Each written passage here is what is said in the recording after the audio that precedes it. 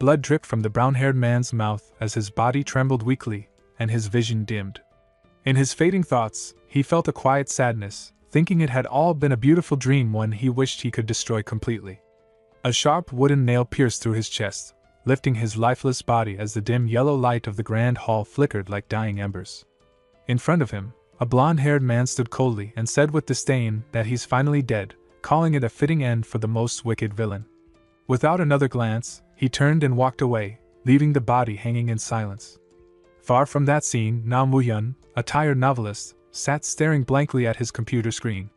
He thought with exhaustion that the death of the world's strongest villain meant his series was finally ending. Then he said softly while typing that the next chapter should wrap things up. Leaning back, he sighed and thought with frustration that writing a story he never wanted to write was miserable.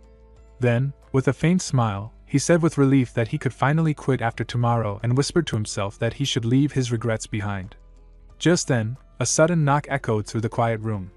He looked up in surprise, stood from his chair, and said with confusion that someone was knocking at this hour. Slowly walking toward the door, he called out to ask who it was, but no one answered. Silence filled the hallway, and he thought uneasily that maybe it was just a drunkard passing by. Woo-hyun murmured tiredly while rubbing his eyes, saying, "That man, what the hell, let's just go to bed." As he lifted his chin, something strange caught his attention, a glowing sheet of paper floating gently in the air before landing on the floor. He stared at it in confusion and asked where would this paper come from. Bending down, he picked it up. The page glowed faintly, its smooth surface showing neat words that read, "It's a gift. Please ask when you are in need." Woo-hyun frowned and murmured in confusion, "A gift? What gift?" But before he could think more, the paper began to shake violently. Dark energy burst from it, swirling through the room as the lights flickered. From the shadows, a familiar figure appeared, the very villain Woo-hyun had just killed in his story, the wound in his chest still fresh. Woo-hyun stepped back in shock and said with a trembling voice, "What?" The villain looked at him coldly and said in a bitter tone, "So this is how I die. I spent 10 years sharpening my blade for revenge, yet it ended like this." His voice grew heavy as he took a step closer, saying that his family, friends, and lover were all gone, and that Woo-hyun knew that better than anyone. Woo-hyun stammered in fear and asked, "Failed?" But the villain cut him off, whispering softly, "So please." He reached out his hand, and dark energy exploded again, wrapping around Woo-hyun's body like black fire. Woo-hyun screamed as the force consumed him, while the villain watched with a faint smirk and said darkly, "Do it for me. I will witness." Woo-hyun lay unconscious on a large bed, his mind lost in darkness. When he slowly opened his eyes, faint lights slipped through the curtains. Dazed, he sat up, holding his head as dizziness hit him and murmured with confusion, "Did I pass out?" Looking around, he saw an unfamiliar, eerie room filled with dark antique furniture. Then his gaze fell on his black robe marked with crimson patterns. He thought in disbelief, "What the hell are these clothes?" Stumbling to the mirror, he froze. The reflection staring back had crimson hair, cold slit-like eyes, and a sly mouth. His heart pounded as realization struck him. He had possessed Arsene Adel, the most powerful villain in his own novel. He sat on the floor, leaning against the cupboard, trying to process it all. Memories from his story surfaced: the half-demon Arsene bloodline, once powerful but destroyed by 6 noble families. He thought bitterly that the bloodline now ended with him, Arsene Adel. He remembered Arsene's tragic backstory, a man who sought revenge but failed, whose fall into darkness had now dragged him, the creator, into this world. Looking toward the dawnlit window, Woo-hyun thought grimly that in a few days he would die at the hands of the 6 families. Woo-hyun raised his hand, and a glowing screen appeared before him, floating in the air. Lines of text shimmered across the screen, revealing his information. He was a half-demon with a chaotic alignment. His talent was position transfer, and his traits included interest, focus, killing intent, darkness, and mana manipulation. His current mana was 341. He stared at it in disbelief, thinking with frustration that it couldn't compare to the talents he had given his main characters. No matter how powerful the villain was, he had never meant for them to surpass the protagonist. Pressing his hands against his head, he thought anxiously that he couldn't even control mana. The intimidating backstory he had written for Arsene was now strangling him instead. Then a faint light drew his attention. The same mysterious paper floated before him again, glowing softly. He murmured in confusion, "What is that?" Then realization hit him: it was the paper that appeared before Arsene pulled him into the novel. He thought quickly that even if it wasn't much help, He had no choice but to use it. He picked it up, remembering it said to ask when in need, but now it was blank. He said with frustration, "Why is it blank? Where would the text go? Is this how I meet my end?" Suddenly, glowing words appeared across the page, forming slowly in golden light. "Creator, if you do not know how to use the gift, please answer yes or no." After reading it, Wu Yun murmured to himself in confusion, "Creator?" The word echoed strangely in his mind, making him frown. Then his frustration boiled over, and he shouted with anger, "You fool, you're Adele." His voice filled the quiet room, but the paper remained still for a moment before new glowing words appeared on its surface. They read, "Please write down yes or no on the paper." Wu Yun let out a long sigh, rubbing the back of his neck. He said with irritation, "Now you're ignoring me? Alright, I'll hear you out." Grabbing a nearby pen, he scribbled the word yes onto the glowing page. Immediately, more text appeared in response, forming neatly in front of his eyes. The message read, "How to use information purchase. I will answer anything you write on this paper, Creator." Some questions do not have a price, but some do. Wu Yun stared at it in silence, his brows furrowing. He thought with confusion, "Information purchase? So it'll answer anything?" As if in response, new glowing words appeared, stating the more important the question is, the higher the price. He exhaled slowly, thinking for a moment before writing again. His next question appeared boldly on the page, "Tell me how I can return to the real world." The glowing light dimmed for a moment before the answer appeared coldly, "It is impossible." Wu Yun clenched his jaw but quickly shook his head, muttering to himself in frustration that he wasn't even counting on it. He straightened the paper on the table before him and continued, writing, "Tell me the detailed method to use mana and how to use Adele's traits." He thought inwardly while setting the paper down that he needed to take care of what was urgent first. The golden light on the paper brightened, and glowing symbols spread like vines across the table and onto the walls around him. Suddenly, the mana in the room began to stir, swirling around his body in waves of pressure and heat. Then more words appeared before him in clear, shining letters. They read, "This question does not require payment. Mana manipulation and the method of using your traits have been imprinted into your body, Creator. Will you accept? Yes or no?" He wrote yes on the paper and, almost at once, felt something shift inside him. He thought with excitement, "I can feel the mana." A warm, strange power flowed through his limbs and settled like a living thing in his chest. Dark energy curled up in his palm as the first trait revealed itself. He thought while watching the energy gather, "This is the first trait, the ability to take away someone's 5 senses, darkness." The feeling was frightening, but controllable. He smiled to himself and thought with satisfaction, "It's a success. It should normally be much larger, but this will come in handy." The next power bloomed like a shadow around him. He thought while flexing his hands, "The next is the power to restrain opponents with my aura, killing intent." As the aura wrapped around his body, he grinned, clenching both fists, thinking with confidence, "Success. Knights or trained soldiers will be able to withstand it, but it should work on ordinary people." He turned his attention to the talent that had always worried him, Position Transfer 1. He thought while studying the name Position Transfer 1 is quite literally the power to switch places with an object of my choosing. It's the best assassination skill there is. He tried the command aloud, saying while concentrating "Designate," then felt the limitation click in. He could only mark about 20 square yards for now. He thought with disappointment, "It's pathetic compared to Adele's powers in the novel. But if I keep practicing." Spotting a suit of armor across the room, he decided to test it. He focused, used the position transfer move, and in an instant found himself crashing to the floor. He said while laughing weakly, "I guess I can't get it on the first try." Pushing himself up, he clenched his fist and promised with fierce determination, "I'll do it hundreds of times if I need to. I'll succeed, and I'll survive." Outside, the threat he feared drew nearer. Horses neighed and armor clanked, and a group of knights rode up toward the estate. One of them shouted with determination, "We must ensure we kill him this time." The night was dark over the Arson family estate, the cold wind whispering through the broken gates. Inside one of the dimly lit rooms, Captain Feltz of Leon County stood tall, his stern gaze fixed on 2 servants bowing respectfully before him. He asked with a serious tone, "Where is he?"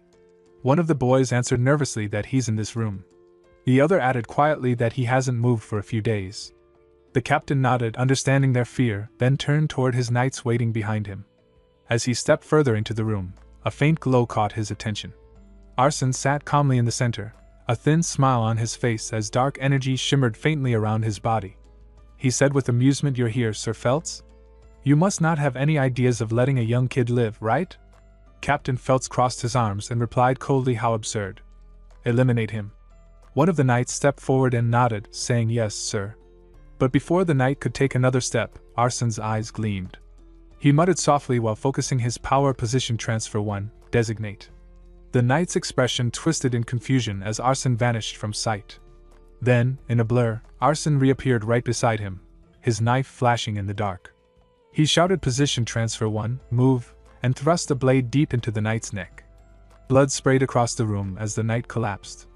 The others froze in shock, their eyes wide as Arsen landed lightly back on the ground, holding his blood-stained knife with a calm expression.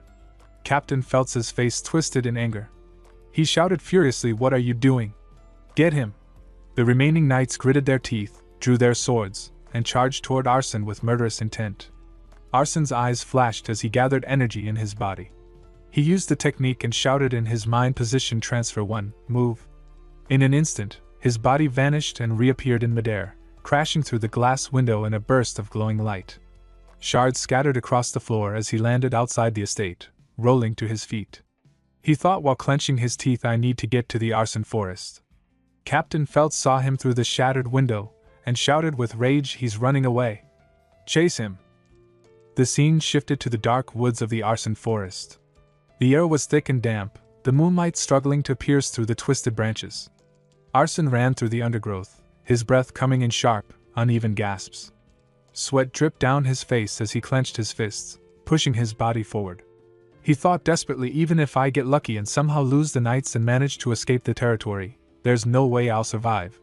So instead I'll go through the gate in this forest to the demonic realm. The demonic realm has taken great damage from the war with humans. If I show them enough talent, they might accept me. He stumbled to a stop beside a tree, resting one hand against its rough trunk as he tried to steady his breathing. He thought cautiously, the issue is, have they already caught up to me? The sound of hooves echoed in the distance, growing louder by the second. Arsen ducked behind the thick roots and shadows of the trees, hiding his presence. Moments later, Captain Phelps and his knights burst into the forest, their torches burning bright in the darkness. The captain raised his sword and shouted, spread out and find him. The knights obeyed at once, scattering through the forest as the hunt for Arsen began. Arsen cursed to himself as he realized that the map hadn't said exactly where the gate was. He thought sharply, I'm sure it's near here, and started running through the trees, pushing past low branches and roots. His boot snapped a dry twig and the sound echoed. Captain Phelps spotted him through the gloom, raised his glowing sword, and shouted with anger, you slippery fool, so that's where you're hiding. The knights closed in fast. Arsen bent his knee and tried to use his remaining power. He thought through gritted teeth, I have 1 or 2 more position transfers left. I need to hurry and find the gate. Panic and effort mixed in his head as he pushed his legs to move faster. He felt fear rise and thought, shit, maybe there is no way. Desperation took over and he grabbed the paper, writing with shaking hand, tell me the exact location of the gate that leads to the demonic realm in the Arsen forest. The paper glowed and answered plainly, that information has a price. Pay with 100 gold coins or an artifact with a rank of relic or above. Arsen shouted with frustration, what? You fool. Why would I have something like that right now? Before he could react, a blast of energy struck him from the captain's direction. The force threw him up and spun him through the air, stones and dirt flying with him. He hit the ground hard and screamed with pain, blood tasting metallic in his mouth. Captain Phelps stepped forward and smiled coldly as he stood over him. He said with calm cruelty, did you run away because you wanted to live? Arsen Adel, you will die here today, whether you like it or not. Arsen spat blood and answered in a trembling voice, don't make me laugh. I'm not going to die. He clenched the paper tight and thought fiercely, there's still one more method left. Whether I live or die, let's try it. Arsen slowly pushed himself up from the ground, dirt falling from his clothes as he held a glowing object in his hand. Captain Phelps looked at him with a teasing smirk and said in a mocking tone, resisting until the end, are you? I suppose you are still the patriarch. Arsen tightened his grip on the glowing item and glared at him with fury. He said sharply, why are you acting all dignified when you guys, a bunch of adults, have come to catch one kid? What about changing your career to nanny? Then he gave a mocking laugh and added, I guess that'll be difficult for you to do by yourself too. The captain's face twisted with anger as he raised his sword and shouted, I was going to send you off without pain. But now I will pierce your heart with this sword that's been granted to me by Count Leon. He lunged forward with rage, shouting die. But Arsene only smiled faintly and thought now. As the sword came toward him, he held up the glowing paper like a shield. The blade began to vanish into it, swallowed whole as words appeared on the surface. Thank you for paying the price. Assessed to be barely more than the required price. Guiding you to the gate to the demonic realm in the Arsene forest. Arsene let out a short laugh of relief, while Captain Feltz froze in shock and shouted, "What?" In that instant, a golden light began to glow beside Arsene, swirling like a portal. He turned toward it with a determined smile and activated his skill. He said confidently, "Position transfer 1 move," and leapt toward the light. Captain Feltz's eyes widened as he realized what was happening. He reached out and screamed with fury, "Stop!" But Arsene had already vanished into the shining energy.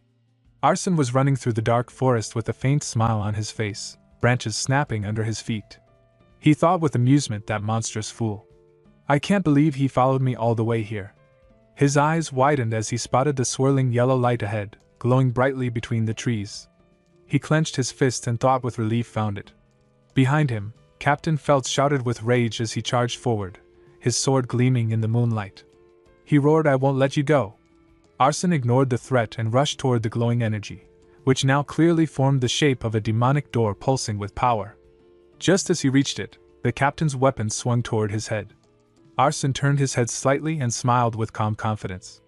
He said lightly, "I'll see you next time, Sir Feltz."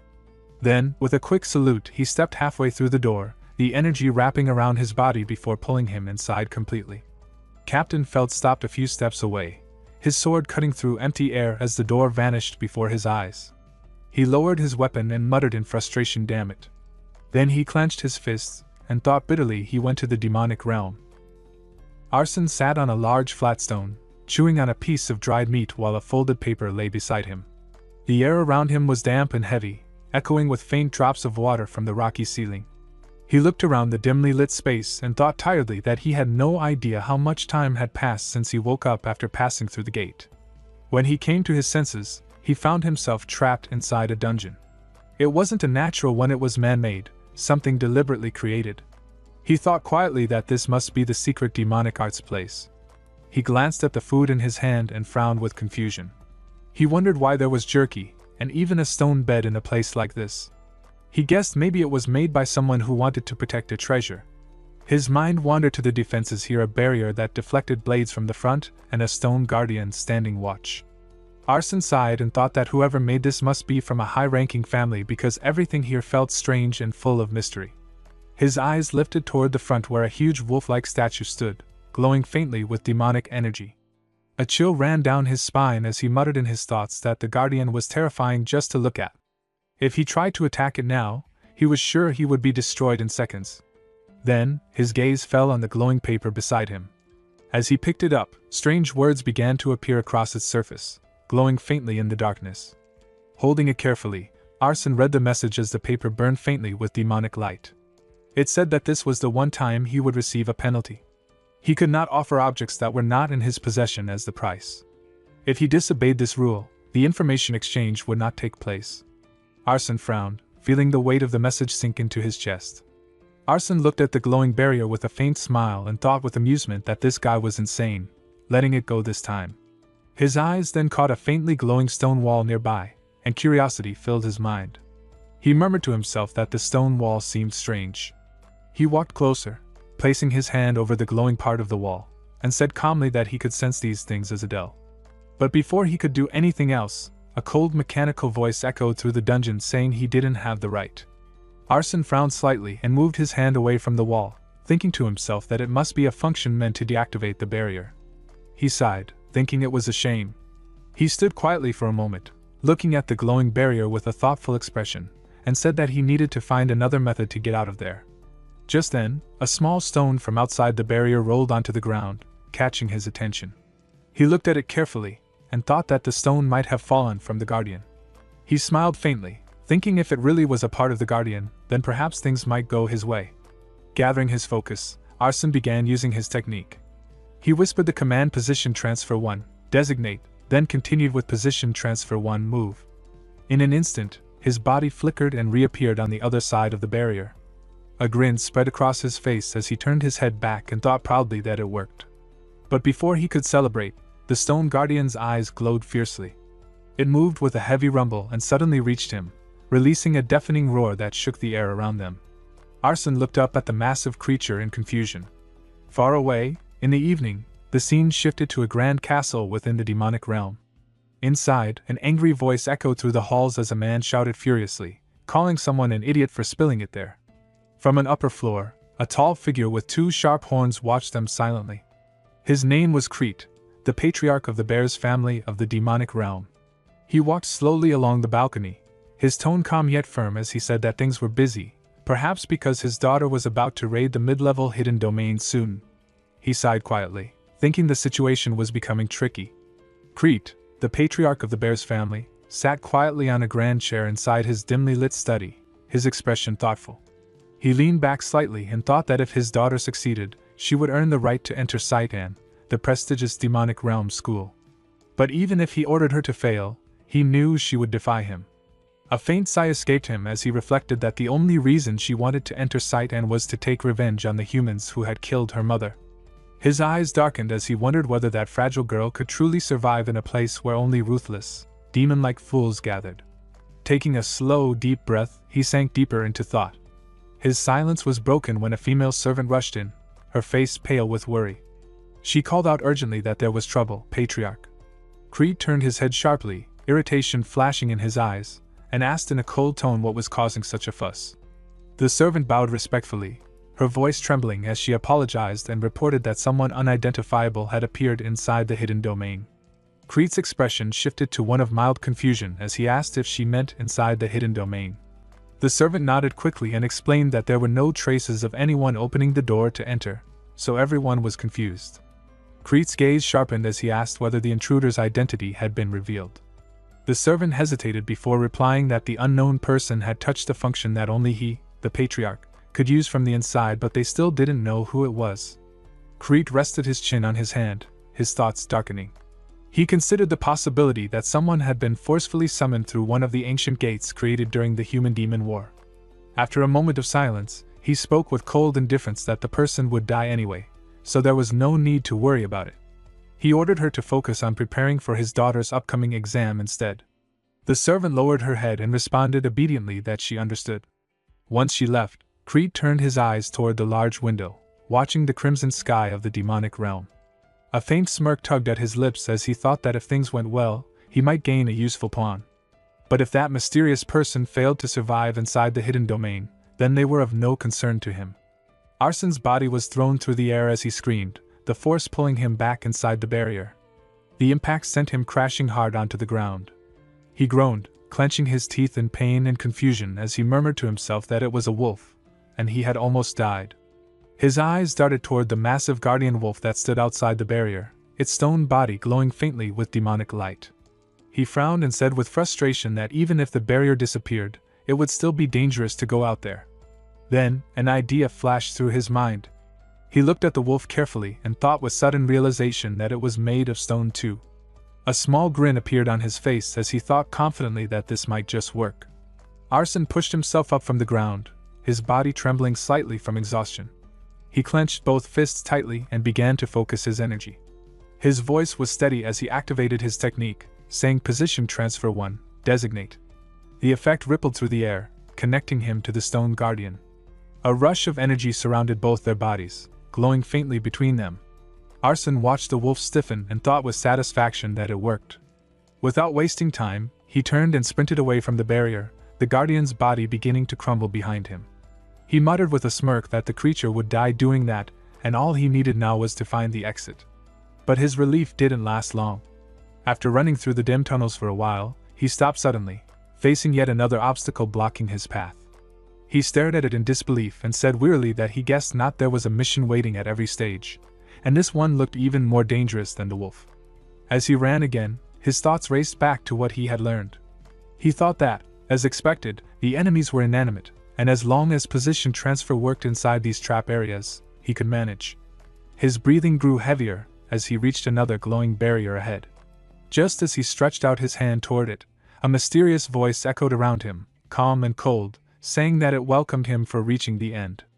Arson stepped closer to the glowing barrier, his expression filled with confusion. He said uncertainly that they were welcoming an intruder, and wondered aloud what was going on. His gaze sharpened as he looked ahead and thought uneasily that the place seemed like a boss room. He muttered to himself, questioning if someone was actually inside. Without hesitation, he pushed through the barrier, and the air inside grew thick and cold. His eyes widened when he saw a tall, armored figure standing in the darkness, a dangerous demon radiating deadly energy. He thought quickly that it was a Death Knight, and judging by its power, it was as strong as Felt's. Then the demon's deep, echoing voice rang out, saying it expressed its respect for him for coming this far. Arson didn't waste time. He clenched his fists and activated his skill again, saying Position Transfer 1, designate. The Death Knight's body began to glow faintly with energy as the technique took effect. Without looking back, Arson turned and ran out of the barrier, his heart pounding. As he caught sight of something shining in the corner, he said with relief that it must be the treasure box. He rushed toward the large chest resting on a stone pedestal and said in surprise that it was bigger than he had expected. He noticed an ornament on it engraved with a black dragon and paused, sitting beside it in thought. His mind stirred as he muttered that the black dragon symbol looked familiar. He recalled quietly that the black dragon represented one of the highest-ranked demon families, those tied to the 7 deadly sins: sloth, lust, gluttony, wrath, envy, and greed. And among them, the black dragon bore the sin of pride, known for its evil and arrogance. A worried frown spread across his face as he thought that if that demon caught him, he would be dead for sure. But determination quickly replaced fear. He said to himself with resolve that since things had come to this, he would empty the box and run. There had to be something useful inside that could help him escape. He slowly opened the heavy lid, expecting gold or weapons, but froze when he saw a dark, jelly-like fluid swirling inside. Before he could react, the liquid erupted from the chest, splashing against his face. His eyes widened in horror as the black substance forced its way into his mouth and down his throat. Arson fell to his knees, choking violently and vomiting as pain tore through his body. He screamed in agony, clutching his head with both hands as dark veins crawled across his skin. The dungeon trembled faintly around him while his body convulsed, the cursed energy of the dark fluid spreading through his veins. Arson sat on the cold ground on his knees, gasping for air as pain throbbed through his body. He held his knife tightly and thought with unease how long had he been unconscious, and if his left eye had burst. Slowly, he raised his trembling hand and touched the side of his face. When his finger brushed his damaged eye, warm blood trailed down his cheek. He thought with a confused frown that his eye had turned black and wondered if the strange liquid that splashed on him earlier had caused it. Just then, a glowing screen appeared before his eyes and floated in the air, casting a faint light on his face. It displayed strange words one after another. It showed that his race was half demon and his alignment chaotic. His talent was Position Transfer T, and his traits were listed as interest, focus, killing intent, darkness, mana manipulation, and Eye of Superbia. His mana count showed as 341. Then another line appeared below, explaining that the Eye of Superbia gave an extreme increase in dynamic eyesight, activating after killing an enemy. Arson looked at the glowing screen and thought with a satisfied smile that with this power, he would never lose to groups weaker than him. He felt that coming to the demonic realm had been the right decision after all. Then he murmured to himself while pushing himself up from the ground, both hands pressed on his knees, that he had gotten everything he needed and should leave now. As he stood straight, his gaze fell upon a massive door carved with 2 dragons twisting around each other. He blinked and said to himself with surprise that while he had been focused on the chest earlier, he had missed the door behind it. He stared at it for a moment, thinking aloud that with all the noise he made, countless troops were probably waiting outside. If he went out there, he would die for sure. Then he let out a dry laugh and muttered with grim humor that perhaps he needed to kneel faster than light just to save his own life. Arson placed his fingers on his neck and thought with caution that if anyone discovered he was from the Arson family, they would kill him even if he begged for mercy. He told himself that the first thing he needed to do was hide his insignia. As his thoughts deepened, a harsh voice echoed nearby. The dangerous demon shouted with urgency to open the door now. Arson looked at him with confusion, not understanding the situation. The demon slammed his fist against the barrier in anger, and roared that Her Highness was coming and the door must be opened quickly. Arson asked with confusion what Her Highness meant, then froze as a sudden realization struck him. He thought that maybe the reason they mentioned welcoming jerky or rock beds earlier was because this place was a domain built by higher families for testing purposes. Gripping his pen tightly, he whispered to himself that he needed to find out who the owner of this place was. Since he had stolen the reward meant for someone else, he believed they would cut him into pieces if they caught him. He quickly wrote on the paper, asking to be told who the closest character to him was. A response appeared on the page, stating that the information had a price and could only be given in exchange for something worth 100 gold coins or an artifact of relic rank or higher. Arsene frowned and thought with confusion what he could possibly pay with. Then he wrote again that he would pay with 100 of his maximum mana. As the energy drained from his body, he thought with effort that it would be rough, but he could recover once he survived. New words formed on the paper, stating that his offer had been accepted and 100 mana had been taken. The message then revealed that the closest figure to him was Renee, the youngest daughter of Crete Bears, the patriarch of the Bears family. Arsene thought with frustration that his life was over.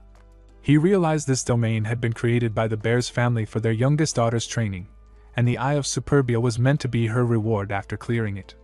He imagined that Renee, who held great authority within her family, would easily cut through the guardians like butter and appear before him. And just as he feared, Renee arrived exactly as he had imagined. She stood before him, her sword in hand, mana flowing around her body like a fierce storm. Arsene's mind raced, and he thought with determination that he had no choice but to act. He quickly dropped to one knee on the ground as her sword pointed directly at him. Renee looked at him with confusion and asked who he was. Arsene placed his hand on his chest, lowered his head, and said with a polite smile and a respectful bow that he congratulated her on clearing the domain, and that she had finally proven herself worthy. Renee kept her sword aimed at him, and said sharply that he should explain himself. Arsene maintained a composed face despite the sweat running down his cheeks. With his eyes closed and head bowed, he said that the patriarch had ordered him to act as her guard. Deep inside, he thought with relief that although their eyes met, she didn't seem to recognize the Eye of Superbia. Renee looked even more confused and tried to speak, but Arsene nodded before she could finish. He said calmly that despite how he looked, he was quite skilled. Inside, he thought with a cunning smirk that he would use her to find a way out of there. Renee looked at Arsene with a thoughtful expression, and he wondered in silence if she didn't trust him. He thought with unease that if that was the case, he needed to act.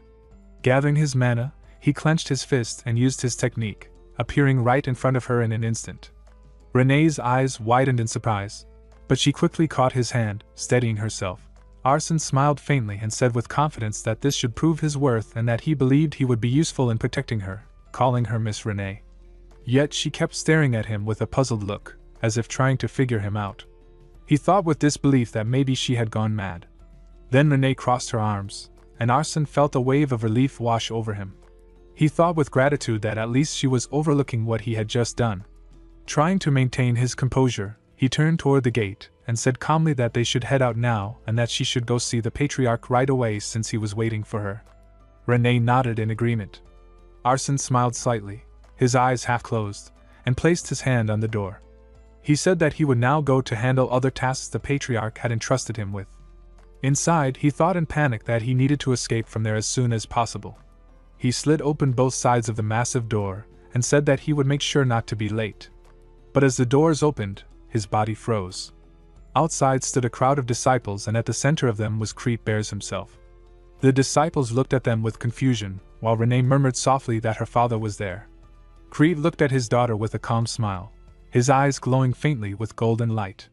Arsene clenched his teeth in frustration, his thoughts spinning in fear. He thought that if Crete realized he had taken the Eye of Superbia, he would be killed instantly. He couldn't understand why the man wasn't reacting. Crete looked at Renee and asked in a composed tone if she had cleared the domain successfully. Renee nodded in response, standing tall before her father. Crete turned around and said calmly that he saw and ordered them to follow him. Arsene blinked in confusion and thought with unease what Crete meant by follow me. Still, he obeyed and walked behind him, his mind racing. He thought that it would be impossible to shake them all off now, and since he had nothing left to offer the paper, he couldn't use its power anymore. Soon they arrived at a grand castle, its vast halls echoing under their steps. Arsene looked around and thought in awe that this must be the Bear's mansion. Crete stopped and turned toward the group, ordering the disciples behind them to return to their quarters. They all bowed deeply and replied with respect that they understood. Then Crete turned to Arsene and said in a firm voice that he should wait there, as he would be called later. Arsene watched him leave and thought with a faint smile that the patriarch was leaving him alone, wondering if this was his chance to escape, but he quickly dismissed the idea, realizing it couldn't be that easy. The scene shifted to another room filled with shelves lined with countless books. Crete sat on a large chair, his face serious, while Renee stood before him with lowered eyes. He looked at her and said sternly that she had completed his last task, then asked if she truly intended to enter the training facility. Renee nodded quietly, her expression sad and uncertain. After a moment of silence, Crete asked about Arsene. Renee looked up with confusion, then remembered the moment when Arsene used his technique. She answered softly that he was strong. Crete leaned back slightly and said that he understood. Inside, he thought with curiosity that this was quite intriguing. Then he stood up and walked toward the large glass window, gazing outside as he spoke that since she had proven herself worthy, she could now go to Saitan, just as she had wished. Renee's eyes brightened with excitement, clenching her fists with joy, that she thanked him. Crete watched her reaction in silence, his thoughts dark and calculating. He thought that he had expected Arsene to die immediately after breaking into the domain, yet the man had survived and even claimed the Eye of Superbia. Considering Renee's opinion of him, Crete thought that Arsene was definitely someone worth using.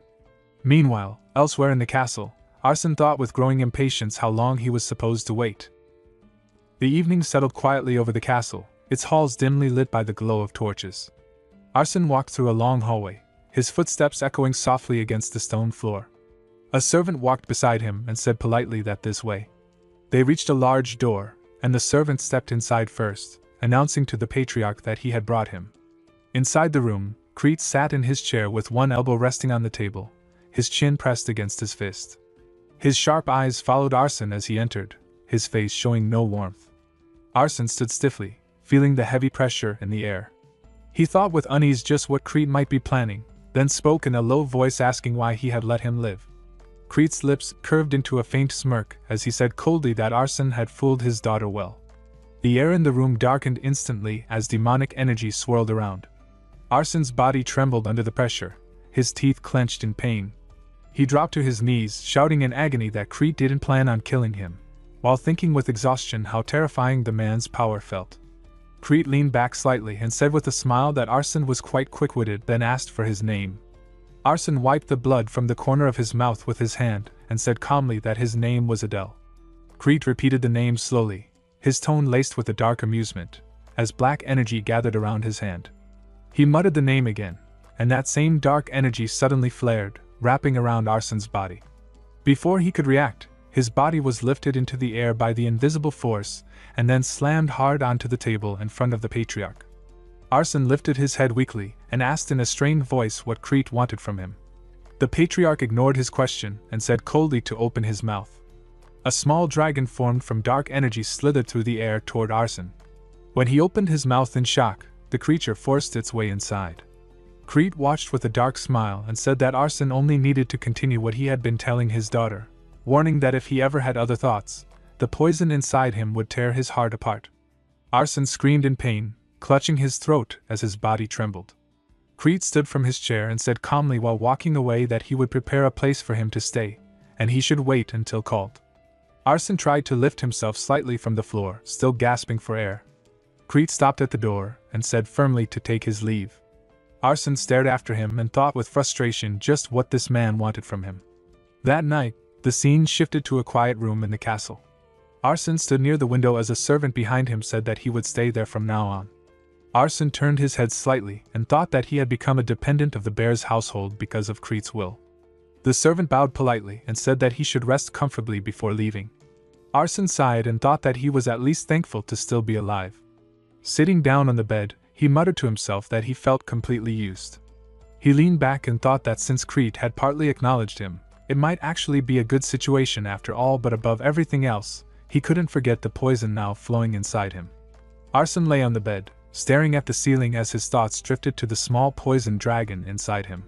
He thought with determination that he needed to get rid of it, and that his plan had to work. Gathering his mana, he used his magic technique, and to his relief, it succeeded. The tiny black dragon slowly emerged from his chest and rested in his palm. Arsene smiled with excitement, and said that it worked, just as he thought it was inanimate. He chuckled softly and thought that imagining what would have happened if it failed was disgusting. Then his eyes narrowed as he realized that Crete would notice immediately if he destroyed it. He sighed and thought that the creature was already waking up since the mana it had been feeding on from his body was cut off. He moved his finger toward the small dragon, flowing a bit of mana into it, and said gently to eat this. The dragon absorbed the energy and curled up again. Arsene said quietly that he had no choice but to appease it like this, then told it to hurry and go back to sleep. He leaned back on his bed, letting out a deep breath of relief as the dragon slept beside him. He said tiredly that he could finally relax and wondered how much of the trap on his throat had been lifted. His vision blurred as he thought that he might pass out soon. With the last of his strength, he called for the status window. A glowing screen appeared before him, floating in the air, showing his details: race half-demon, alignment chaotic, talent position transfer level 2, traits including interest, focus, killing intent, darkness, mana manipulation, and eye of superbia. His mana showed as 34,124. He stared at the numbers and thought that even though his ability had grown, his mana was still too low. Compared to real protagonists, it was just a drop in the ocean. His gaze sharpened as he thought hard about how to increase his mana, then remembered suddenly that there was a method. The scene shifted when Renee walked through the long hallway, her voice calm but filled with dislike as she said that she didn't like it. Arsene, following behind her, replied softly with confusion and asked pardon. He sighed inwardly and thought that it had already been 3 days since he was assigned as Renee's guard, yet she always gave cold reactions. As they continued walking, Arsene watched her back and thought that when she was younger, she used to be bright and cheerful, but after losing her mother to the humans, she completely changed. He felt a hint of guilt, thinking as the author that he pitied her. Their quiet walk was interrupted when a servant shouted from behind, calling out that the Patriarch was summoning both Adele and Renee. Arsene turned his head with slight confusion, then followed as they made their way to the Patriarch's chamber. Soon, they stood before the Patriarch, who looked at them with a serious expression. Arsene thought that the reason for this call must be about Renee's entrance into Saitan. Although she had succeeded in raiding the domain and wished to go, Crete had not allowed it. The Patriarch spoke firmly and said that Saitan was not an easy place and that with her current strength, she would die before even getting the chance to avenge her mother. Arsene stood quietly beside her, thinking uneasily that he probably shouldn't be here. After a short silence, the Patriarch looked at Renee and said that if she took Adele as her guard, he would permit her entrance. Renee's eyes widened with surprise, and she immediately said that she refused. Arsene looked down for a moment and thought with frustration that she must really hate him that much. His mind drifted towards Saitan, the demonic realm's academy where all the most gifted demons gathered. It was a place always at odds with the Imperial School, the same one the protagonists attended. In that cruel setting, many students, including Renee, met their deaths. It was a dangerous place, a ticking time bomb where death could come at any moment. He couldn't understand why she was so determined to go there. But then he thought that perhaps, for him, Saitan might actually be the perfect place to build his strength. He already knew most of the major incidents that would happen between the two academies. With determination in his eyes, he decided that he would take this chance and said to himself that he should try it. Then Arsene looked at the Patriarch and said calmly but firmly that he had a request. The Patriarch leaned back, curious, waiting for his words. Arsene thought that since he was being dragged into this situation anyway, he should at least gain something from it. He then said that his request was something related to mana. The Patriarch smirked with amusement and said that he thought Arsene would ask him to remove that. Arsene quickly hid his reaction and thought that the Patriarch still hadn't realized the worm poison was already gone from his body. With a low chuckle, the Patriarch called him an arrogant fool but added that it wasn't a difficult request, so he would listen. Then he turned to his daughter and told Renee to take her leave. Renee bowed respectfully before leaving the room. As she walked away, Arsene's gaze followed her, and he thought that she must really dislike the idea of being with him. He wondered what kind of gift the Patriarch planned to give him, a mana elixir perhaps, or maybe a useful artifact. Breaking his thoughts, the Patriarch said that it was a family treasure, one that others might react sensitively to, which was why he had sent his daughter away. Arsene blinked with confusion and thought silently that it was a family treasure. Then the Patriarch raised his hand, dark mana swirling and gathering around his palm. His voice was calm but heavy as he said that he knew Arsene had little mana and would likely die protecting his daughter, so this much he could at least do for him. The black energy condensed into a glowing sphere in his hand as he spoke again. telling Arsene to come closer so he could transfer the bear's family's mana cultivation technique to him. Arsene stared with shock and thought in disbelief that he was about to receive the mana cultivation technique itself. Creed stood before Arsene, who sat on the ground clenching his teeth as a heavy aura surrounded him. The air shimmered with dark light while Creed began a deep chant. He spoke with authority, calling upon the demon god to grant his servant clarity among chaos, to bestow rightful trials, and to prevent the countless demons from starving, but to avoid testing them too harshly, for if such a test came, the demon god's name would still be glorified. As the ritual ended, Creed lowered his hand and looked at Arsene with a faint smile. He said that a normal person would lose their mind after hearing the chant, but Arsene was truly an interesting one. He explained that through this cultivation technique, mana would now flow directly from the demon god, allowing Arsene to obtain what he desired.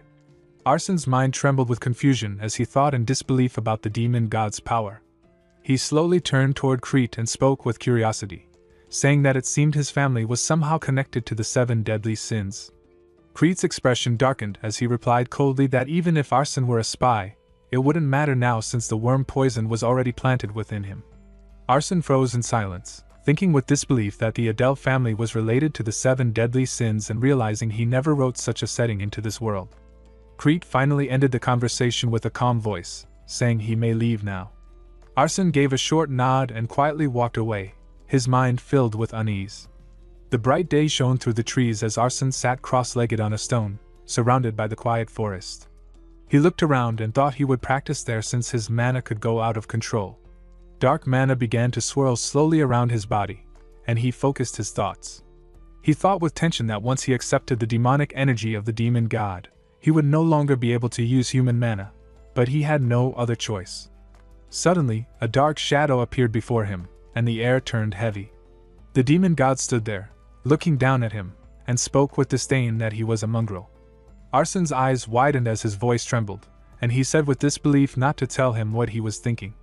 The demon god stepped closer and spoke coldly that he did not carry the blood of that child but instead bore the blood of a filthy traitor. Arsene asked with caution if he truly was the demon god. The figure nodded slowly, and replied that the world called him the god of pride. Arsene asked with fear if he intended to kill him. The demon god smirked and said that if he wanted him dead, he would have died the moment he spoke. He explained that, for some reason, he did not wish to kill him, as Arsene seemed to carry the same sin as him. He said he felt a strange sense of kinship toward him and would bestow upon him a mark, one that symbolized he could wield his power. The demon god warned him with a deep voice to make sure he did not lose himself to pride, calling him an arrogant traitor. Arsene looked down at his hand and thought he had borrowed the power of a demon god. He felt a dark satisfaction and thought he had earned 3 extra lives with the mark. He glanced at his skin and thought the mark was like a tattoo, and soon his entire body would be covered in them. From behind a nearby tree, Renee watched with shock. Her eyes widened as she saw the strange power swirling around him. When Arsene sensed her presence, he turned his head sharply and thought with frustration why she was there, and if she had overheard everything. Renee stepped out with confusion and said softly while staring at him, "Dark Priest." Arsene's eyes narrowed, and he thought with disbelief what she was talking about. A glowing screen appeared before him, displaying his updated status. He was a half-demon with a chaotic alignment. His talent, position transfer, had reached level 2. His traits included interest, focus, killing intent, darkness, mana manipulation, and the Eye of Superbia. His mana had increased dramatically, rising from 241 to 1035. He stared at the screen and thought a month had passed since he received the mark from the demon god. He had trained hard, but to see his mana triple in such a short time was shocking. He thought it was likely due to his traits of interest and focus. He believed that in a few years, he could surpass the heirs of the 6 houses of the human realm. With his current power, he could even conquer the hidden domain, but before that, there were things to handle. Behind him, Renee was training with her sword, her strikes sharp and steady. Arsene watched her with growing annoyance, and thought why she was practicing in front of his house instead of using the training grounds. Finally, he called out to her, saying with irritation, "Excuse me, miss." Renee turned toward Arsene and gave a polite nod with a small smile, standing firmly with respect. Arsene watched her, and thought it was good she no longer avoided him like before, but she seemed to misunderstand him as a priest. It made sense since only dark priests could communicate with the demon god. He thought it was better she hadn't overheard his conversation with the demon god, but if she kept treating him like a superior, bad rumors might spread within the family. He placed a hand on his chest and said calmly, "Miss, I understand what you're thinking, but I ask you to treat me the same way you used to." She opened her mouth to reply, but he quickly interrupted her and said, "I'm only following the patriarch's order to protect you, so please treat me comfortably." Renee crossed her arms and said with authority, "Then bring me some water." Arsène blinked and asked in confusion, "Sorry." She stretched her legs and said, "You told me to treat you comfortably, didn't you? I'm tired and thirsty after training." Arsène sighed inwardly and thought, as expected of the family of Pride, she changes her attitude so fast. Renee looked at him and said sharply, "Hurry up." He nodded with a forced smile and said yes, while thinking he had no choice but to do whatever she asked. Later, Renee sat on the thick root of a tree, drinking water while Arsène stood beside her, gripping a sword in his hands. He thought he needed to hurry and conquer that domain, but Renee wouldn't leave him alone. Time was running short, and he had to act before the main character entered the demonic realm. That treasure was necessary for his survival in Saitan.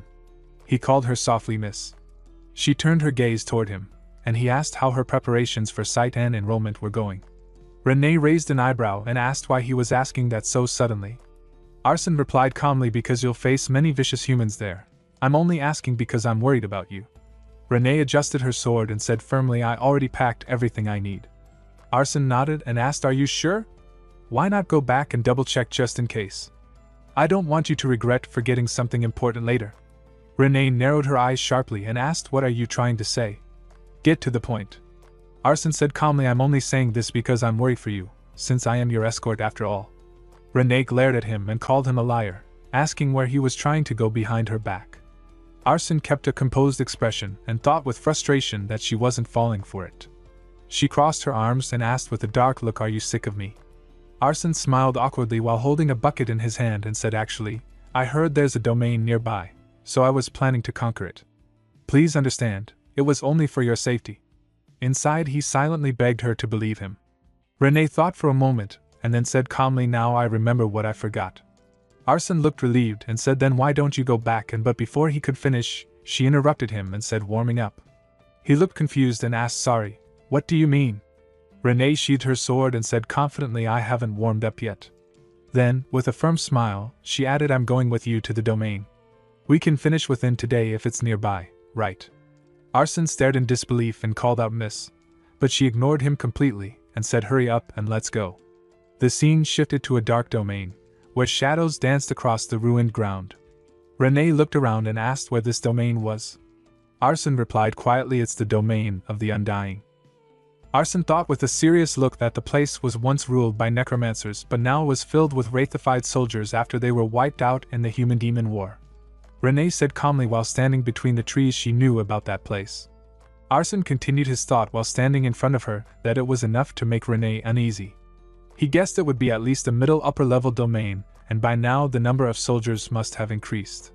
He also thought getting Renee's help wouldn't be so bad, but the real issue was that moving together would make it harder to escape the mansion. News would surely reach Crete quickly. He then said with a light smile, while clenching his fist, that she shouldn't go if it was a burden, and if the patriarch found out she left without permission, it could be trouble. Renee interrupted him with a calm tone, saying it was fine. She turned her head and said she knew a secret exit, then pointed toward it, saying it was there. Arsène said with a hint of curiosity she seemed quite familiar with the place. She crossed her arms quietly while Arsène thought she must sneak out often. He then said they should go before getting caught. She nodded lightly. After some time, the two walked together through the quiet woods until they almost reached the mountains. Arsène looked ahead and asked how much farther they needed to go. She turned her head as he said calmly he had no reason to leave the premises, so he was not familiar with the surroundings. She replied with confidence they were almost there, and just needed to get over the hill. He nodded firmly and said they were nearly there. She agreed softly. After a while of walking, he stopped and said while looking at the old domain ahead it seemed they had arrived. She frowned and muttered with annoyance, "Damn son of a Cerberus." He thought to himself it probably meant son of a bitch. He decided he must hide from Renee that he belonged to the Arsène bloodline at all costs, since only he knew the real way into the domain. Then he said calmly he thought they could enter by digging there. She nodded in agreement. Under the largest rock statue, soldiers with rotting flesh stood guard over the land. Arson looked at the ground and said seriously this must be the entrance, and asked if he should take the lead. Renee shook her head and said while staring at the stairs going downward that she would go first. Inside the domain, the wooden candles burned with a steady flame, spreading a faint glow through the dim halls. Arson looked around and thought it was brighter inside than he expected. Renee pointed ahead at a large castle and said with confidence it was there, and they had come to the right place. Arson looked at the vast structure and thought it was on another level compared to the bear's domain, guessing there were at least 100 new graves scattered around. Renee said firmly while holding her sword they should move. Arson nodded and replied with spirit all right, then followed behind her. Suddenly the ground began to shake as skeletons rose from beneath the dirt, surrounding them with hollow eyes and rusted blades. Arson turned his head and said quickly he would leave this to her. Renee nodded with a sharp gaze as her body started glowing with mana. In the next moment, she shattered the skeletons with swift, precise strikes. Arson watched her with calm admiration and thought he had made the right choice coming with her. Then he shouted that there must be a necromancer caster near the end of the swarm. Renee nodded and replied firmly all right. Arson blocked a skeleton's attack with his sword and said while pushing it back he would catch up soon. But suddenly, the broken bones around them started moving again as shattered skeletons reformed, glowing faintly with eerie light. Renee murmured in shock that they revived. One of the skeletons spoke in a hollow voice saying they were fearless to come here and ordered others to eliminate the intruders. Renee looked at Arson with worry and asked what they should do since they kept reviving. Arson ran toward her and said loudly it was because of the caster, telling her not to stop and to keep moving forward. She asked in confusion what he meant. A skeleton lunged at Arson, but he shattered it into pieces with one strike and shouted he had an easy way to clear them. Renee understood and said with determination got it, then ran straight toward a giant skeleton ahead. The giant skeleton roared while holding a glowing sphere and shouted for the others to stop them. Arson shouted with determination they just needed to reach him. Inside his mind he focused on the glowing orb and thought it would all end once they broke the caster's orb, and then he could finally use Position Transfer 2's new ability. Renee charged ahead toward the giant skeleton, and Arson thought with concern it wouldn't be that easy. He called out to her, shouting her name, but she didn't stop. She rushed forward and shattered the giant skeleton into pieces with one powerful strike.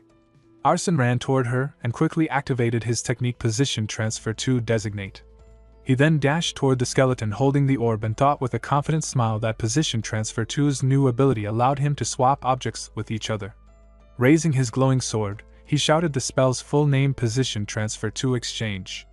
In an instant the orb vanished from the skeleton's grasp and appeared in Arson's hand. He caught it firmly and shouted with a grin nice catch. The skeleton whispered in disbelief how could this be, but Arson didn't hesitate. He smashed the orb into pieces, and as it shattered, all the skeletons around them crumbled to dust. Arson clenched his fist and said proudly they did it. Renee nodded with a warm smile. He then thought quietly that the tragedy in this place happened because of what he once wrote and prayed for the souls to rest in peace. As he stood lost in thought, Renee asked softly if there was anything left to do. He nodded and said while pointing toward a nearby chest that it was time for the reward. Inside, he thought with satisfaction while staring at the glowing chest that he was finally getting the item he needed. Inside the chest, the rewards gleamed under the dim light.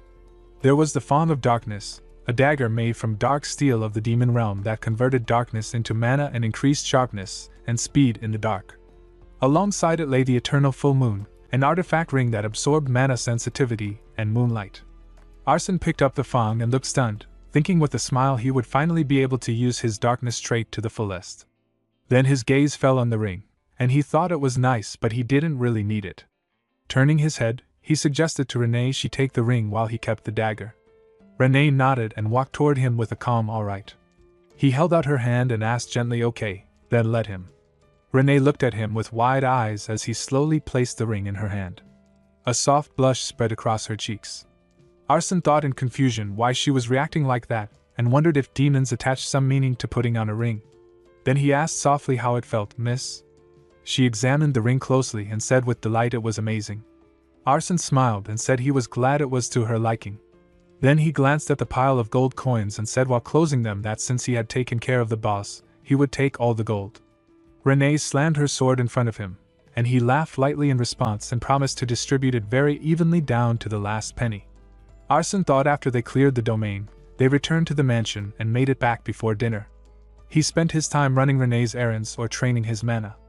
A month passed quietly like that until a message appeared on his screen showing his race as half-demon, alignment chaotic, talent position transfer 2, traits interest, focus, killing intent, darkness, mana manipulation, and eye of superbiage. His mana read 1035 out of 1297.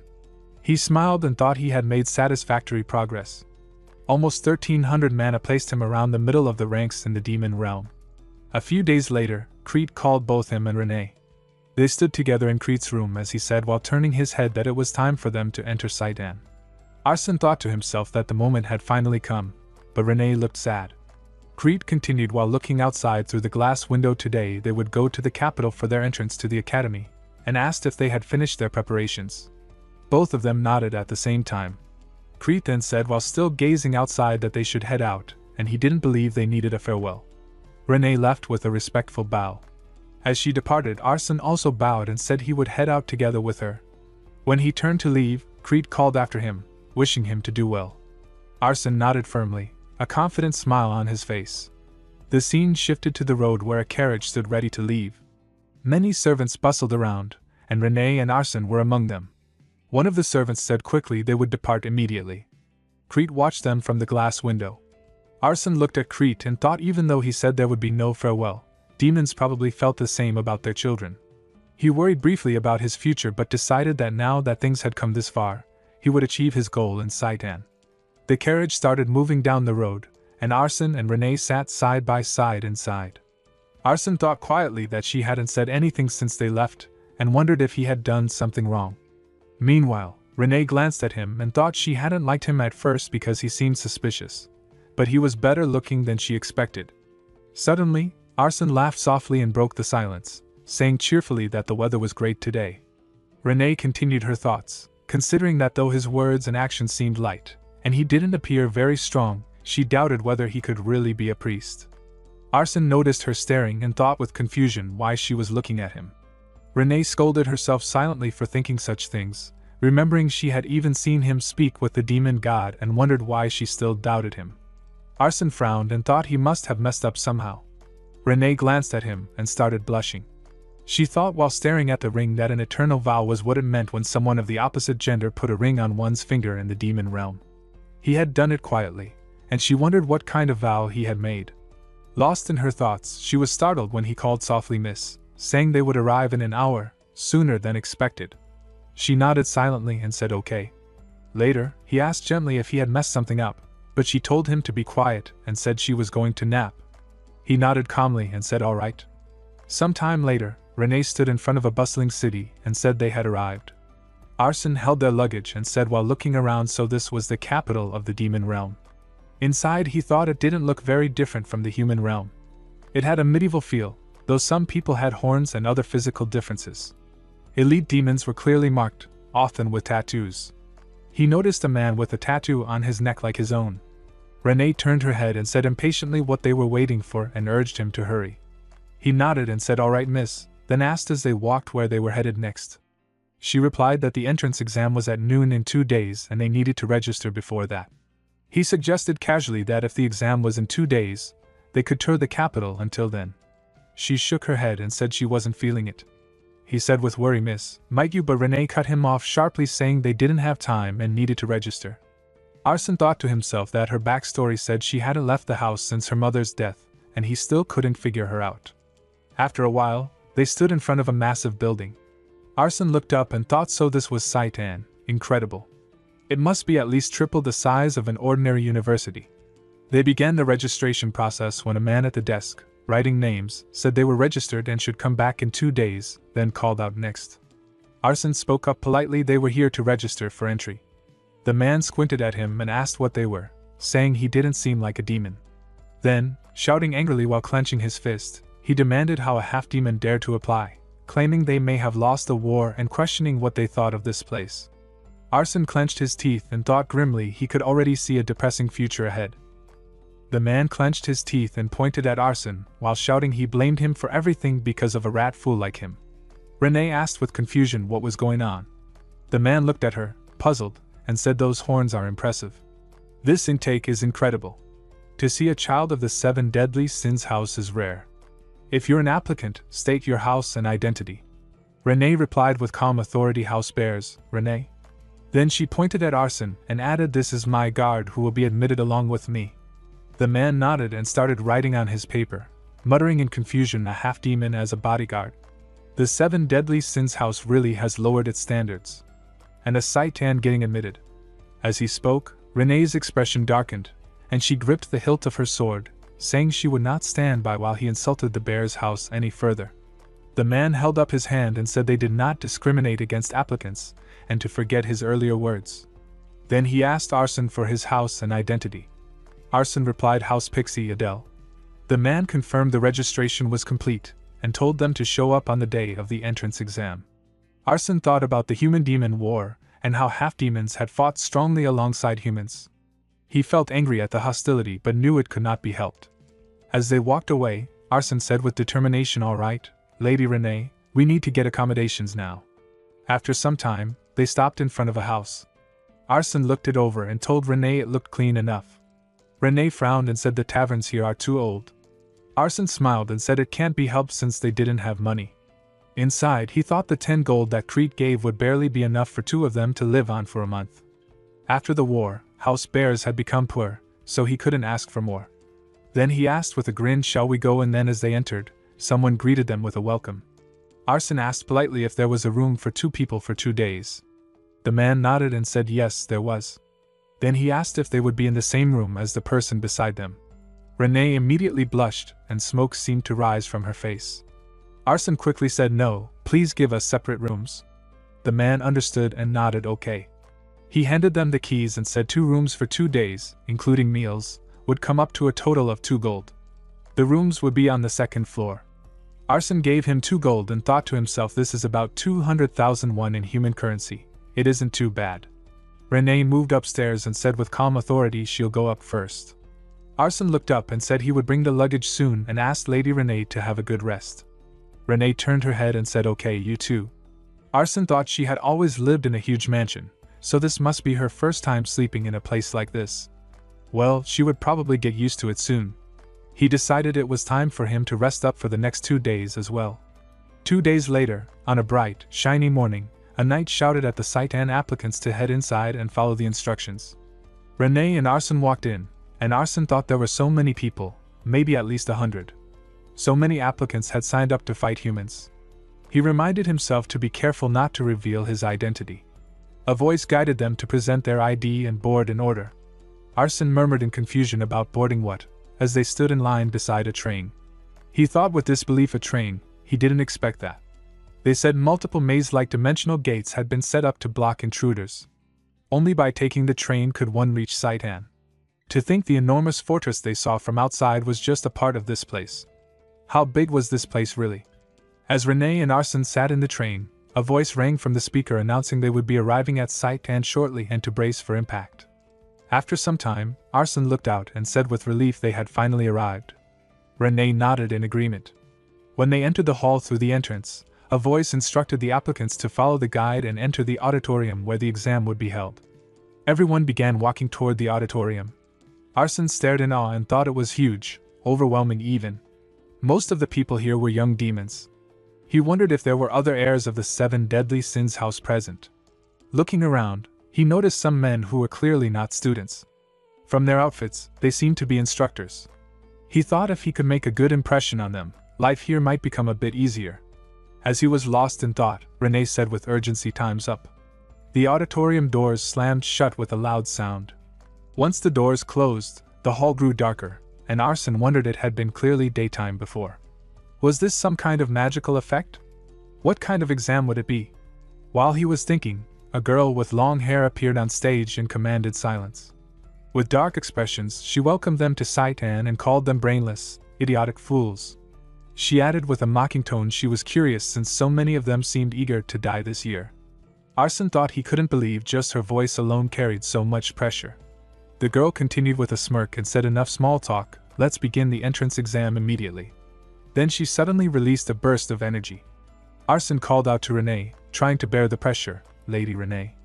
Renee said firmly, focus on the exam. The students held their necks and tried to breathe while clenching their teeth under the overwhelming force. The other instructors silently observed them. One female instructor asked a male instructor with a hint of amusement, "The headmaster has such a twisted taste, don't you think?" The male instructor replied with serious expressions, "Well, no matter how talented you are, if your mental strength is weak, it's useless.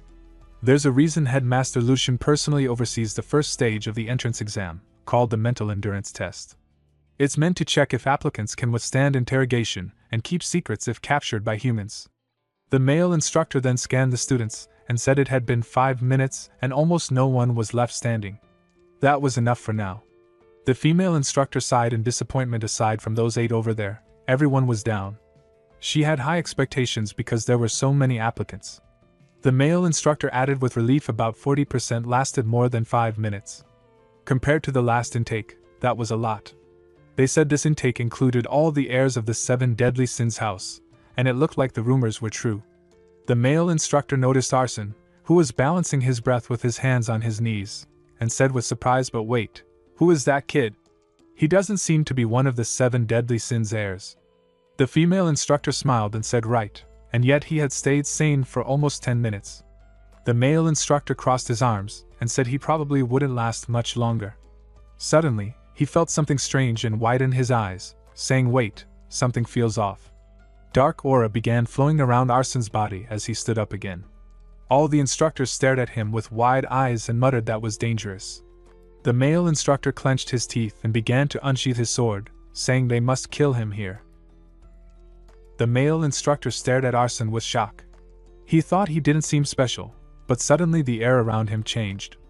An emotionless killing intent radiated from him, not like the primitive rage of regular beasts, but like the cold precision of the worst murderers.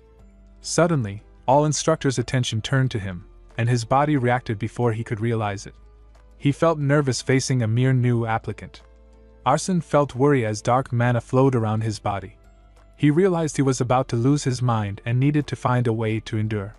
Maybe if he used his own killing intent, it could match the girl's aura. He had no other choice. Then he screamed loudly, releasing his power. Headmaster Lucian observed him with an impressive tone and commented he was holding out well, asking if she should increase the intensity a bit more. Arson smirked in his mind, thinking just a bit more, and pushed his power further. He clenched his fists and took deep breaths, feeling much better. He asked eagerly about Renee, wanting to know how she was holding up. Arson looked at Renee and thought with calm admiration she was holding out well, as expected. The heirs of the 7 deadly sins were also enduring the test. Some of them had been written with genuine affection, but all were fated to be killed by his party eventually, 6 of them including Renee. Then his eyes landed on one girl, and he thought with surprise that long, white hair, red eyes, and the brown crown of thorns left no doubt. That was the worst villain of the demonic realm in the future, the Demon Lord. She was the heir of Wrath, Diana. An instructor shouted with authority that the first exam had ended. But Arson continued his thoughts, puzzled. The Demon King traditionally came from the family of Wrath, so there was no reason for her to be here. A successor to the Demon Lord had come to Saitan as an applicant. Something must have happened that he wasn't aware of. Students who had failed started shouting angrily, warning others not to touch them and demanding the headmaster. The male instructor gripped one student's head and spoke with anger. "He couldn't care less about what your father does. Do you understand? Don't make me repeat myself." He crossed his arms and added, "Those who couldn't even hold out for 5 minutes in the first exam were not needed here. Those who failed were now dismissed. Close the gates." The gates were shut. Arson thought Saitan really was merciless. He guessed he had passed, thankfully. As he reflected, he realized the girl with the overwhelming power was Saitan's headmaster. He knew he recognized her from somewhere. Despite her cute appearance, she was one of the strongest in the demonic realm. He thought about Lucian, the headmaster of Saitan.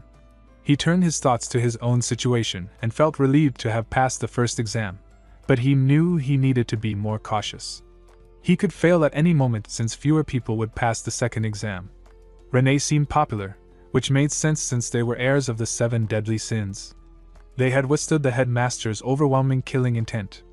Yet he wondered why no one was paying attention to him. Renee walked toward him and smiled, saying he had passed as well, Adele. He nodded and replied that he was able to pass it. Inside, he thought he should be satisfied that he had made an impression and wasn't seen as an ordinary applicant. He was sure the instructors and the headmaster would remember him. Suddenly, the male instructor shouted with authority, demanding attention. He introduced himself as Aries, the instructor in charge of teaching them. Arson thought Aries looked like he would carry a sashimi knife in his inner pocket. As Aries continued speaking with authority, he congratulated the students on passing the first exam for their mental strength. He explained it had been a test to see if they could maintain their sanity in situations where they would be tortured by humans in the future. He added that the 8 applicants who held out until the end would receive extra points, and that if they performed just as well in the second exam, they would be allowed to enter the weaponry. Arson thought about the weaponry and felt lucky. He was glad he had decided to hold out until the end, and he could sense the envy from everyone else. Aries then explained the second exam. He said they would be showing their abilities, particularly what talents and weapons they could use against humans. He warned that the class they would be assigned to might depend on this exam, so they should keep that in mind. Arson thought he must mean they would be assigned to classes depending on their weapons and talents. He also wondered what kind of human they would be facing. Suddenly, Aries shouted with authority that he would announce the assignment for the second exam and the human they would face. He pointed, and a glowing energy spread across the auditorium as a man appeared in front of them. Arson stared in shock and thought, hold on, isn't that the strongest hero among the heads of the 6 great families, 90 Cell? Arson looked at 90 Cell and thought with surprise why that human was here. It seemed so random. Renee asked him with confusion if he knew who that person was. Arson thought of course he did. That was 90 Cell, the head of House 90. He was very closely connected to the original story's protagonist. It wasn't just a close relationship either. His bloodline was determined from birth. He was the protagonist's father, the Sword Saint who created the most powerful house through talent alone. A student spoke with worry, realizing that was the Sword Saint, and asked if they were just trying to get them eliminated from the start. Arson thought there were others who knew him as well. After all, he had defeated many demon houses. Aries crossed his arms and shouted with authority that they didn't expect the students to withstand the full force of the Sword Saint. He would only use up to 10% of his strength. If he used his full strength, no one would stand a chance. Renee asked Arson if 10% wasn't too easy.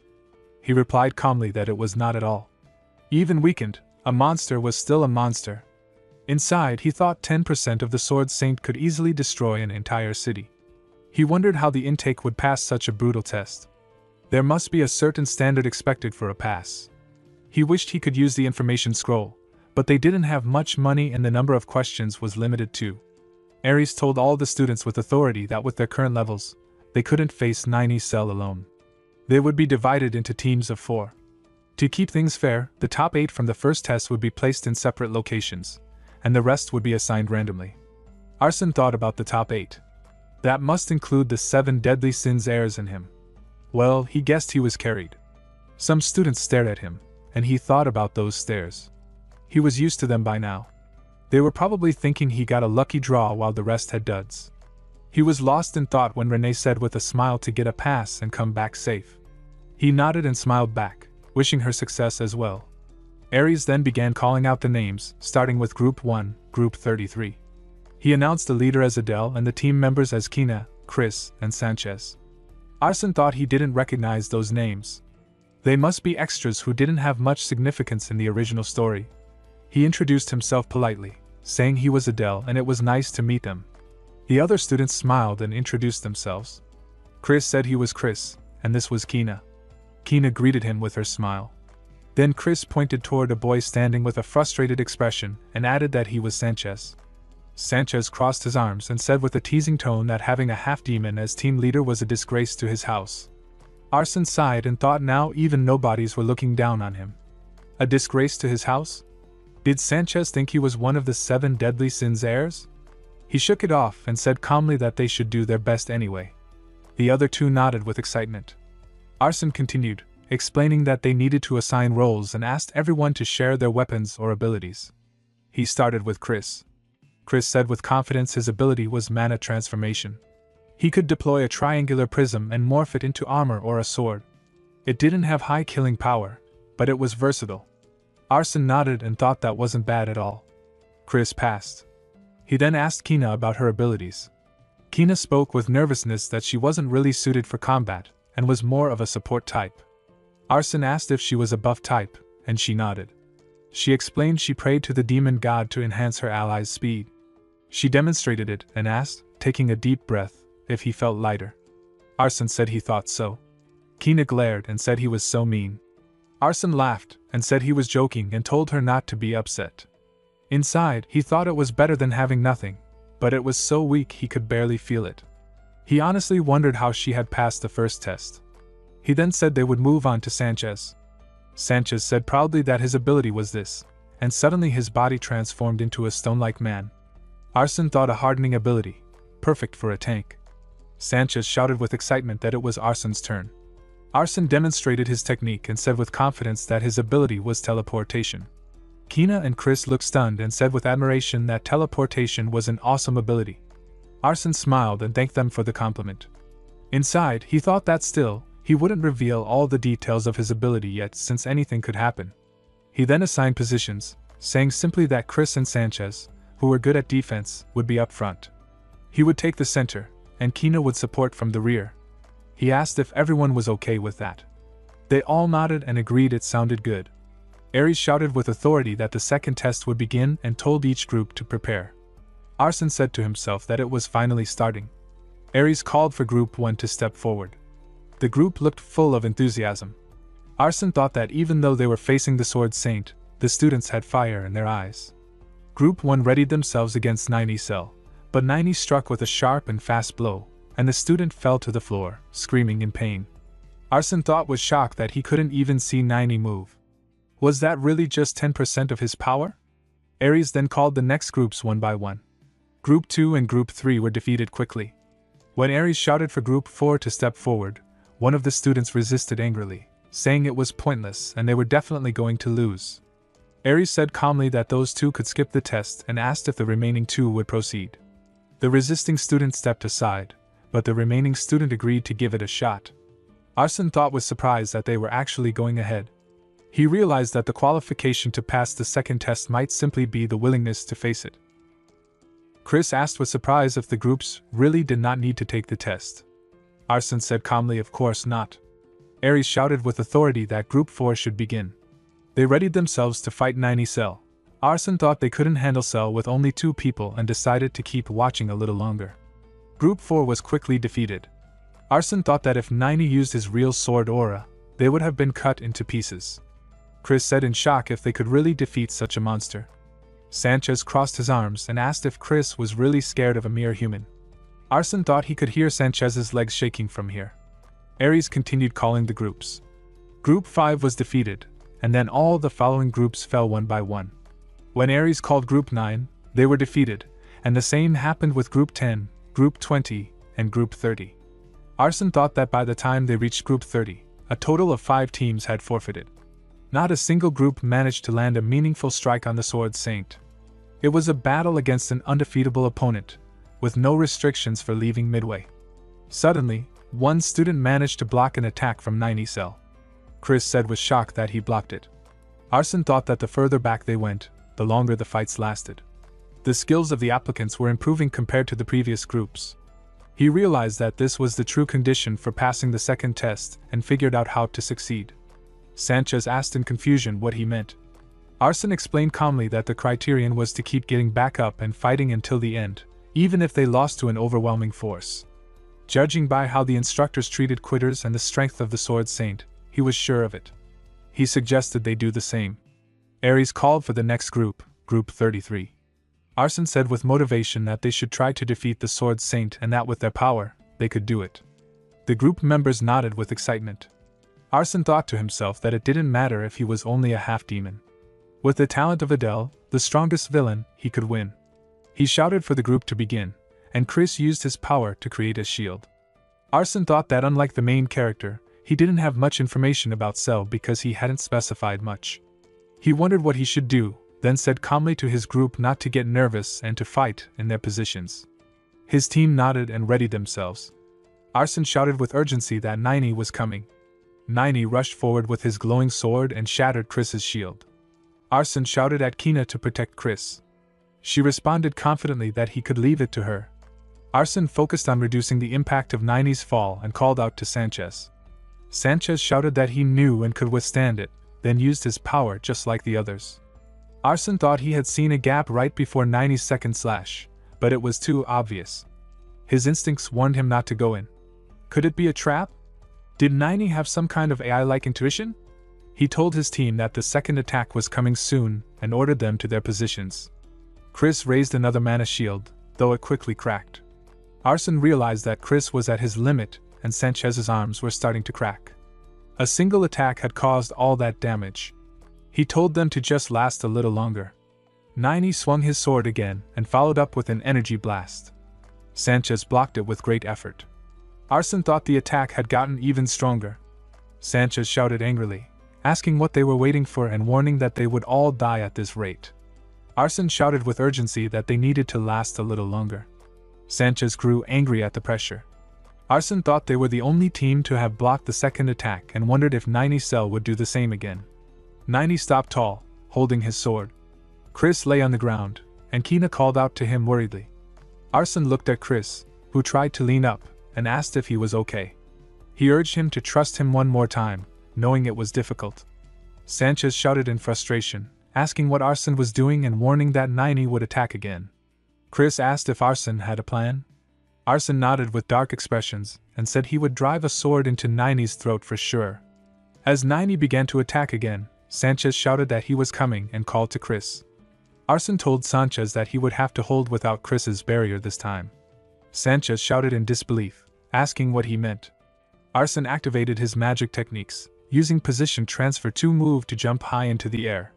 Then he used Position Transfer 2 Designate to leap onto 90 while holding his knife. Arson thought with a smirk that 90's cell was going to die. As Arson began to attack, 90 struck him with his knee, and blood poured from his mouth. Arson clenched his teeth and thought with determination, this fool. I have to hold on one more time. He activated his magic technique trait Darkness, but once again his move was blocked. He realized if it weren't for Chris' barrier, my insides would have burst. The position transfer had failed, but at least he had trapped 90 in a pitch-black space where not a trace of light existed. Even he could barely see in it, but he focused on the Fang of Darkness. In this space, it was stronger than any weapon. He decided he would defeat 90 with everything he had. Arson moved toward 90, but suddenly 90 appeared in front of him and began to punch him relentlessly. Arson thought with shock, this guy's a total monster.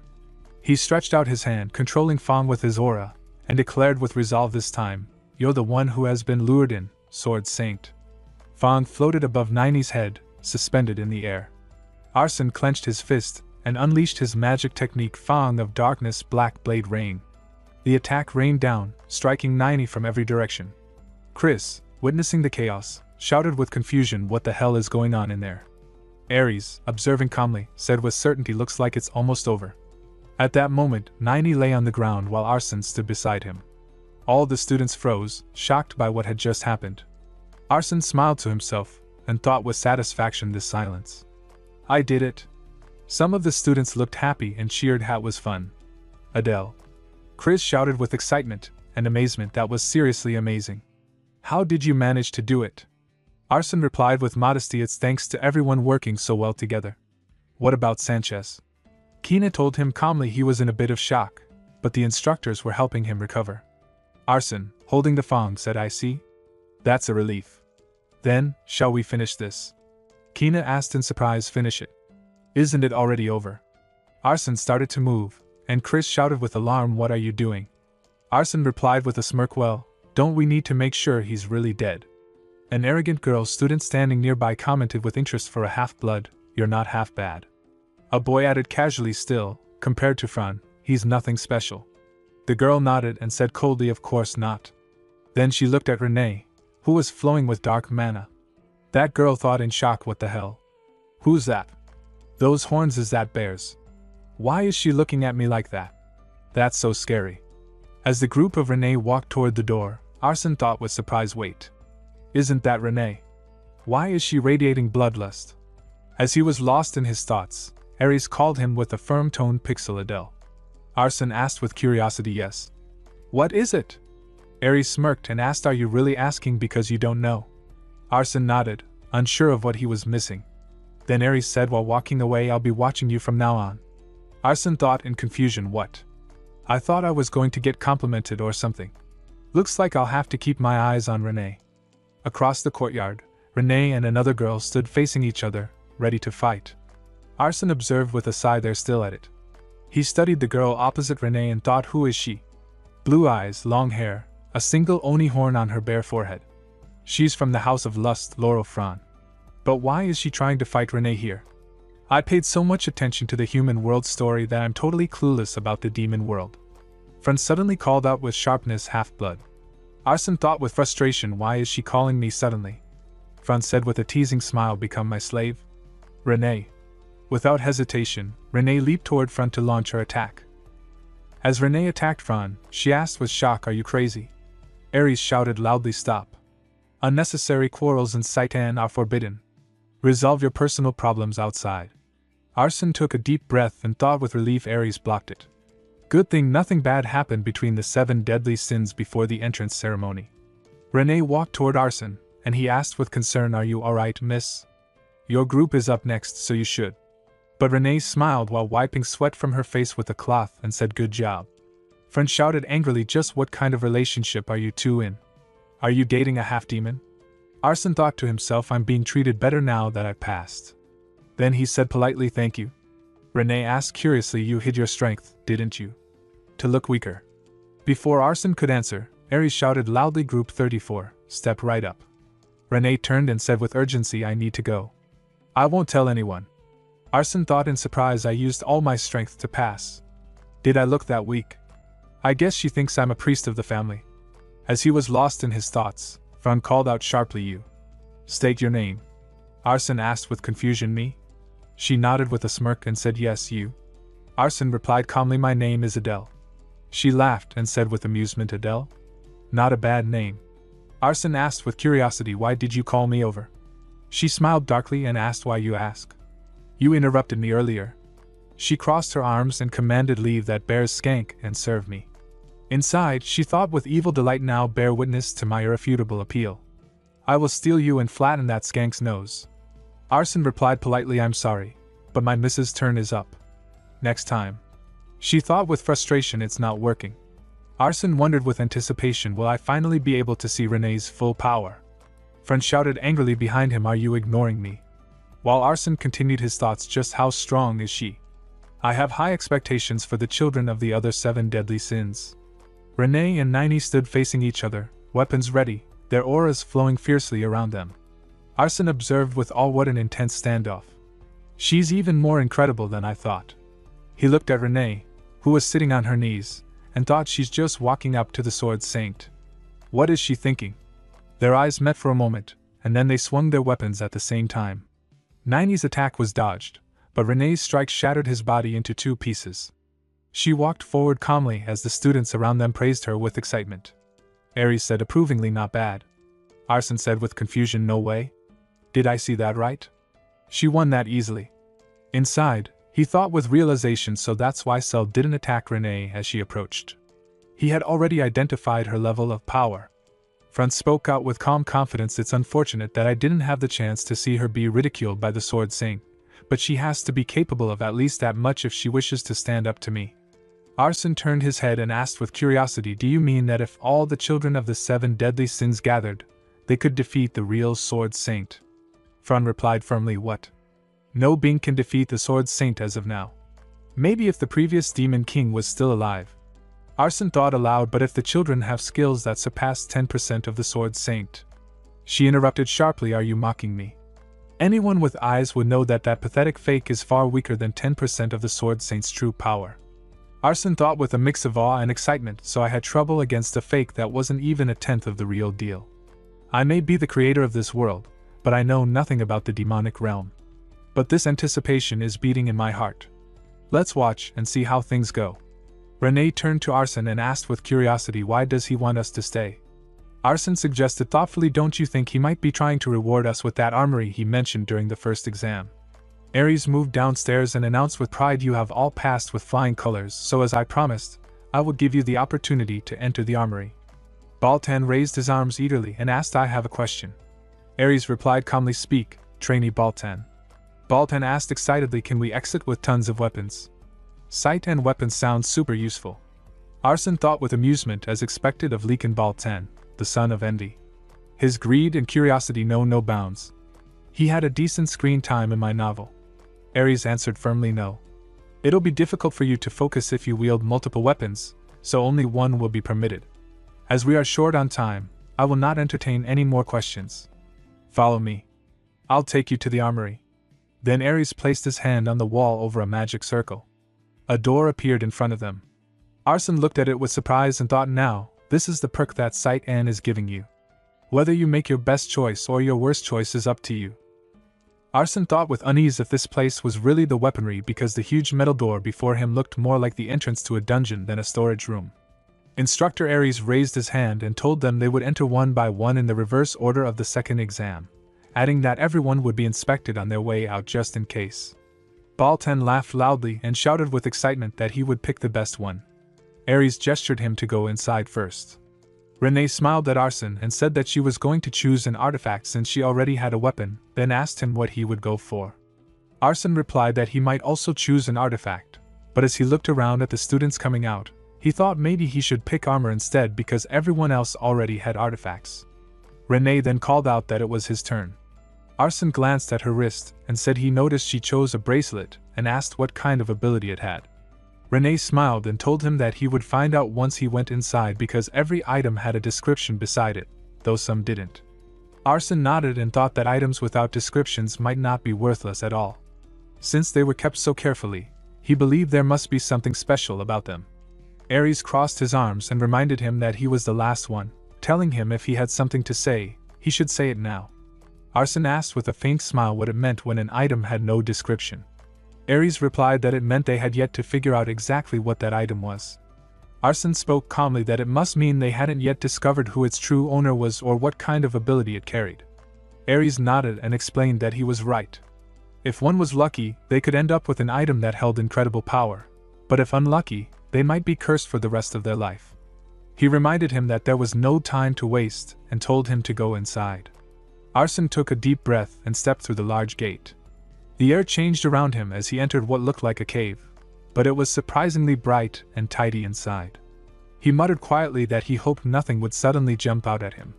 As he walked deeper, a glowing door caught his attention. Its faint blue light shimmered across the rocky walls, pulling him toward it. When he stepped through the door, his eyes widened.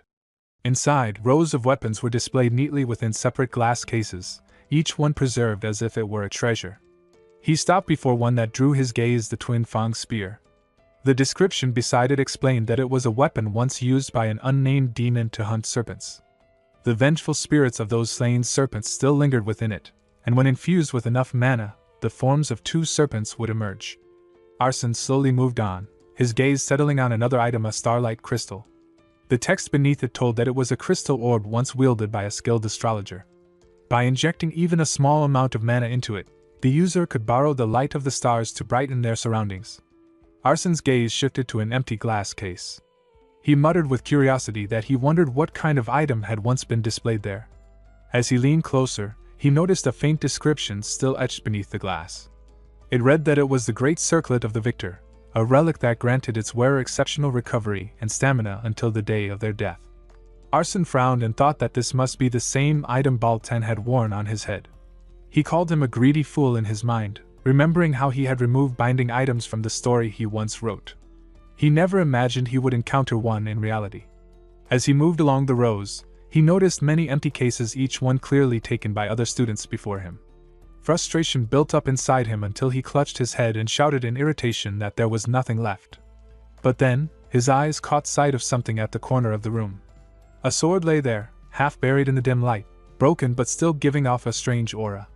Arson quickly picked up the enchanted paper from the pedestal beside it, and wrote with focus, telling it to inform him about the broken sword without a description in the weaponry.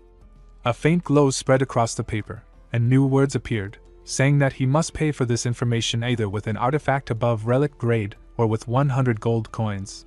Arson narrowed his eyes and wrote again on the same paper, asking instead to tell him about the damaged scroll without a description that was placed right next to the sword. The paper glowed faintly, and showed a new message that he must pay at least 50 gold coins for the information. Arson muttered with thought that 50 gold, since it told him the cost, he just needed to go for the item that demanded the highest price. He quickly wrote again, asking about the eagle-shaped black stone. The paper responded that he must pay at least 1 gold coin. Arsene took out a coin and placed it on the pedestal. The paper shimmered and revealed that the artifact exchanged the owner's fortune with someone else's misfortune. His eyes widened in shock, and a chill ran through him at the strange and dangerous ability. Curious, he asked about another artifact nearby. This time, the paper displayed a message saying that it was an artifact of at least mythical grade, and that he needed to pay at least 300 gold coins.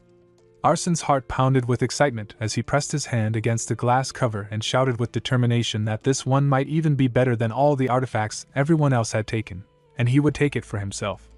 But just as he prepared to claim it, a strange energy brushed against his senses. He turned and noticed another artifact resting quietly in the corner, a simple, unnamed necklace. Something about it felt different. He picked up the paper again and wrote that he wanted to know about the unnamed necklace. The paper suddenly began to glow far brighter than before. The air trembled as new words burned across its surface, saying that he must offer a god. Arsene froze and thought with disbelief that this had to be a legendary item. Arsene shouted with excitement as he stood before the glowing paper that he thought he was doomed, but unexpectedly, he had gotten lucky instead. His smile faded a moment later when he realized it was too early to celebrate. He muttered with concern that the message told him to offer a god, yet he did not even have a minor one, let alone the demon god. His eyes shifted toward the necklace as he wondered what exactly it was. He placed his hand over the artifact and spoke thoughtfully that maybe he should try infusing a bit of mana into it. He closed his eyes and let his energy flow into the necklace, but nothing happened. The artifact remained completely still. With a sigh, Arsene sat down on the floor, crossing his legs and folding his arms. He grumbled in frustration that if only he knew what it was capable of, maybe he could figure out how it worked. It kept repeating that he needed to offer a god, and nothing else. He frowned and added that maybe he should try a few tricks, but when he glanced again at the necklace, his thoughts turned doubtful. He assumed that even if he rephrased the question, the result would probably be the same. For a moment, he considered giving up. Then, as if his curiosity outweighed his hesitation, Arsene reached forward and slowly lifted the glass cover. He picked up the necklace and placed it around his neck. A faint chill ran down his spine, but instead of fear, a confident smile formed on his face. He thought with certainty that this was no ordinary artifact. His instincts told him it was something far more valuable than anything the others had taken. With that belief, he murmured with resolve that just to be sure, he should test something. As Arsene opened his status window, glowing letters appeared before his eyes. It displayed that his race was half demon, his alignment chaotic, and his talent position transfer at level 2. His traits listed interest, focus, killing intent, darkness, mana manipulation, eye of superbia, and one unknown mark that appeared as question signs. His mana level had risen to 1297. He stared quietly at the screen, feeling the strange presence of the necklace faintly pulsing through his body. The scene then shifted to Ares, who looked at him with curiosity and asked what that necklace was. He wondered aloud if Arsene had chosen an artifact without knowing its function or identity, and if that meant he knew something about it. Arsene only smiled and denied it calmly. Ares closed his eyes, turned away, and spoke in a composed tone that he would believe him. He said that as a site and instructor, it was his duty to trust his cadets. He reminded everyone to take good care of the artifacts they had chosen because, in times of hardship, those items could serve as an extra life. The students nodded in unison, their expressions firm with understanding. Arsene stood quietly among them, lost in his thoughts. He looked around at the others and thought that everyone there, except him, was someone who would likely lead the demon world one day. They would receive great investment and support in the future, and he wished he could have a bit of that luck too. He wondered with quiet uncertainty if he would really be able to survive and rise in sight and. Shaking off his thoughts, he walked toward Renee and asked with a gentle tone if they should head back to their dorm. Renee smiled softly and nodded in agreement. Someone suddenly placed a hand on Arsene's shoulder. He turned, and standing behind him was Baltan, wearing a wide grin. Baltan laughed and spoke in a cheerful tone that he was sorry if he had been too rude when they first met. He extended his hand toward Arsene and introduced himself as Baltan, saying that the way Arsene had fought earlier was truly impressive. Arsene took his hand with a polite smile and replied that it was nice to meet him too, introducing himself as Adele. But the moment their hands met, Baltan's grip tightened sharply. Arsen's expression shifted as he gritted his teeth, wondering what Baltan was doing all of a sudden. Thoughts raced through his mind. He knew that Baltan was not the type to care about the weak. He was the kind of man who only respected strength, driven entirely by jealousy and greed. In the story, Arsen remembered Baltan had once pushed the protagonist in the human world to the edge of death, only sparing him after realizing his potential and declaring that they would fight again one day. To put it simply, Baltan was a battle-crazed lunatic. Arsen's thoughts darkened as he questioned why Baltan had approached him when there were plenty of stronger people nearby. Without hesitation, he activated his technique, Position Transfer Level 2. In an instant, his body flickered, and he reappeared behind Baltan. The air rippled faintly as he placed his hand on Baltan's shoulder. Baltan's eyes widened in shock as he turned slightly to glance at Arsen. Arsen spoke calmly that they should stop this, reminding him that the test had just ended and everyone was exhausted. But Baltan only threw his head back and laughed loudly. He turned his head toward Arsen with a wild grin and declared with fierce excitement that Arsen was strong, and that they should fight right there and then until one of them died. Arsen shouted in shock that, as he had already said, he had no intention of fighting. His voice echoed across the courtyard, but before Baltan could respond, Renee stepped forward. Her eyes were cold, and her tone sharp as she warned that if Baltan wanted to fight her guard, then he would have to fight her as well. Baltan paused for a moment, then raised his hand and laughed loudly. He admitted that as much as he loved to fight, taking on both of them would be too much, and he preferred not to get injured before the school even began. As he turned away, he looked over his shoulder with a mysterious smile, and said that there would be plenty of chances later, and that he would see Arsen next time. Arsen watched him leave and thought bitterly that Baltan claimed he didn't want to get hurt before school started, yet a moment ago, he had wanted to fight to the death. He muttered in his mind that the man was a complete psychopath. After seeing him up close, he realized just how unpredictable Baltan truly was. Renee turned around with a tired sigh and told him that they should just go. Arsen nodded quietly and followed beside her. As they walked, he thought that even though only one day had passed, it already felt like several. Still, somewhere inside, he found himself starting to look forward to life at Saitan. The next morning, the scene shifted to the dorm where Adele stood before a mirror, studying his reflection with a faint smile. He spoke lightly that maybe it was because of yesterday's hardships, but he felt unusually refreshed that day. His body felt stronger, his energy steadier, and he could sense a subtle growth within himself. While holding his freshly delivered uniform, he said with satisfaction that it was time to try on the outfits Saitan had sent. He added that they already knew where the students were staying and had sent the clothes directly, showing surprising consideration. After putting it on, Adele looked at himself again and remarked that it was more comfortable than he had expected. He mentioned that students weren't allowed to wear anything other than uniforms for the next 3 years, but at least this one was practical enough for daily use. A short while later, he walked down the corridor and stopped in front of Renee's room. He knocked on the door, and when her voice came from inside asking who it was, he answered politely that it was Adele, explaining that he wanted to know if she needed anything before he headed out. Renee's voice responded calmly, telling him to come in. He opened the door and stepped inside. His eyes widened slightly as he saw Renee already dressed in her Saitan uniform. A faint blush colored her cheeks, and for a moment, Adele found himself staring in admiration. He spoke softly, almost mesmerized, that she looked beautiful. Then, with a composed tone, he added that since it was a rare day off, he planned to walk around the city for a bit.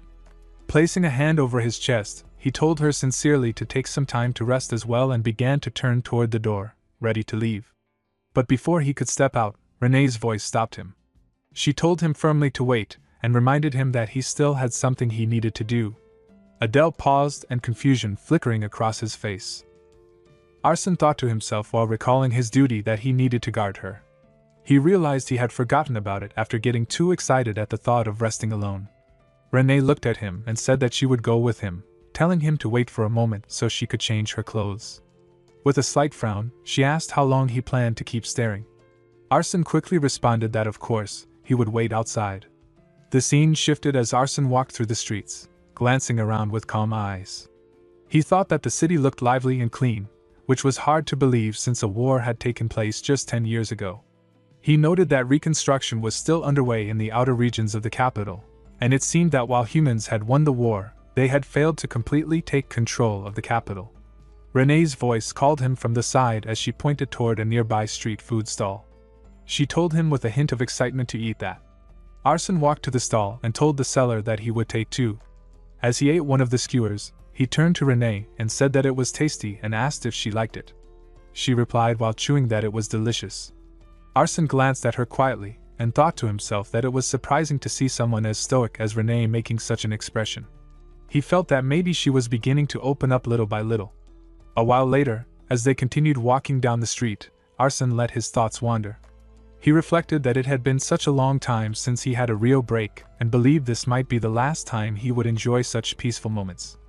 As his gaze lifted to a towering statue nearby, he asked with curiosity who that statue was of. Renee looked at him and said with disbelief that he really did not know, explaining that it was the first Demon King. Arsène's eyes widened in realization as he thought that the first Demon King resembled Diana. He felt amazed, thinking that there were not many chances to see the first Demon King's face up close, so he decided to take a closer look. But as they moved nearer, the statue's eyes suddenly glowed, and at that same moment, the necklace around his neck began to shine as well. Arsène froze in shock as he saw a stream of energy flowing from the statue toward the necklace. His expression hardened when he noticed one of the jewels on the necklace had turned gray. He thought with confusion, wondering what was happening. He questioned himself if he had imagined it but quickly denied it. He was certain he had seen light coming from the statue and that the color of the necklace had really changed. His thoughts deepened as he realized that he might be the only one who saw it. He recalled how even Adele had only ever received vague answers like "offer a god." But now, he had discovered something truly important in the most unexpected place. Arsène became sure that the necklace was connected to the first Demon King. He thought that if he investigated everything related to it, he would uncover something meaningful.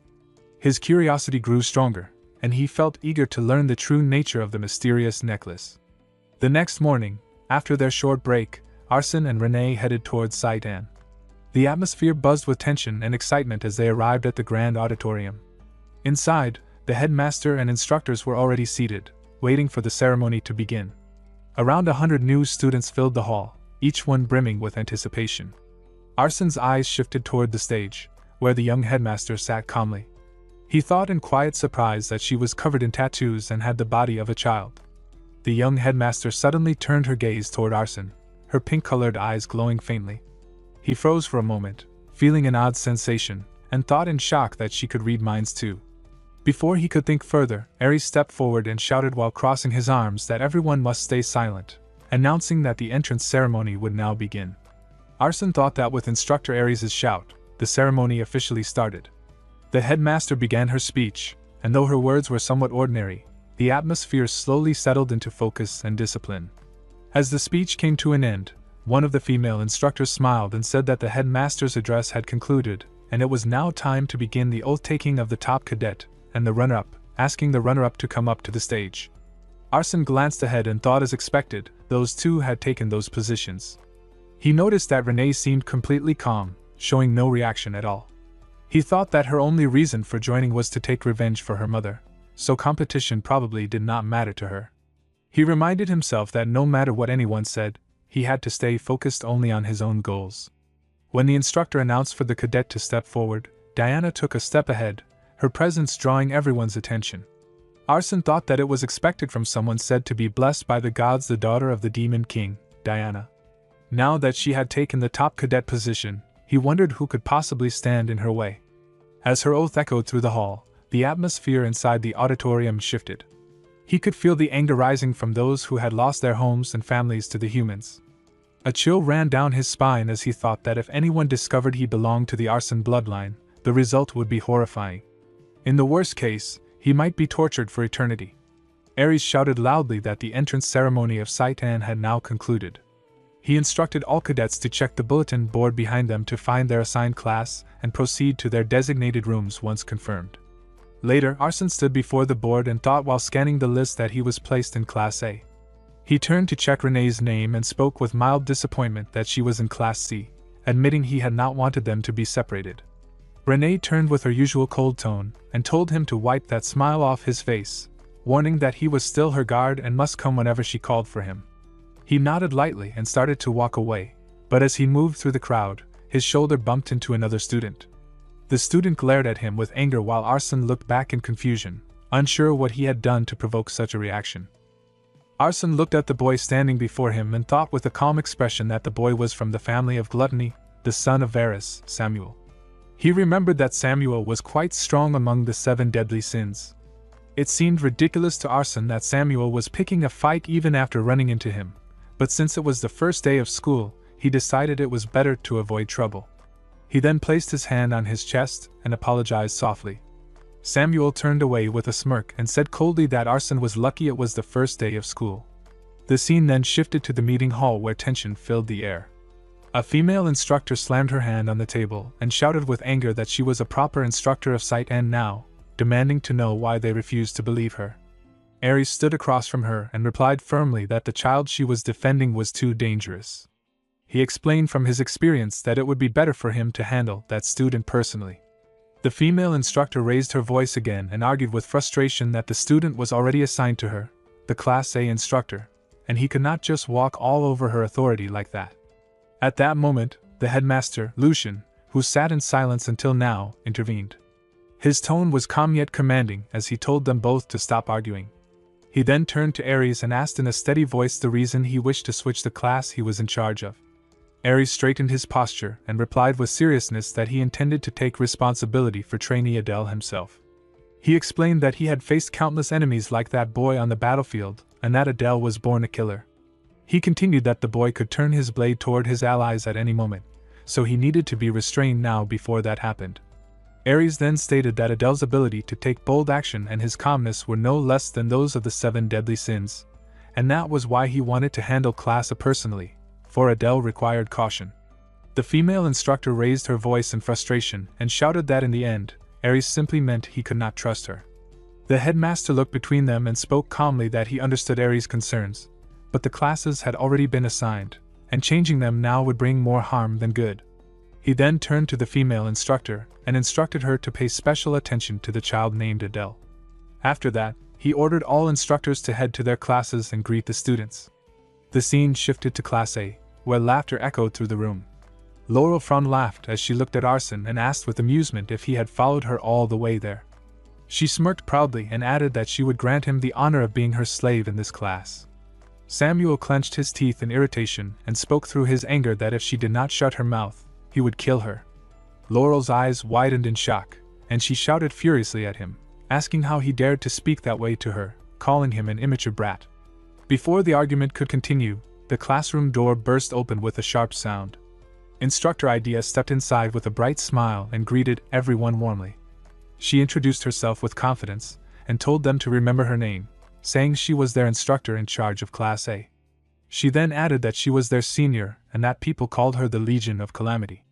Arsene watched her with a faint smile and thought with relief that someone that strong being his instructor might actually improve his chances of survival. Instructor Idea stood before the class, writing on the board with quick, confident strokes. She said calmly that her introduction was complete, so she would now explain how their classes would proceed. She continued that she would be teaching them hunting methods, one of the main reasons they had come to Site N. Her lessons would focus only on hunting, while other instructors would handle magic and weapon training. On top of that, she added that she would also be responsible for their basic stamina training. After finishing her explanation, she turned toward the students and announced that their first class would begin right away, instructing everyone to gather at the training grounds. The scene shifted to the training grounds, a vast open space where all the students stood in line. Arsene looked around and thought with quiet amazement that the area was enormous, nearly 4 or 5 times the size of an ordinary field. He wondered whether it was designed for weapon practice or magic training. Instructor Idea then raised her hand high, and a dark aura began to gather between her palms, swirling and forming into a shadowy portal. She spoke clearly and told everyone to focus their attention on the thing before them and to concentrate without losing sight of it. As she lifted her hand toward the sky, the magic portal expanded, its energy rippling through the air. Moments later, human-shaped soldiers began stepping out of it one after another. She placed her hand behind her back and explained in a composed tone that they were not real humans, only illusions she had created with her magic. She mentioned that she was also the one who had created the Sword Saint illusion during the entrance exam. Arsene watched the scene unfold and thought with awe that she had made a clone strong enough to possess even a tenth of the Sword Saint's power. He felt a chill run down his spine and admitted inwardly that she was a monster. Saitan was indeed formidable, yet he realized that the Royal Academy far exceeded even that, and the thought alone was bone-chilling. Instructor Idea smiled as she faced the students and explained that their task was simple. They had to pass through the humans and reach her. She scanned the group with curiosity and asked who should start first. Her gaze then turned toward one of them, and she asked if his name was Adele. After a short pause, she smiled mysteriously and challenged him to try stabbing her throat the same way he had done to the Sword Saint. Arsene looked at her with confusion and asked if he was not supposed to spar directly with her. Instructor Idea stood calmly among the soldiers and explained that one of the humans acted as an instructor among them, serving as their leader and the source of their mental strength. She added that once a leader fell, the rest would collapse like dominoes. Turning her head with a faint smile, she said that if their leader was strong, the others would naturally be strong as well, and for this exercise she would take the role of the human's leader. Arsene gave a small nod as a faint red light glowed in his eyes, signaling his readiness. Instructor Idea lifted her finger and declared that it would be impossible for him to defeat her, so the task would be considered a pass if he could manage to touch her body or place a weapon on her. With a sharp command, she shouted for the match to begin. The moment her words echoed, Arsene activated his magic technique. A flash of red light burst around him as he used position transfer, instantly appearing behind her. Before she could react, he pressed his knife gently against her neck. Her eyes widened in surprise as Arsene spoke with a teasing tone, asking if this counted as a pass. Instructor Idea turned her head slightly toward him, her expression shifting into one of amusement. She admitted that she finally understood why she had been warned to keep an eye on him, and told him that he had passed, instructing him to return to his place. Arsene quietly slid the knife back into his jacket and thought to himself with unease whether what he sensed from her was hostility or curiosity. He wondered what part of him had drawn such attention and concern from them and hoped that they had not discovered who he truly was. Instructor Idea turned toward the students with a firm expression and said that everyone had seen what Cadet Adele had just done. She warned that anyone who failed the exercise would receive additional classes as punishment. Arsene stood quietly at the side, watching as the other students charged toward the illusionary soldiers. He thought to himself that they were doing the basics well, as expected of demons. Even though the soldiers were only illusions of ordinary humans without powers, the students still struggled, managing to take down only a few. He considered how dangerous the situation would become if Instructor Idea decided to control the soldiers directly. Suddenly, the soldiers raised their spears and pointed them toward a nearby student. The student leaped high into the air to dodge, but more soldiers lifted their bows and fired a rain of arrows. Arsene watched silently as the student crashed to the ground, pierced by several arrows. He thought that position transfer truly was an overpowered skill and that with such an ability, he could easily aim for the top of the class. The next cadet to step forward was Samuel. Arsene's eyes narrowed slightly as he thought that it was time to see if Samuel's arrogant attitude matched his actual skill. Samuel took a deep breath as green mana began to swirl around his body. He raised his hands, and the air shifted violently, forming a powerful vortex of wind. Arsene covered his face with his arm to shield himself from the gusts, and thought with astonishment that Samuel had wiped out all the soldiers in an instant. He realized this must be the magic known as gluttony, Samuel's unique ability, a monstrous power that devoured everything in its path. Arsene smirked faintly and thought that for now, he would let Samuel hold the top position in the class. As the dust settled across the training grounds, Instructor Idea waved her hand to clear the air and took a deep breath. She looked over the group and spoke with disbelief, asking what was wrong with this batch of students. Her gaze then shifted to Samuel, and she told him that he had blown away everything except her. She admitted with slight amusement that his power was impressive enough to shock her for a moment. Then she raised her finger, smiling faintly, and explained that despite his display, he had failed. Snapping her fingers, she revealed the reason.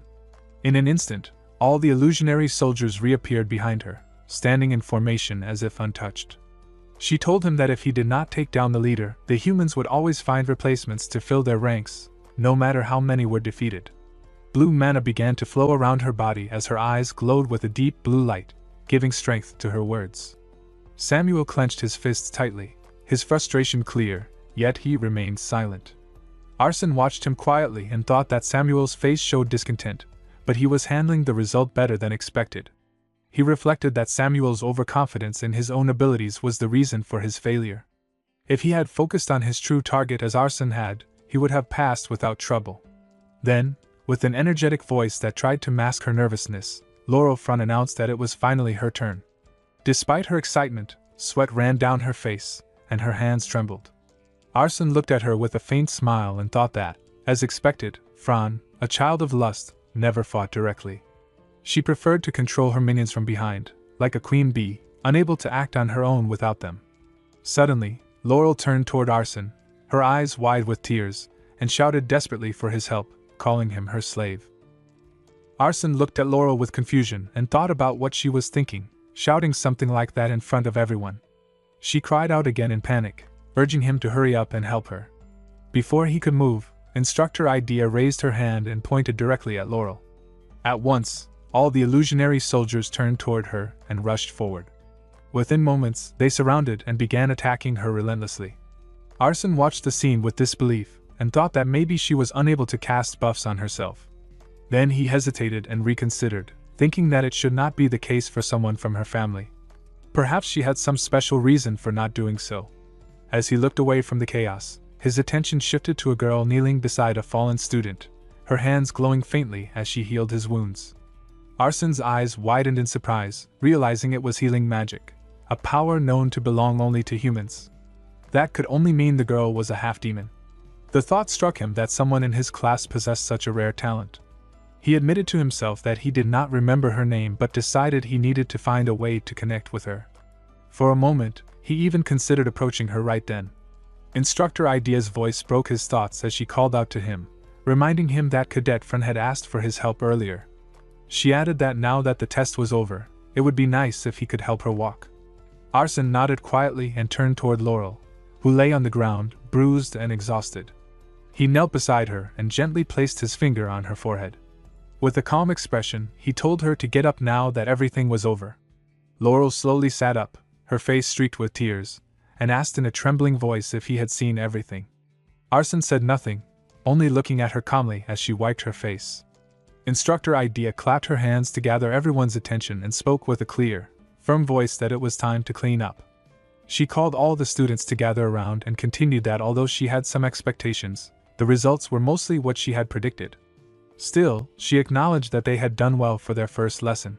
She then raised her finger and explained that it was important to go through experiences like this to understand where they stood, where they made mistakes, and what their limits were. Knowing these things, she said, would allow them to support one another and work together perfectly in battle. Arson listened quietly and thought about how things were different at the Humans' Imperial School, where students were divided according to ability. In Saitan, however, class placement seemed random, which meant teamwork and synergy were far more important. He realized that Instructor Idea was likely trying to teach them that lesson. After a short pause, Instructor Idea spoke again with a serious tone, saying that as for the only one who passed the test, Cadet Adele, she would be looking forward to his progress. Arson thanked her politely. Instructor Idea then ordered everyone to return to their classrooms for the next class. As Arson walked back, he thought with confusion that she had just praised him, yet her tone had sounded oddly hostile. He wondered why she always seemed eager to challenge him, as if she were searching for an excuse to pick a fight.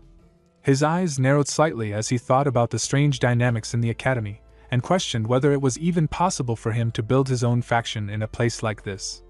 The scene shifted to the classroom where Arson thought that after Instructor Idea's class, the rest of the lessons continued in order.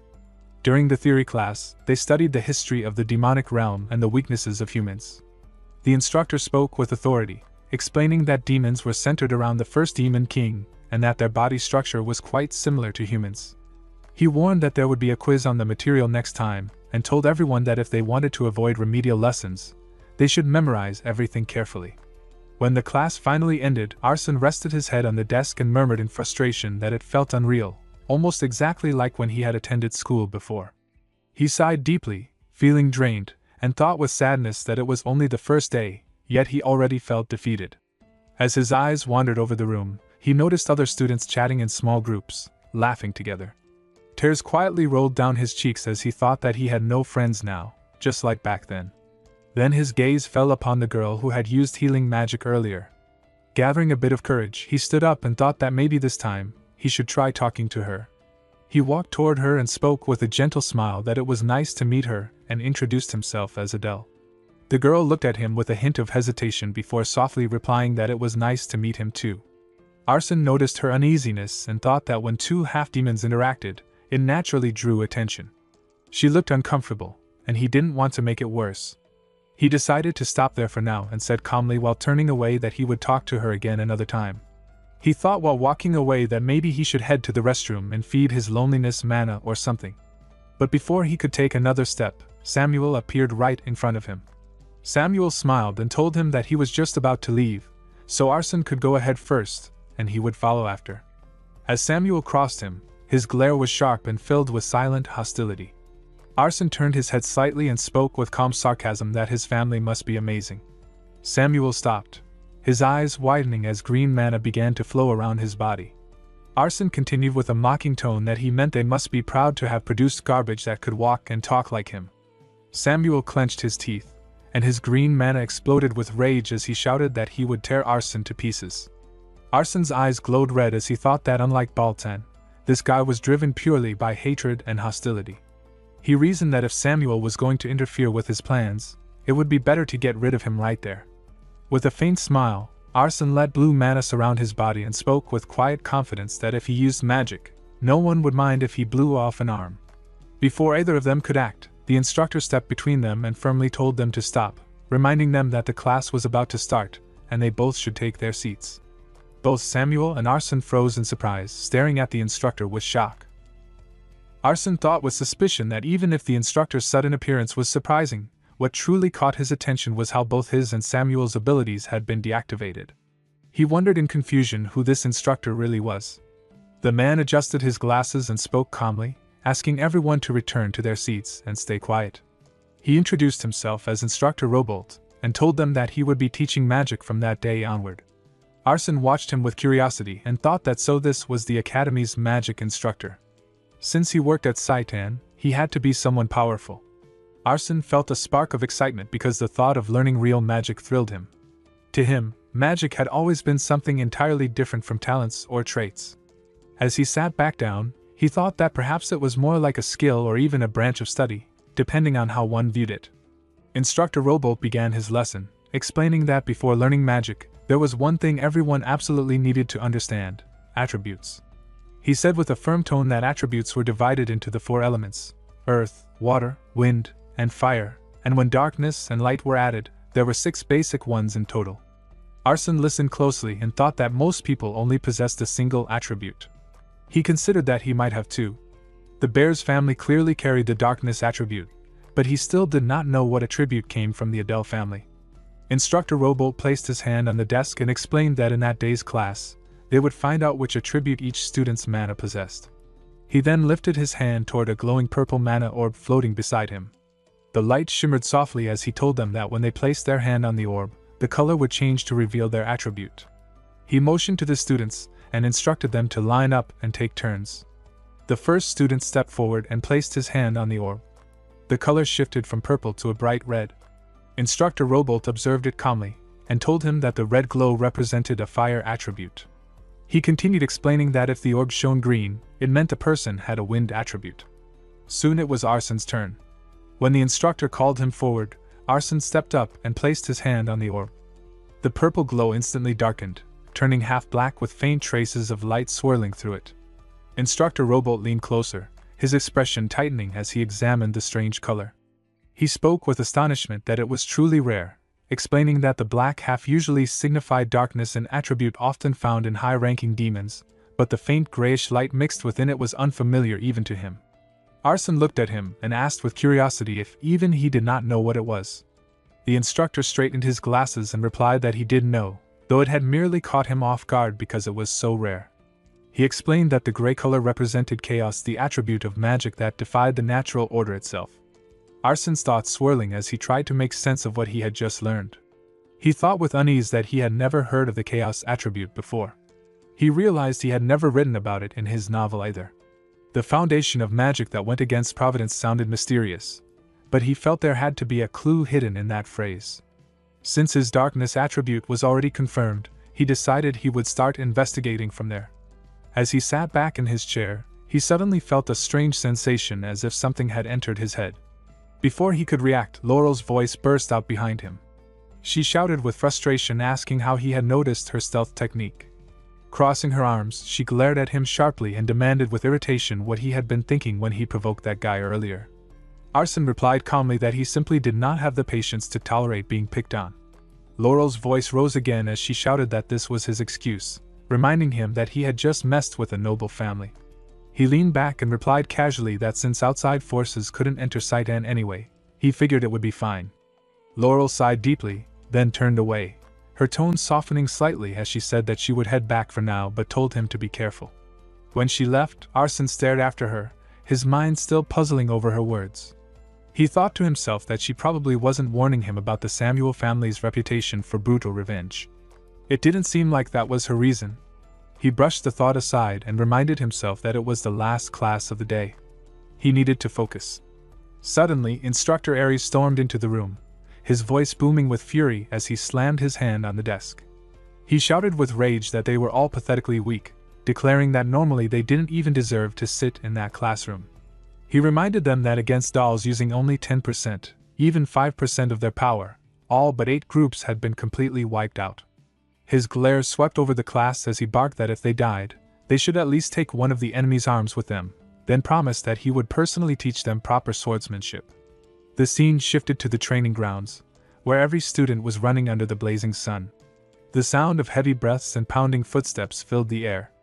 Instructor Aries shouted that the foundation of swordsmanship was stamina, explaining that techniques backed by endurance became 2 or even 3 times more powerful. The students were drenched in sweat, struggling to maintain their pace, their legs trembling with exhaustion. Then Aries suddenly pointed at Laurel and Samuel, his voice sharp as steel as he demanded to know who had told them to use Manhwa while running. Both of them fell to their knees and apologized breathlessly. The instructor roared again, ordering them to start over from the beginning. Samuel's eyes widened in disbelief, while Laurel clenched hers shut in irritation. Arson watched them and smiled faintly, his thoughts drifting with amusement. He thought that trying to cheat like that wouldn't work, and that kids raised too softly would never make it far. He remembered his own past, thinking about the days when he had possessed someone, fought knights, and escaped to the demon realm. It had been pure chaos back then. Soon, the instructor ordered everyone to stop. His tone softened slightly as he told them that they had all worked hard for the day. Cadets who had completed 50 laps were told to head to their assigned dorms, while those who had failed to finish on time were sentenced to extra lessons. Later, Arson was walking toward the stairs, his body still aching from the training. He thought tiredly, trying to recall where the entrance to the boys' side was. Just then, he felt a hand suddenly grab his shoulder. His heart skipped a beat as he turned around quickly, only to see Renee standing there, staring at him with cold, piercing eyes. Arson told her with calm tone that it was Lady Renee and asked if she was heading to the dorm. She nodded without saying much. He wondered with a faint thought if someone in class had made her upset because the scene earlier looked like something that could easily be misunderstood. She looked at him and said seriously that his training was lacking and they should do a cool-down workout together. She added that he would help her, right? Turning around, she said with quick steps that there was a cadet training area nearby, and since there was still time, they should hurry. Arson nodded and followed her. They entered the training hall where the sound of weights clanking and people breathing heavily filled the air. He looked around and thought that there was a lot of equipment, and everyone was working hard, believing it would definitely help improve stamina. She pointed ahead and said firmly that they should start with that one. Arson lifted the weight and thought with quiet confidence that he had been training for years and something like this was nothing for him. But as he tried to raise it, his arms started trembling, sweat covered his face, and he could barely move it upward. She looked at him and told him gently while holding the same weight that it should be done like this. Then, with ease, she raised the weight high above her head. Watching her, he pressed his lips together and thought that he really could not compare to her, not even in raw strength, and that he truly needed to work harder. He crossed his arms and said calmly that it had already been 2 hours and asked if they should wrap up and head back, adding that he would escort her to the dorm entrance. She nodded silently in agreement. While handing her uniform coat, he thought that even setting aside today, she had been training a lot lately. He grew curious about her condition and decided to check it quickly while Renee was getting dressed. A message appeared on the glowing screen as he opened her status window. It displayed her details: race half-demon, disposition case, Talent position swap level 2, traits curiosity, immersion, killing intent, darkness, mana control, eyes of arrogance, and mana level from 1297 to 1321. He looked at the screen and thought that everything else was the same, but her mana had reached 1321. Even though she practiced mana control every night, it had only increased by 24. He sighed inwardly, thinking that this was the slowest growth period and wondered if he should get an elixir or something. Renee called out that she was done changing and asked what he was doing. He nodded and said that they should go. Later, he escorted her to the dorm gate, feeling the exhaustion in his body. He thought that he was seriously about to collapse and decided to head to the Bali dorm to rest. Climbing the stairs, he looked at a direction paper and said that his dorm room number from the acceptance letter was room 407. Standing in front of the door, he thought quietly that he wondered who his roommate would be and hoped it was someone with both skill and a good personality, someone he could rely on if needed. He opened the room door and greeted casually, but his words stopped midway when he saw Samuel sitting on the other bed. Shock and anger rushed through him as he realized he had ended up sharing a room with him. He quietly closed the drawer, trying to keep his composure, when Samuel suddenly shouted with irritation, asking if he wanted to go right now. Arson turned sharply and asked with disbelief if Samuel was out of his mind and if he really wanted to fight here. He added that he was only stepping out, then walked toward the door and said while turning his head to enjoy his rest. Samuel clenched his teeth in frustration as the door closed behind him. Later, Arson walked along the quiet street, muttering to himself with irritation that just when he thought he could relax, it turned out Samuel was his roommate. He decided to walk around and come back after Samuel had fallen asleep. He thought that Samuel was not even a child of wrath, so why was he so consumed by anger? Then he remembered that Samuel was actually the child of gluttony.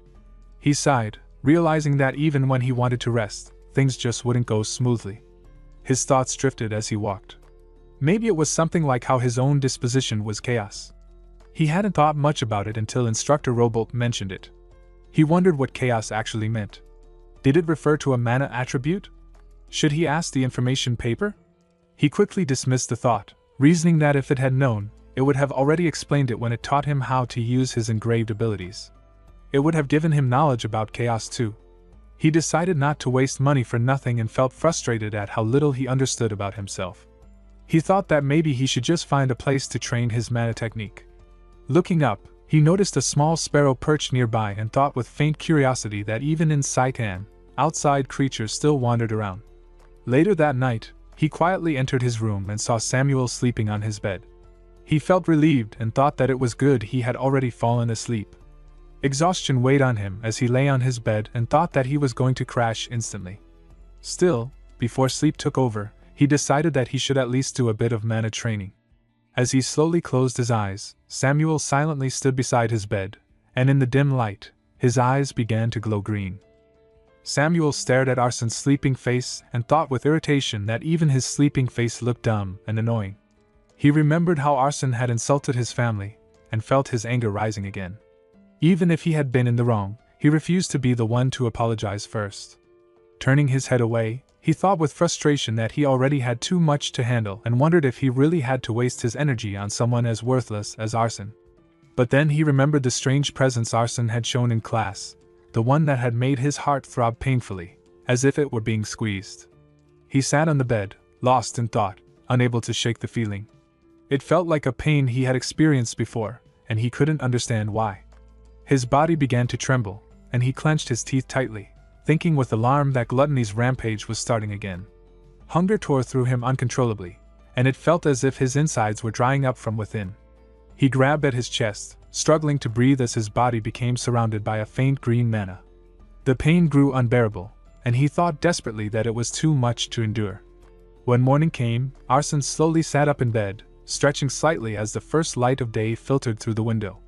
He glanced outside and noticed a small sparrow perched on the sill. He spoke softly, wondering if it was the same bird from yesterday that had returned again this morning. His gaze lingered on it for a moment before he thought silently about Saitan's strict rules regarding outside intrusions, and questioned how a non-cadet life form could have entered the academy grounds. He opened the window and looked outside carefully, his expression turning sharp as he thought that someone must be trying to spy on him. The possibility crossed his mind that it could be Instructor Ares, the one most wary of him. He performed a quick mana scan and realized that it wasn't an illusion, but definitely a living creature. His gaze then shifted toward Samuel's empty bed, and he murmured to himself that Samuel had probably already gone off to eat. He decided that he should get going before breakfast ended but paused, trying to remember where the dining hall was located. Later, in the classroom, the instructor entered and greeted the students with a calm good morning. Arsène sat at his desk, trying to focus, but thought with quiet frustration that he had gotten lost looking for the dining hall and missed breakfast. He worried whether he would be able to concentrate properly during class. The instructor looked around the room and announced that there was an important message to share. She explained that during homeroom, they would be selecting a class president. She added that she had initially planned to let them vote among the candidates, but had changed her mind. Just as she was about to reveal her choice, Laurel suddenly stood up, full of excitement, and crossed her arms proudly. She said confidently that it was a wise decision and declared that they would lead the class together from now on. With bold arrogance, she told everyone to serve her as their king. Arsène leaned back slightly, watching the scene unfold, and thought with a faint sigh that Fran was probably the most suitable choice.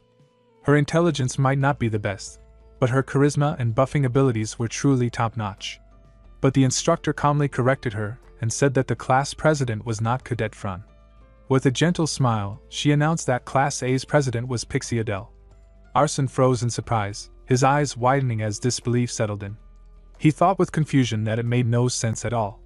Naming a half-demon like him as class president, he couldn't understand what they were thinking.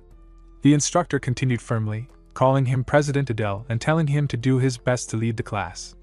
She explained that she had another class to teach, so she would leave some announcements before heading out. She informed everyone that to prepare for the midterm exams at the end of the semester, classes would now focus on practical training. The training would be done in teams of 3, and each group had to form their team before the end of the day. Arsène leaned back slightly and thought about the words midterms and training. A mysterious smile curved on his face as he imagined what that meant.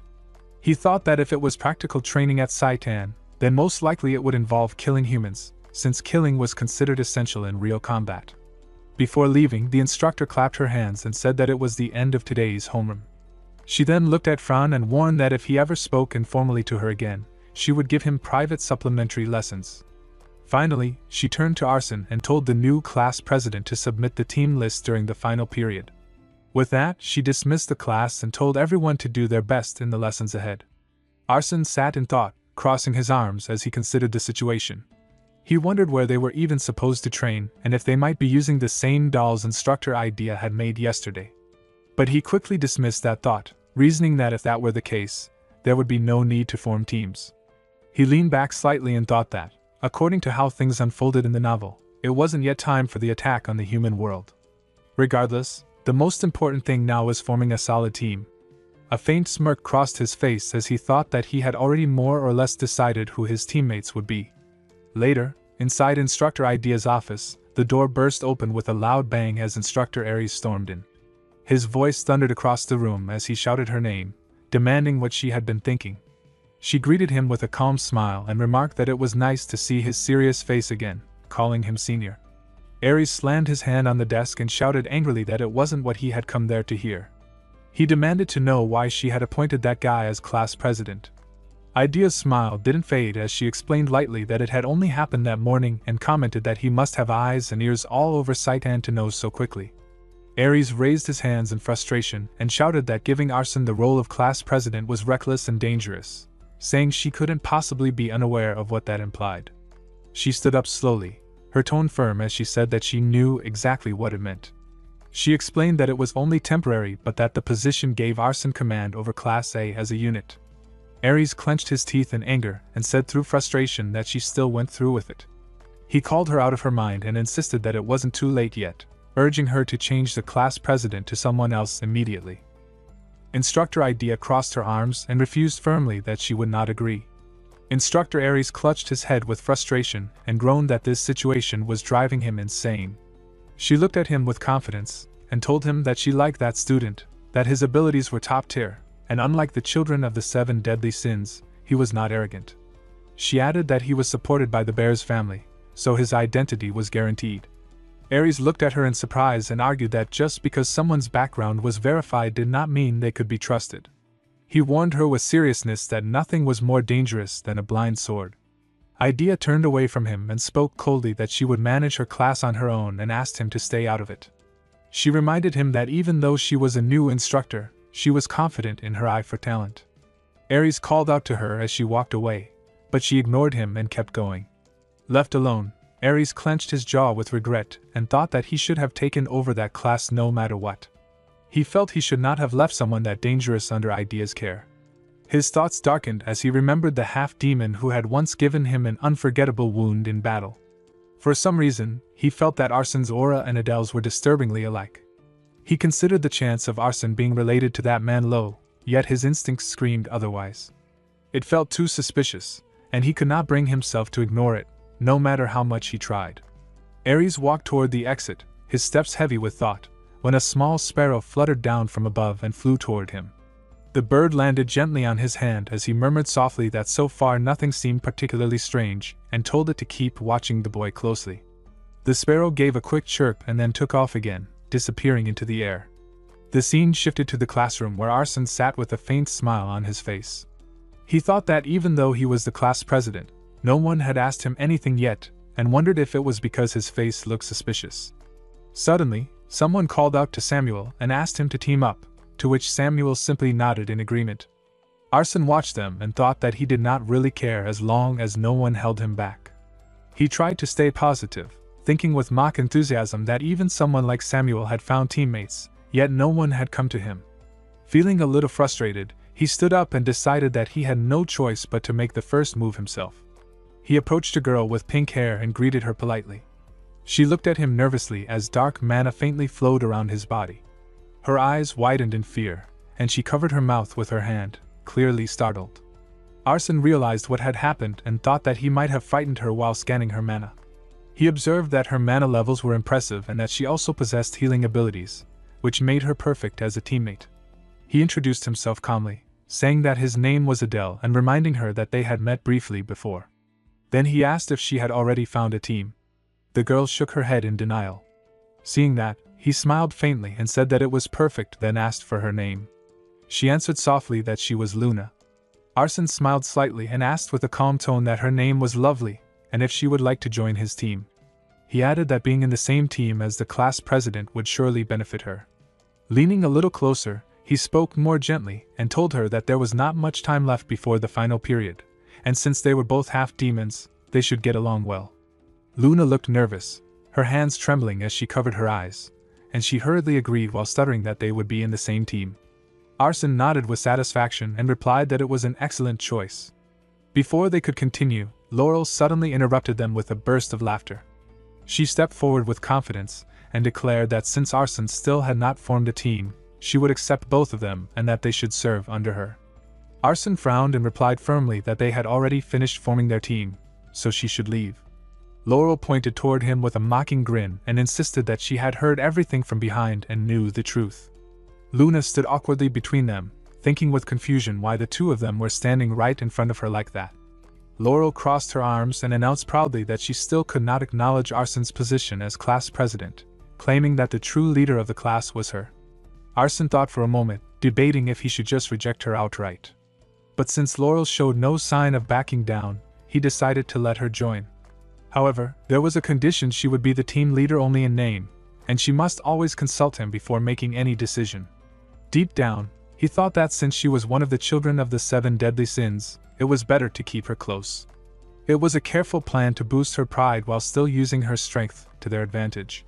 A week passed quietly, and the scene opened with a glowing screen before Arsen. The words shimmered in the air showing his current status. Talent was position swapped level 2. Traits was curiosity, immersion, killing intent, darkness, mana control, eyes of arrogance. Mana was 1321 to 1332. Arsen crossed his arms while staring at the glowing display and muttered to himself that he needed to get an elixir soon. He thought that while his mana was increasing, he still had no understanding of the chaos attribute.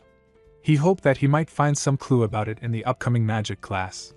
His thoughts continued as he frowned, realizing that Crete's solitude was becoming unstable, meaning he would probably need to carry it with him at all times from now on. It felt like there were more and more things piling up on his mind, but at least Samuel's quiet nature was a relief to him. With a faint sigh, he thought that things would eventually get better. The scene then shifted to the classroom where Instructor Idea stood before the students with bright energy in her voice. She greeted them warmly and announced with excitement that today's class would be a little special. She explained that they would have outdoor practical training and would be leaving Saikan to go outside to a place called Orgon. Hearing that, Arsen's eyes widened slightly as he thought to himself about Orgon. He remembered it as the prison where the humans who failed to return during the Human-Demon War were kept. Instructor Idea walked ahead toward the academy gates and announced with authority that they would be riding a dimensional train, asking everyone to follow her. The students quickly gathered, their faces filled with excitement at the thought of outdoor training. Arsen followed silently, his thoughts drifting as he watched their enthusiasm. He thought that everyone was thrilled just because it was an outdoor activity, but once they learned what Orgon truly was, their excitement would vanish in shock. Yet his focus was elsewhere. He knew something even more important awaited there, a special opportunity that the protagonist was meant to discover in Orgon. If he went this time, he believed he might be able to claim it first. Still, he wondered if he could find it without drawing attention, especially since the guards stationed there were far from ordinary. While he was lost in thought, Laurel's voice broke through as she asked him curiously why he looked so tense. Arsen turned toward her with a faint smile, and replied that since it was her first outdoor training, she must be feeling nervous. Laurel beamed with confidence and laughed, saying that so he did get nervous after all. She teased that with his gloomy expression, she had thought nothing could bother him. She then raised her chin proudly and told him that since he had his team leader right beside him, he should not worry and just follow her lead. Arsen glanced at her and thought quietly that she never seemed to get tired. He wondered if she would still be that confident once they arrived at Orgon. Still, thanks to Laurel's presence, he felt a small sense of ease. Deep down, he reminded himself that this was a once-in-a-lifetime chance. No matter what happened, he would not let the opportunity slip away. A clear voice echoed through the train, announcing that they had arrived at Orgon, and asking all passengers to disembark safely. As the doors opened, Arsen and the other students stepped out, their boots landing on the cold, hard ground. Instructor Idea stood at the front of the group and raised her voice with enthusiasm, telling everyone that they had arrived and to follow her closely. Arsen's eyes shifted toward the massive stone structure looming ahead. The air was heavy, filled with an unsettling silence that pressed against his chest. He thought quietly that this was the human prisoner camp, Orgon, and that the atmosphere here truly felt suffocating. Instructor Idea turned her head slightly, her tone calm as she explained that this place was their training site, Orgon. She reassured them that there were not supposed to be any battles, so they should not worry too much. Arsen glanced at her expression and thought that she was saying those words while fully aware of what awaited them. To him, that kind of behavior felt like a twisted hobby. Moments later, several guards appeared, their armor clanking as they approached. One of them asked if they were from Saitan. Instructor Idea nodded and handed them the permit. After checking it, one of the guards ordered them to follow.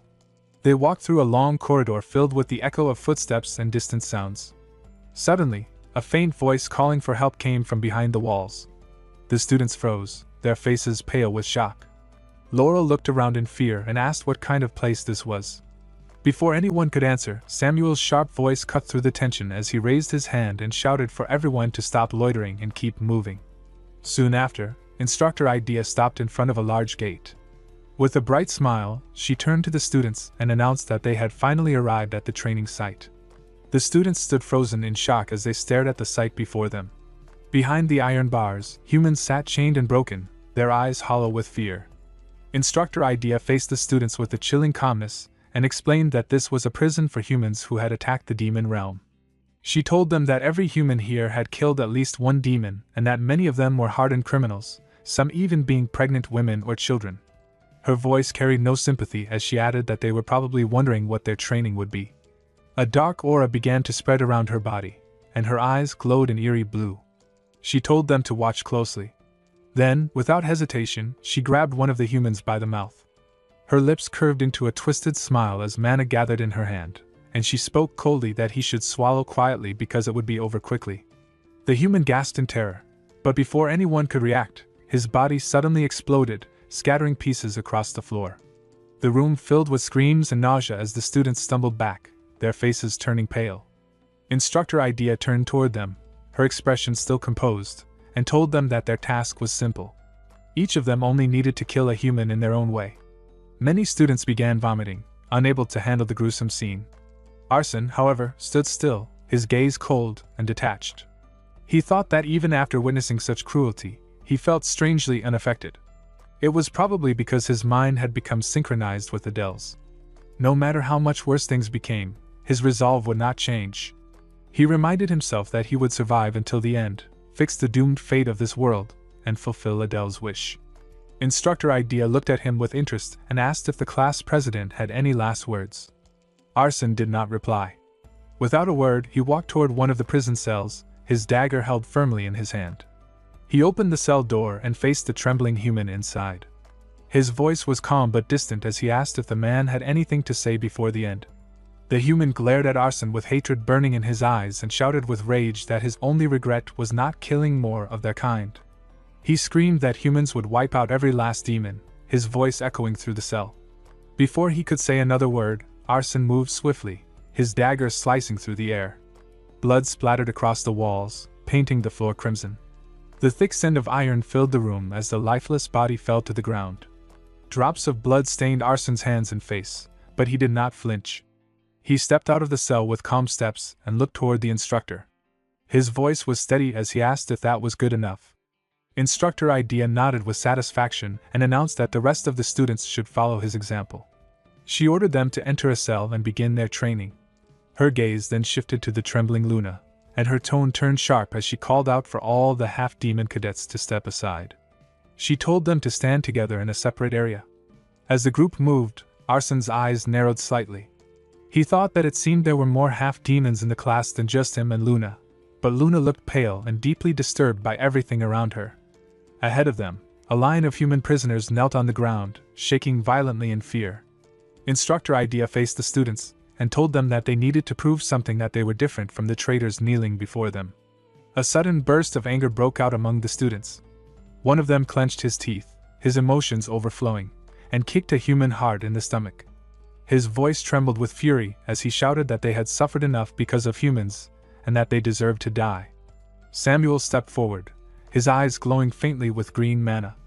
Without hesitation, he began slaughtering the humans one after another, his magic tearing through them with brutal precision. Arson watched in silence, his thoughts heavy. He wondered if Samuel really needed to use his magic like that, and questioned if he was truly that eager to tear humans apart. His gaze then drifted toward Luna. She stood trembling, her hands pressed tightly over her ears as if trying to block out the screams. Her whole body shook, her fear clear in every small movement. Then Lawrence stepped forward with a calm yet serious expression and looked toward the instructor. He asked if he would pass the training as long as he used his ability to kill. Instructor Idea crossed her arms and nodded in approval. Laurel moved next, her confidence unwavering. She walked toward the kneeling humans and lifted her hand, her mana flickering faintly as she activated her control magic. Her voice was cold as she commanded one of the prisoners that he was now bound to her and ordered him to kill the human beside him. The bound human's eyes glazed over as he grabbed the other by the throat and squeezed until the life left his body. Laurel turned her head toward the instructor and asked calmly if it was done. Instructor Idea nodded again and announced that only one remained, Cadet Luna. Her tone grew sharper as she ordered Luna to prove who she really was. Arson's chest tightened as he watched her. He thought that if Luna could not complete this training, things would end badly for her. Luna's breathing grew uneven, and her eyes filled with fear. She thought desperately, trying to steady herself, but deep down she knew she could not do it. Luna sat on the cold ground, her teeth clenched as her whole body trembled. Her thoughts echoed in her mind filled with rage and grief. Because of a man not even worth calling father, she had come all this way to avenge her mother who had lived a life of suffering. Yet even now, she could not do anything. As her despair grew heavier, Arson's voice broke the silence. He spoke calmly while standing beside her that he would assist Miss Luna with her training. Luna's eyes widened in shock, her breath catching as she looked up at him. Arson stepped closer and handed her a dagger, gently wrapping his hand around hers. His tone softened as he told her to relax her hand for a moment, and that if she kept moving forward like this, she would be fine. Luna bit her lip, her eyes shutting tightly. Then with trembling resolve, she acted. When it was over, she slowly opened her eyes again, her breathing uneven. Arson reached out and gently patted her head, giving her a faint smile as if to tell her she had done well. Inside, his thoughts were grim. That could have gone very badly. He knew what happened to half-demons who could not bring themselves to kill a human. At best, they were expelled. At worst, something far more terrible awaited them. Instructor Idea stood nearby with her arms crossed, her gaze sharp. She spoke in a firm tone toward Arsene that she could not understand what he was thinking and asked if he truly expected Luna to pass after doing that. Arsene denied calmly and spoke with confidence that the instructor had clearly stated anyone who killed a human using their own ability would pass. He explained that Cadet Luna was the only healer in all of Saigon and that he helped her because he understood the value of that rare talent. The instructor's expression darkened as she shouted in disbelief, asking if by that logic he meant he would not help a cadet without talent. Arsene nodded without hesitation and replied that if they had no talent, he would simply leave them behind. The instructor narrowed her eyes, turning away as she raised her hand. Her voice carried a warning tone as she remarked that he really did whatever he wanted and that she would remember his words. She then announced she would check on the others and instructed both of them to wait there. Once she left, Arsene turned toward Luna, who softly thanked him before losing her strength. He knelt beside her, placing a hand on her shoulder, and thought with quiet relief that she had passed out from the exhaustion and stress. He gently moved her against the wall to rest, a faint mysterious smile forming on his face as he thought that now the real game was about to begin. He knew the layout of Oregon well and had plenty of time to act. Later, Arsene hid behind a wall, his eyes fixed on the guards patrolling the area. His thoughts sharpened as he observed the scene. As expected, the security was tight. To find a proper opening, he would need to move underground. With that, he decided quietly within himself that it was time to cloak his body in darkness. Dark mana spread around Arsene's body like a mist, pulsing faintly against his skin. He looked down at his hand and thought with quiet satisfaction that it worked and that he had definitely improved since before. If he cloaked himself completely in darkness, he could move unnoticed. All he needed now was to reach the underground tunnel entrance. He stepped out from behind the wall, his footsteps light and measured. But then he froze when he saw a guard ahead surrounded by a faint red mana. A trace of confusion crossed his face as he wondered if he had been spotted. The guard suddenly turned around, his eyes glowing red, yet he did not react to Arsene's presence. Instead, he simply stared into the distance before continuing his patrol as if nothing had happened. Arsene exhaled quietly, his thoughts sharpening as he realized the difference in mana. That subtle presence confirmed it was a guard from Oregon. He reminded himself that he needed to move quickly before the next patrol arrived. Moving deeper into the prison, he stopped in front of a large iron gate. His eyes narrowed as he studied it, thinking that he had found it. There had to be a passage hidden inside. He raised his hand and used his magic technique, calling out the command position swap to move. His body flickered and shifted instantly through the gate, reappearing inside the cell. As his eyes adjusted to the dim space, he felt a strange pressure beneath his feet. He looked down, realizing with a hint of alarm that there was a mechanism hidden in the floor. He thought that he had expected something like this. Then he glanced around and murmured to himself with focus that now the question was how to get down from here. Recalling the depth the protagonist had once reached, he decided he would use that knowledge to continue forward. Arsene counted slowly to 6, timing his breath as his eyes traced the faint outlines of the floor. Then he leapt high into the air and threw his dagger downward with precision. He heard the faint sound of something piercing into the ground and thought that it was the signal he needed. Without hesitation, he activated his magic technique again, calling out position swap to move, and his body instantly shifted places with the dagger. He landed smoothly on the lower ground, dust rising faintly beneath his boots. Before him stretched a long dark tunnel. He thought that this must be the underground waterway. His mind quickly recalled what came next, the poison-type black slimes. As he stepped forward, a purple glow began to fill the space, and several gelatinous slimes shimmered in the darkness, their toxic bodies glistening. He thought with calm focus that their poison was deadly on contact, so his only option was to aim for the slime's core from a distance. He extended his hand and summoned his technique, Fang of Darkness Black Blade VB. Instantly, several daggers formed around him, each one glowing faintly with a dark purple light. He launched them toward the slimes with sharp precision. The blades sliced through the air and struck their targets, cutting directly through their cores. One by one, the slimes collapsed, dissolving into black puddles. As he walked through the remains of the fallen creatures, Arsene thought with quiet confidence that knowing their weakness made the black slimes far too easy to handle. He continued deeper, stepping into the water that now reached up to his knees. But then, a deep voice echoed around him, slow and eerie, warning him not to go any further, and claiming that the great evil was dead. Arsène frowned and thought with confusion about what that meant. The great evil? He had never written anything like that in his understanding of this world. He remembered that this place was where a demon who once led a rebellion centuries ago was buried. He wondered if this great evil referred to a demon so powerful that even the Demon King could not defeat it, and had to seal it away instead. He decided he would find out once he reached the end. He saw a faint light ahead and swam toward it, emerging from the water into a dimly glowing chamber. In front of him stood a massive skeleton bound tightly in chains, its bones white and faintly glimmering under the light. Arsène smiled slightly, stepping closer and raising his hand toward it, thinking that the heart inside this white skeleton must hold the opportunity he was searching for. He thought that he was finally about to obtain it. But suddenly, his instincts screamed in warning. He felt a sharp sensation rush over him. Something was wrong. His smile faded as he stepped back quickly, his eyes widening in surprise. The skeleton suddenly leaped high into the air, a glowing magic circle forming above its head, while its heart shone a deep red. Arsène stared in disbelief and thought with shock that he could not believe something this absurd was happening. He realized that the symbol glowing above the skeleton's head was the same as the tattoo of the Asen family on his neck, and that meant the traitor of the demon realm was connected to the Asen family. Then the skeleton spoke, its voice echoing with power as its body became wrapped in yellow mana. It called him the child of Asen and told him to listen carefully.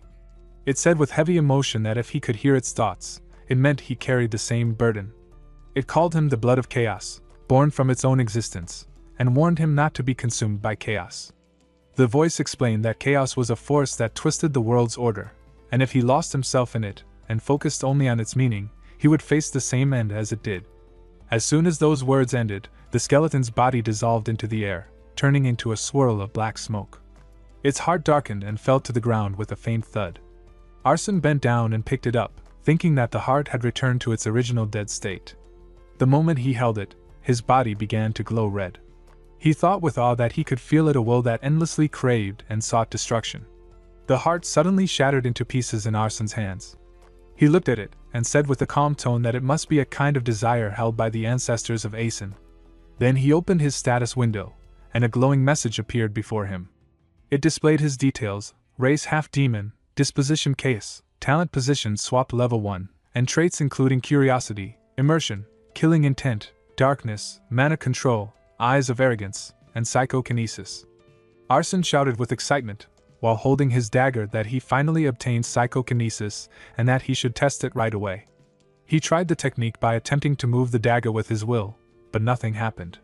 He looked at the weapon in his hand and said with a thoughtful tone that it was not because of a lack of mana, perhaps due to low proficiency. He decided that he would have to train harder. Still, he thought with satisfaction that he had found a clue about the chaos attribute along with psychokinesis, which was an unexpected great gain. Looking around, he thought there was nothing else to find here and decided to head back before anyone noticed his absence. The scene then shifted to Laurel, who stood with her arms crossed and asked sharply what he had been wandering around for alone. Arsène replied casually that he just took a walk around. Laurel raised her voice in anger and asked if he really thought it made sense to say he went for a walk in such a place.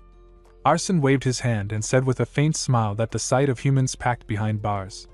Laurel shouted angrily and asked where he thought he was going in the middle of their conversation. Before Arsène could answer, Luna approached him with a shy expression and said softly that she wanted to thank him for helping her, that if it were not for him, she would have been in danger. Arsène interrupted her with a gentle smile, and said it was nothing and that she should not worry about it. Inwardly, he thought that now he had a debt owed from Luna and that he would probably find a good use for it someday. At that moment, Instructor Idea spoke up loudly and told everyone to gather. She said they were lucky there had been no dropouts during the training and that the cadets finally had a decent look in their eyes, though it still needed some polishing. She told them that it was time to return to Site Anne. Arsène thought with relief that he was finally escaping that place which felt long despite being short. The scene shifted to a bright, sunny day in the classroom. Arsène sat on his chair, lost in thought. He reflected that it had been a week since they returned, but not much had changed. The cadets seemed to have lost much of their fear after killing humans, as if they had washed away the hesitation that once held them back. He thought he needed to train his newly obtained psychokinesis with diligence, and also prepare for the upcoming midterms that the instructors kept mentioning. He recalled that in the novel, the first years of Psych N invaded the Royal Academy during the midterms. That meant the exam would involve invading the human world. As he stared at the quiet classroom, he thought with unease about how many cadets would survive. Arsen's gaze suddenly shifted toward Luna, who was quietly looking at him from across the room. But the moment their eyes met, she quickly turned her face away and rested her head on the desk. Arsen looked at her with confusion and thought that something might be going on. He walked over and gently poked her shoulder. Luna sat up in surprise and said that he scared her. Arsen smiled and said that since she did not respond, he thought he should startle her a little. He noticed her pale face and asked softly if something was wrong. Luna quickly denied it, and he raised his hand with a relaxed smile, saying that he understood. Then he asked if she wanted to have lunch together or if she already had other plans. Luna's face brightened with a cheerful tone as she said that she did not and agreed to eat with him. Arsen turned to leave and said that he would meet her in front of the cafeteria at lunchtime. Later, he was walking along the road, glancing around with a faint sigh. He thought that lunchtime was almost over and wondered where Luna had gone. He admitted to himself that he did not usually eat lunch alone but decided there was no helping it. He thought that he would just head back to the dorm and continue training. As he walked, he suddenly noticed Renee and Diana approaching from the opposite direction, walking straight toward him. Arsen quickly thought that he needed to run, so he used a magic technique called Position Swap to move and hid behind the bushes while Renee and Diana walked past without noticing him. He stayed crouched, watching them disappear from sight, and thought with confusion that it was strange for them to show up there together. He realized it was a terrible combination. He remembered the things he had heard back in Oregon, and thought with unease that if they found out he was a descendant of the Asen family, he would be finished. He reminded himself that he had played a decisive role in the demon realm's defeat and, more importantly, that he had killed the demon king and his wife. Standing up carefully, he thought that he needed to get out of there fast. Later, as he walked along a quiet path, he murmured to himself that it had been close and that he really needed to be more careful. His expression softened as he looked around and thought that the place was nicer than he expected. He wondered if such a peaceful spot existed behind the cafeteria, and considered that maybe he could train there instead of in his stuffy dorm room. Just then, a loud scream broke the calm air. Arsen's body tensed, and he rushed toward the sound. When he reached the source, he saw a student forcing Luna to the ground while she struggled and screamed for them to stop. Luna turned her head and shouted Arsen's name in desperation. Arsen stepped forward with a mysterious smile and faced the students who were bullying her. He said calmly that they should stop what they were doing to their classmate and return to class. One of the students clenched his teeth in anger, poked Arsen's chest, and asked with disdain how a half-demon could ever become class president. Before the student could move again, red mana burst from Arsen's body, swirling around the student's neck and tightening until he gasped for breath. The other students froze in shock, unable to believe what they were seeing. Arsen looked at the struggling student and said with a teasing tone that he could not even move under a little bloodlust, yet he dared to challenge him. Arsen's eyes then shifted toward another student who still looked unafraid. He glanced at the one who had fallen to the ground and said that he had no intention of fighting, so they should end it there.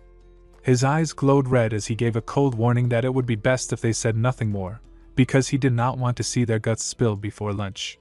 The students trembled, lifted their fallen friend, and hurried away. Once they were gone, Luna slowly approached him. Arsen asked gently if she was all right. She nodded and thanked him softly. Arsen turned toward the path back to the academy, and said that class would start soon, so they should head back. His voice lightened as he added that they would finally be learning real magic now, and how exciting that would be. The scene shifted to the classroom where Instructor Robolt slammed his fist on the desk and shouted for everyone's attention. His voice filled the room as he announced that they would now learn magic used in real situations, specifically stealth art and silence. Blue mana began to flow around his body as he spoke with focus. He explained that he would demonstrate the stealth art first. He instructed them to slowly heat up the tattoo, feel the circulating mana completely, and then release it gently. Even if the mana felt impure, it should be spread lightly across the whole body. He warned that if one failed to wrap their entire body with mana, the stealth art would fail. Arsen watched carefully and thought with realization that this was the reason they could not sense the instructor during the fight with Samuel. Instructor Robolt then raised his finger and said that today's assignment was to spread mana evenly across their bodies, just as he had shown. He ordered everyone to close their eyes and try it slowly, step by step, since precise mana control was difficult to achieve. The students closed their eyes and began practicing, their faces tense with concentration. Robolt observed them quietly, his expression softening into a faint smile. He thought that everyone was trying hard, though it would be difficult for anyone to succeed on the first day. His gaze moved across the room, and he noted that Fran lived up to her lineage with her abundant mana and precise control. But what caught his attention the most was Samuel, whose figure was already starting to blur. Robolt thought with admiration that Samuel's talent was incredible. Adjusting his glasses, he considered that normally it took a week just to grasp the technique, so those two could truly be called geniuses. Then a sudden thought struck him, and his expression changed. He remembered there was another cadet with talent on their level, one who possessed the dangerous chaos attribute that Instructor Ares was so cautious about. Robolt thought with curiosity and concern that it was Pixie Adele. Instructor Robolt looked toward Arsen's seat and froze. It was empty. His eyes widened in disbelief as he clenched his teeth and thought with shock that Arsen had been sitting there just moments ago. He could not believe that the boy had completely deceived his eyes. Later, Arsen walked quietly through the corridor, his steps light and steady. He murmured to himself that with Adele's talent, mastering stealth art had been easy. Now he needed to figure out how to combine it with the chaos attribute. He thought that he should return to the dorm and test it out, since ordinary assassination skills would never work against a true powerhouse. He needed to find a better way. As he turned a corner, a familiar voice called out from behind. It was Instructor Robolt. Arsen stopped and turned around to face him. The instructor approached and asked calmly if this was the first time he had learned magic. Arsen nodded in response. Robolt scratched the back of his head with a thoughtful look and said that if Arsen had some free time, he would like him to visit his lab. Arsen asked quietly why. Instructor Robolt explained, Serious Cadet Adele, you have excellent magical talent, and you also possess the rare chaos attribute. Your research value is not just enough, it is overflowing. Arsen turned away and replied apologetic, Unfortunately I have things to do today, so it will be difficult, but I will definitely visit next time. The instructor nodded. Later the scene moved to the dorm room where Arsen sat on his bed and thought that since Samuel was not around he should get started. He felt that there was something he needed to settle before the midterms and that he must learn a skill beyond stealth art. He clenched his fist and kept thinking that because of the human realm spy hiding in the demon realm, if they found out he was here he would have to track them down and kill them no matter what. His body glowed with light mana as he thought they would surely be tough to deal with, so he must master his trump card beyond hiding his existence to exist, but not exist to erase the existence of me. Suddenly he looked at his hand and thought, surprised, it's done, even I can't see myself, what's happening all of a sudden. Arsen placed his hand on the tree stem and thought while covering his face that they had returned after 2 hours, at least temporarily. He sat on the ground clutching his head and thought that he could not predict which senses would be affected, and that absolute stealth only lasted 3 seconds. He felt frustrated and thought that maybe it was completely useless and the risk was too great, so he should seal it for now and only use it if he was completely sure he could kill the enemy. He continued thinking that he had tried combining chaos with other traits but it had not worked, so it was better to focus on improving his swordsmanship, or increasing his mana. He looked up at the clear sky and thought that he was stuck there for 2 hours, but at least he had come out early, so he should not be late for class. Later in Instructor Ares' class, the students were running across the training ground when the instructor shouted while crossing his arms that they should stop physical training and gather up. Then he pressed his hand on his shoulder and ordered them to use mana and come at him, telling them that he, the instructor, would not use mana. Arsen asked curiously if that meant he would only be using a sword. The instructor nodded, and Arsen pulled out his dagger, his body glowing faintly as he readied himself for battle. In the next moment, he rushed toward the instructor and slashed his dagger with speed, but the instructor easily dodged each strike with calm precision. At the end of the exchange, the instructor blocked Arsen's dagger with his sword, sparks flying from the impact. Then the instructor swung his sword sharply, the force sending Arsen flying back and crashing onto the ground. Gritting his teeth, Arsen stood up again, tightening his grip on the dagger. He dashed forward for another attack, his movements faster and sharper than before, but once again the instructor avoided every strike with ease. Suddenly, Arsen changed the direction of his dagger mid-swing, trying to catch the instructor off guard. The instructor spoke with a grim expression that it was still not perfect. Arsen's eyes widened in shock before his body lost balance and fell heavily to the ground, creating a burst of dust. The instructor then raised his sword toward Arsene, his eyes glowing with a deep purple light. Arsene clenched his teeth in rage, refusing to yield. The watching students were stunned, and even Luna's eyes widened in disbelief at the intensity of the scene. Instructor Ares slammed his sword down on Arsene with tremendous force, but it struck the ground instead, shattering the tiles into pieces. As the dust slowly cleared, Arsene was sitting unharmed on the floor. His calm eyes reflected relief as he thought with a faint smirk that it was a good thing he had pushed the sword aside using telekinesis, because if he had been even a little slower, he would have been cut in half. The instructor pointed his sword, still buried in the cracked floor, then pulled the dagger from his chest and ordered firmly that Arsene return to his seat. His cold gaze swept over the students before he turned toward them and asked with a commanding tone what they had felt while fighting him.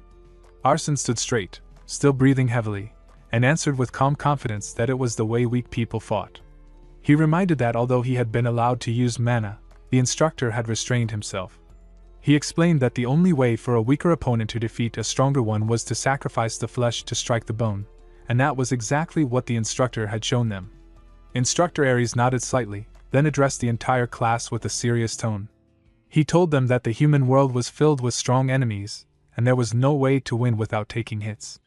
He instructed them to make their opponents drop their guard and to boldly expose their weaknesses before attacking when least expected. He declared that noble swordsmanship had no place in his class, because he would only teach the kind of swordsmanship that truly helped them win. After that, he sheathed his sword and added with a faint grin that calling it swordsmanship was generous, and it would be better to call it a weapon technique class instead. Arsene sat quietly. He thought with a cold expression that the instructor meant they should win even if it cost their lives. Then his eyes narrowed as he considered the upcoming midterms. He thought there was a reason why the Royal Academy instructors had responded so quickly. A spy from the human world must have already leaked both the incident and the exam contents. In the novel, only the Citan cadets had suffered, while the Royal Academy cadets remained completely unharmed. His gaze darkened as he thought that Ares probably suspected him of being the spy. He knew he had to find the real one before the instructor did. When the instructor ordered everyone to return to their classes, the students started leaving. But Arsene stayed still, lost in thought. The instructor turned and asked him with a sharp tone why he was still standing there, and told him to go back. Arsene finally nodded and walked away. The bright daylight filled the classroom. Arsene sat on his chair with a heavy expression, his thoughts running deep. He thought that Ares would not help him, not just because the instructor suspected him as the spy, but also because of the killing intent and cruelty he had shown before. His eyes hardened as he reminded himself that he could not give up being ruthless. He needed that brutal strength to build authority and influence over the 7 deadly sins. His face turned grim as he thought that if Ares kept crossing the line like he did yesterday, then whatever he chose to do next, the instructor would have to live with the consequences. Suddenly Arsene noticed Luna standing in front of him. She smiled softly and asked what was up. He looked at her, surprised, as she explained that they were supposed to have lunch together yesterday, so she was wondering if he was free today. He gave a small nod in agreement. Later, the two of them sat at a dining table filled with all kinds of delicious food. Arsene looked at the dishes and spoke with a hint of nostalgia that it had been a long time since he had a meal like this. Luna's eyes widened as she looked at the spread and said with a cheerful tone that it was a lot of food, and if they wasted it, the god of gluttony might punish them. Arsene gave another quiet nod, a faint smile touching his face. Just then, a group of students entered the hall. Arsene glanced in their direction and waved his hand slightly, but the students ignored him completely and turned away. Luna's expression fell as she looked down and spoke in a low, sad voice that those were the ones who used to bully her. She admitted she did not even know why it started. It had just happened one day. She said she was weak and only had average physical ability. But then she lifted her head slightly and added with a small smile that they never physically hurt her. They just cursed at her or took a few silver coins whenever they passed by. Arsene looked at her seriously and told her that she should stay near him from now on. But Luna clenched her fists and refused firmly, saying it was not necessary. She said with determination that she just had to prove she was different from the demon traders. Arsene looked at Luna and spoke calmly that in that case, it was even more reason for her to stay by his side. His tone then shifted as he asked curiously about the cadet among the group who had a spider tattoo on his cheek. Luna glanced in that direction and replied that the boy's name was Kyle. Arsen's eyes narrowed slightly as he asked if that Kyle was a half-demon by any chance. Luna looked at him in confusion and replied that Kyle was a pure-blooded demon, though he was a bit scary. She added that Kyle always looked at half-demon cadets with disgust. Arsen leaned back slightly and thought silently that it was the same kind of look they once gave humans back in Oregon. His mind grew sharp as he considered that Kyle might be a strong suspect. He thought about asking the information paper just to confirm but decided against it, thinking it might be a waste of money. He stood up from his seat, his expression steady and calculating, and thought that he should go and check directly since he already had plenty of information about the spy.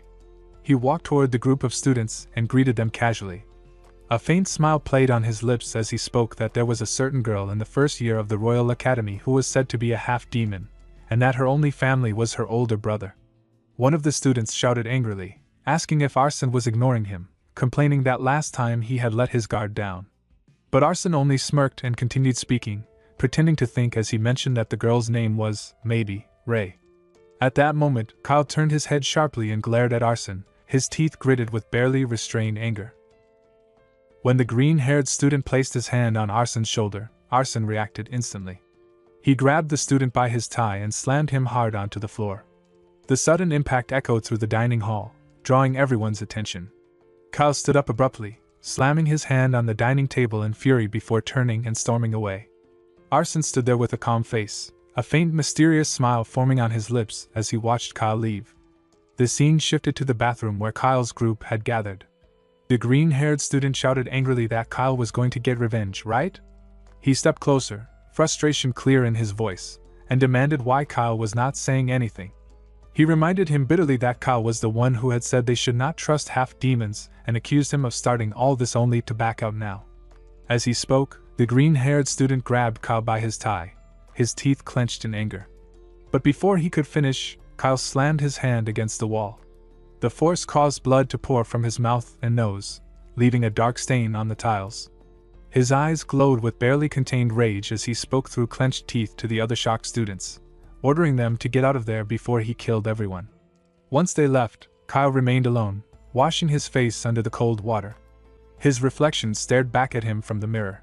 With a quick gesture, he used magic to erase the spider tattoo from his cheek. His mind raced as he thought about what had happened. He wondered how Arsen had found out. The perception-dulling disguise spells were still functioning perfectly. A top-class mage had cast them, so there was no way his identity could have been exposed. He thought it was even less likely since he was a pure demon, not a human in disguise. His brows furrowed deeply as he wondered if Arsen could be another spy from the human world. His voice turned cold as he muttered under his breath, asking who Adele really was and how he knew his little sister.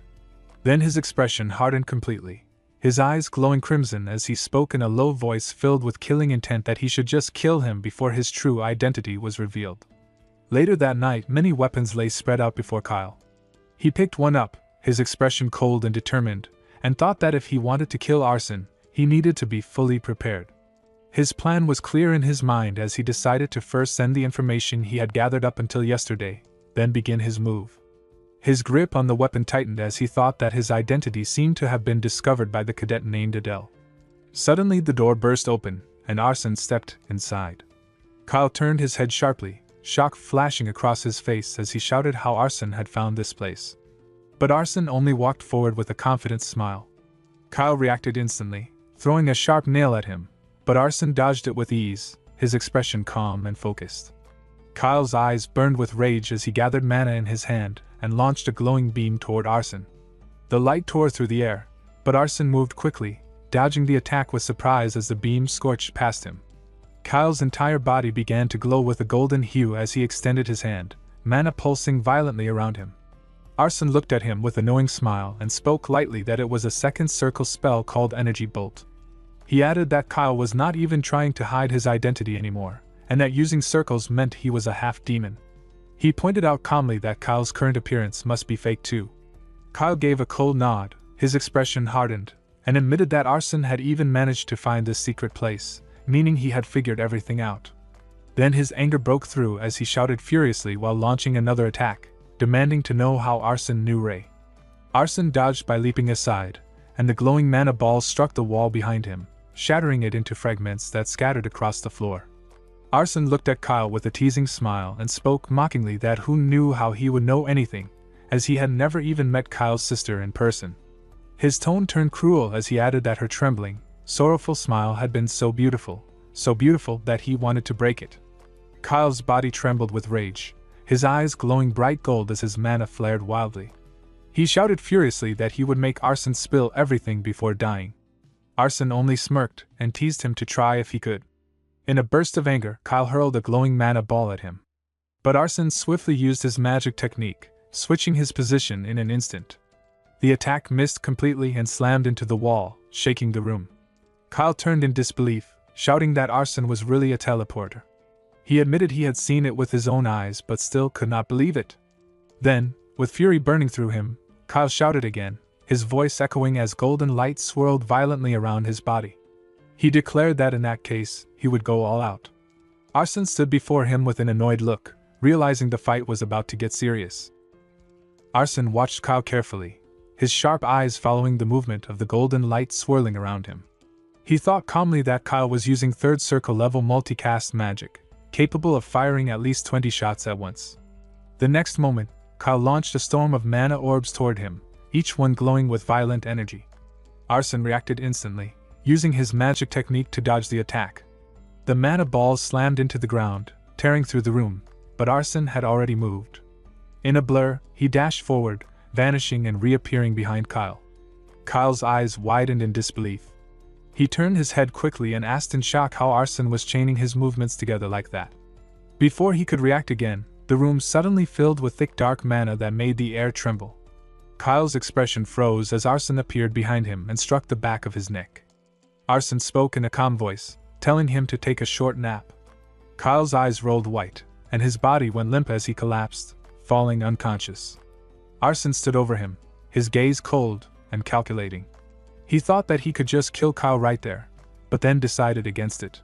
He needed the information Kyle had. His thoughts drifted as he considered that by now, Ray had probably become a dragon contractor with the protagonist's help and had been cured of her illness. His expression darkened as he thought that if Ray used all her power to avenge her brother, even he would not escape unharmed. Then his attention shifted to a small crystal ball nearby. He thought that the transmitter should only be able to send information, not receive it. Without any updates, Kyle probably still believed that Ray was suffering in pain. Arson looked down at Kyle, who was now sitting against a wooden block for support, his body trembling faintly. Suddenly Kyle began to stir, his body shaking as he gritted his teeth. His eyes snapped open in alarm when Arson's calm voice broke the silence, asking if he was awake. Kyle stared at his hands in confusion, his mind spinning. Then his anger burst out as he shouted what Arson was scheming and why he had not killed him yet, choosing instead to wait for him to wake up. Arson replied calmly that it was true he had waited, but he had not spent that time doing nothing. His expression remained unreadable as he lifted a small box and revealed its contents. Inside it, a tiny dragon lay curled up, sleeping peacefully. Kyle's eyes widened in shock the moment he recognized it. His voice trembled as he asked if Arson could control parasitic poison too. Arson gave a slow nod and explained that the parasite was called twin venom. He told him that even a small disturbance could kill the host, and that it only functioned properly when it existed inside two people. His tone turned darker as he added that it was exactly what Kyle was thinking. The other half of the parasite was inside Ray. Kyle's body began to tremble violently, horror spreading across his face. Arson continued speaking, his tone calm but cruel. He told him that Ray's body had been fascinating, her sensitivity to mana so strong that her heart could not handle it. Because of that weakness, inserting the parasite had been easy. Kyle's eyes widened further as Arson went on, explaining that although Ray's condition was rare, it was not something that could not be treated. Then Arson gave him a faint smile and said that it could be cured, but only if it was him. Kyle's voice broke with rage and disbelief as he shouted how someone like Arson could possibly do what even top human mages could not. Arson ignored his fury and extended his hand toward the small dragon, releasing a small flow of mana into it. He explained that the Bareth family's parasite devoured the mana of its host. Kyle thought in shock that the parasite was actually helping his sister. Realizing that, he looked up and asked what Arson wanted. Arson slowly knelt in front of him, red mana swirling around his body like a dark flame. He spoke in a low, dangerous tone that before anything else, he did not like Kyle's attitude. His eyes glowed crimson as he warned him not to forget that both his and his sister's lives were in his hands. Kyle clenched his teeth and gave a stiff nod, unable to hide the anger trembling inside him. Arson stood up and said that he wanted two things. His eyes shifted toward the small glowing ball as he explained the first demand. He told Kyle to send false information to the Royal Academy using that device, spreading word that Saitan was planning to attack the third-year hero candidates at the Academy. Kyle immediately refused, but Arson only gave a calm smile and told him not to worry. If Kyle cooperated, he would guarantee Ray's safety. The words made Kyle's heart twist with rage and fear, but he finally nodded. Then Arson spoke his second request. He told Kyle to withdraw from this place. Kyle's eyes widened as he asked in disbelief if Arson wanted him to leave Saitan.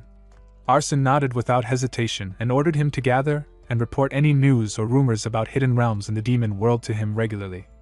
Kyle glared at him with fury burning in his eyes and said he had a condition of his own. His voice turned cold as he demanded Arson to write a demon god's oath, saying that if he refused, then he could kill him and his sister both. Arson stared at him in surprise. Arson thought with a serious face that a demon god's oath was only used when forming a grave contract. If anyone broke it under the demon god's name, it would take their life. He knew it was risky, but it would surely keep Kyle under control. Then he nodded and asked calmly only master-level mages could create that kind of item, so did Kyle have one? Kyle denied with a sharp tone and replied that someone like Arson should be able to get one easily. Arson raised his hand in understanding and said that he would try to find one today and suggested they meet again at dawn tomorrow.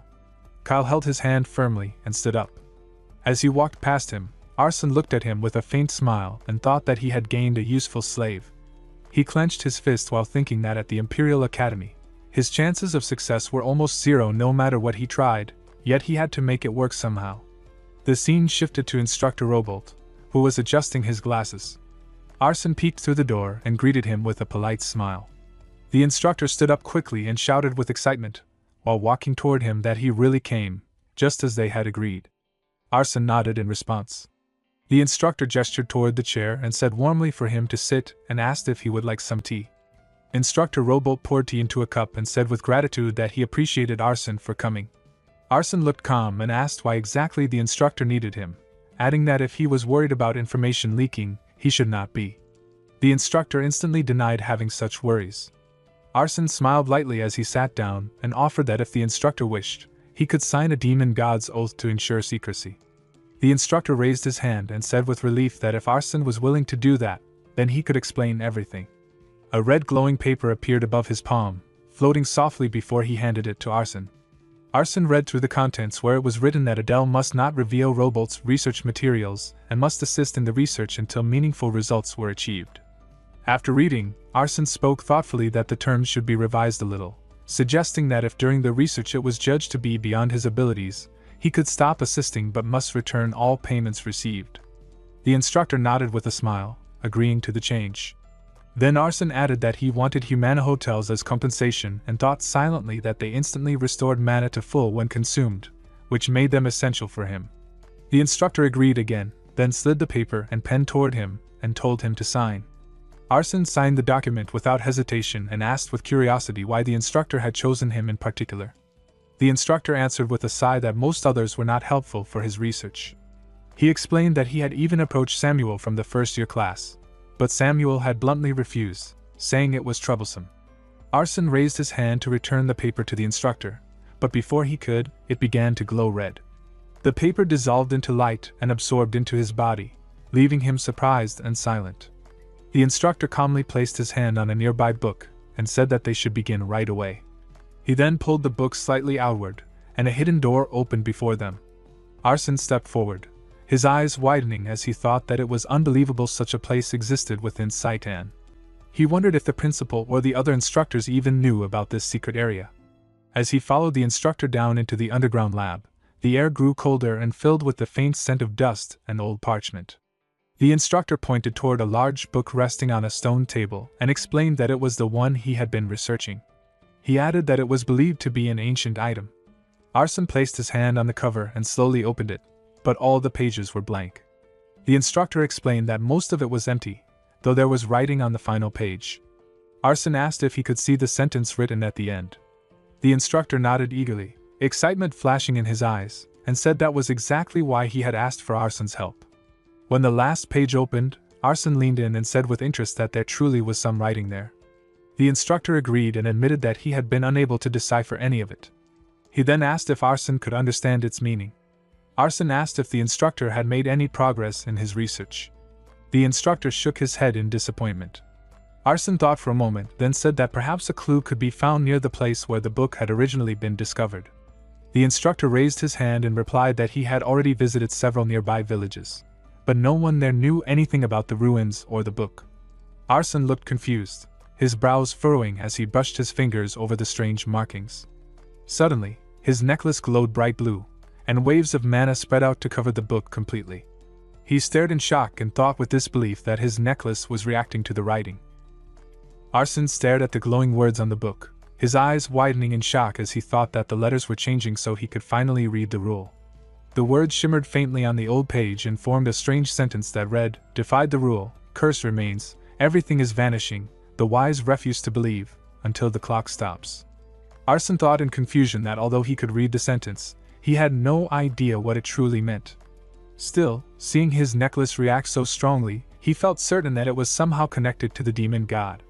Instructor Robolt looked thrilled as he leaned closer and spoke with excitement that it was incredible, and the syllables lined up perfectly. After a brief pause to compose himself, he said that he would need to study it further to confirm its meaning, but for now, this discovery was remarkable. He clenched his fist with determination and added that they would likely need to search other regions for similar relics or books. Then he looked at Arsen and said that his help was more than enough for today, and that he would pay him right away. With that, he turned toward the table and said to wait a moment. Left alone for a short while, Arsen looked down at his necklace, noticing 3 of its rings glowing red under the book's influence. He thought with unease that once all of them turned completely red, he had no idea what would happen. Instructor Robolt returned and placed a small bag on the table, filled with potions. He spoke cheerfully that it was Arsen's payment, and that he would pack them in a bag to make them easier to carry. Arsen thanked the instructor while holding the bag firmly in his hand. Instructor Robolt smiled and said that he hoped they could continue working together. Then, raising his finger, he warned him not to speak of his research to anyone else. Arsen looked at him with an evil smile and replied that it would depend on what the instructor did next. The instructor froze in shock, his face stiffening. Red mana began to glow faintly around Arsen's body as he spoke calmly that this research was being carried out without the principal's permission. Then he composed himself and raised his hand, adding that if this research were exposed, he might even be expelled. Still, since they were now involved together, he would support the instructor completely. All he needed in return was a mana potion. The instructor, still a little confused but nervous, nodded and handed him a few more bottles, saying that it was all he had at the moment. Arsen accepted the bag, turned toward the door, and said politely that he appreciated it and would be leaving now. Later, the scene shifted to a quiet room where Kyle stood waiting, his arms crossed. When Arsen entered, Kyle asked in a stern tone if he had brought the oath. Arsen nodded and handed him the glowing paper.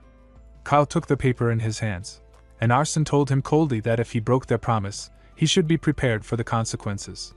Then he added that he should read the contents carefully and sign it. Kyle read through the oath paper carefully. The words written on it stated that Adele must not pose any threat to Kyle or his younger sister Ray, and must also ensure that Ray's illness never returned. In return, Kyle had to prioritize Adele's orders above everything else, while Adele would not assign him any task that risked his life. As Kyle finished reading, the paper glowed red, and a faint red light surrounded his body as well. Arsen looked at him and said calmly that with this, their contract was complete. He then handed Kyle a small chit and told him that it contained his first order. Kyle placed his hand on a round gadget and said firmly that he understood and would send the false information as instructed.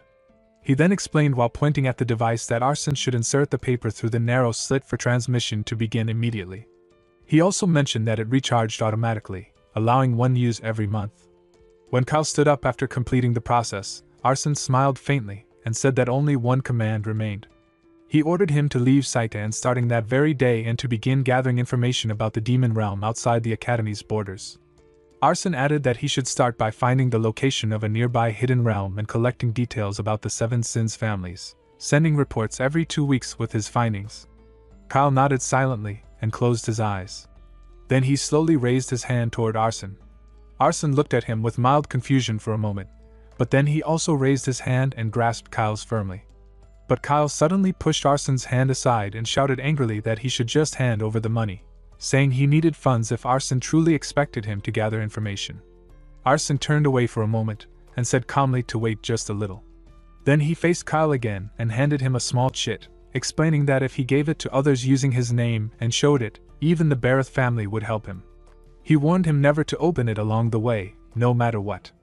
Kyle nodded, slipped the chit into the pocket of his coat, and turned to leave.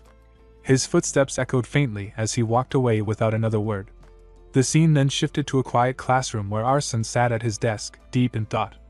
He reflected that from the next day onward, Kyle had vanished from sight and rumors spread that Kyle had withdrawn from the academy, and his own name was briefly mentioned because of the incident in the cafeteria. He thought that Luna had become suspicious of him too, but he could not blame her since that entire scene had unfolded right in the middle of a meal. The real problem, he thought, was the instructors, especially Aries, who seemed convinced something was going on. Still, Arsene smirked to himself, knowing that Aries could not touch him yet. He smiled faintly and thought that only a few days remained before the midterms, and if the instructors replaced the class representative now, it would cause too much chaos and draw attention. Suddenly, Instructor Idea stepped forward, placing her hand on the desk with a bright smile. She announced to the class that the midterms would begin in 3 days. There would be 4 subjects: weapon techniques, understanding humans, magic, and practical training.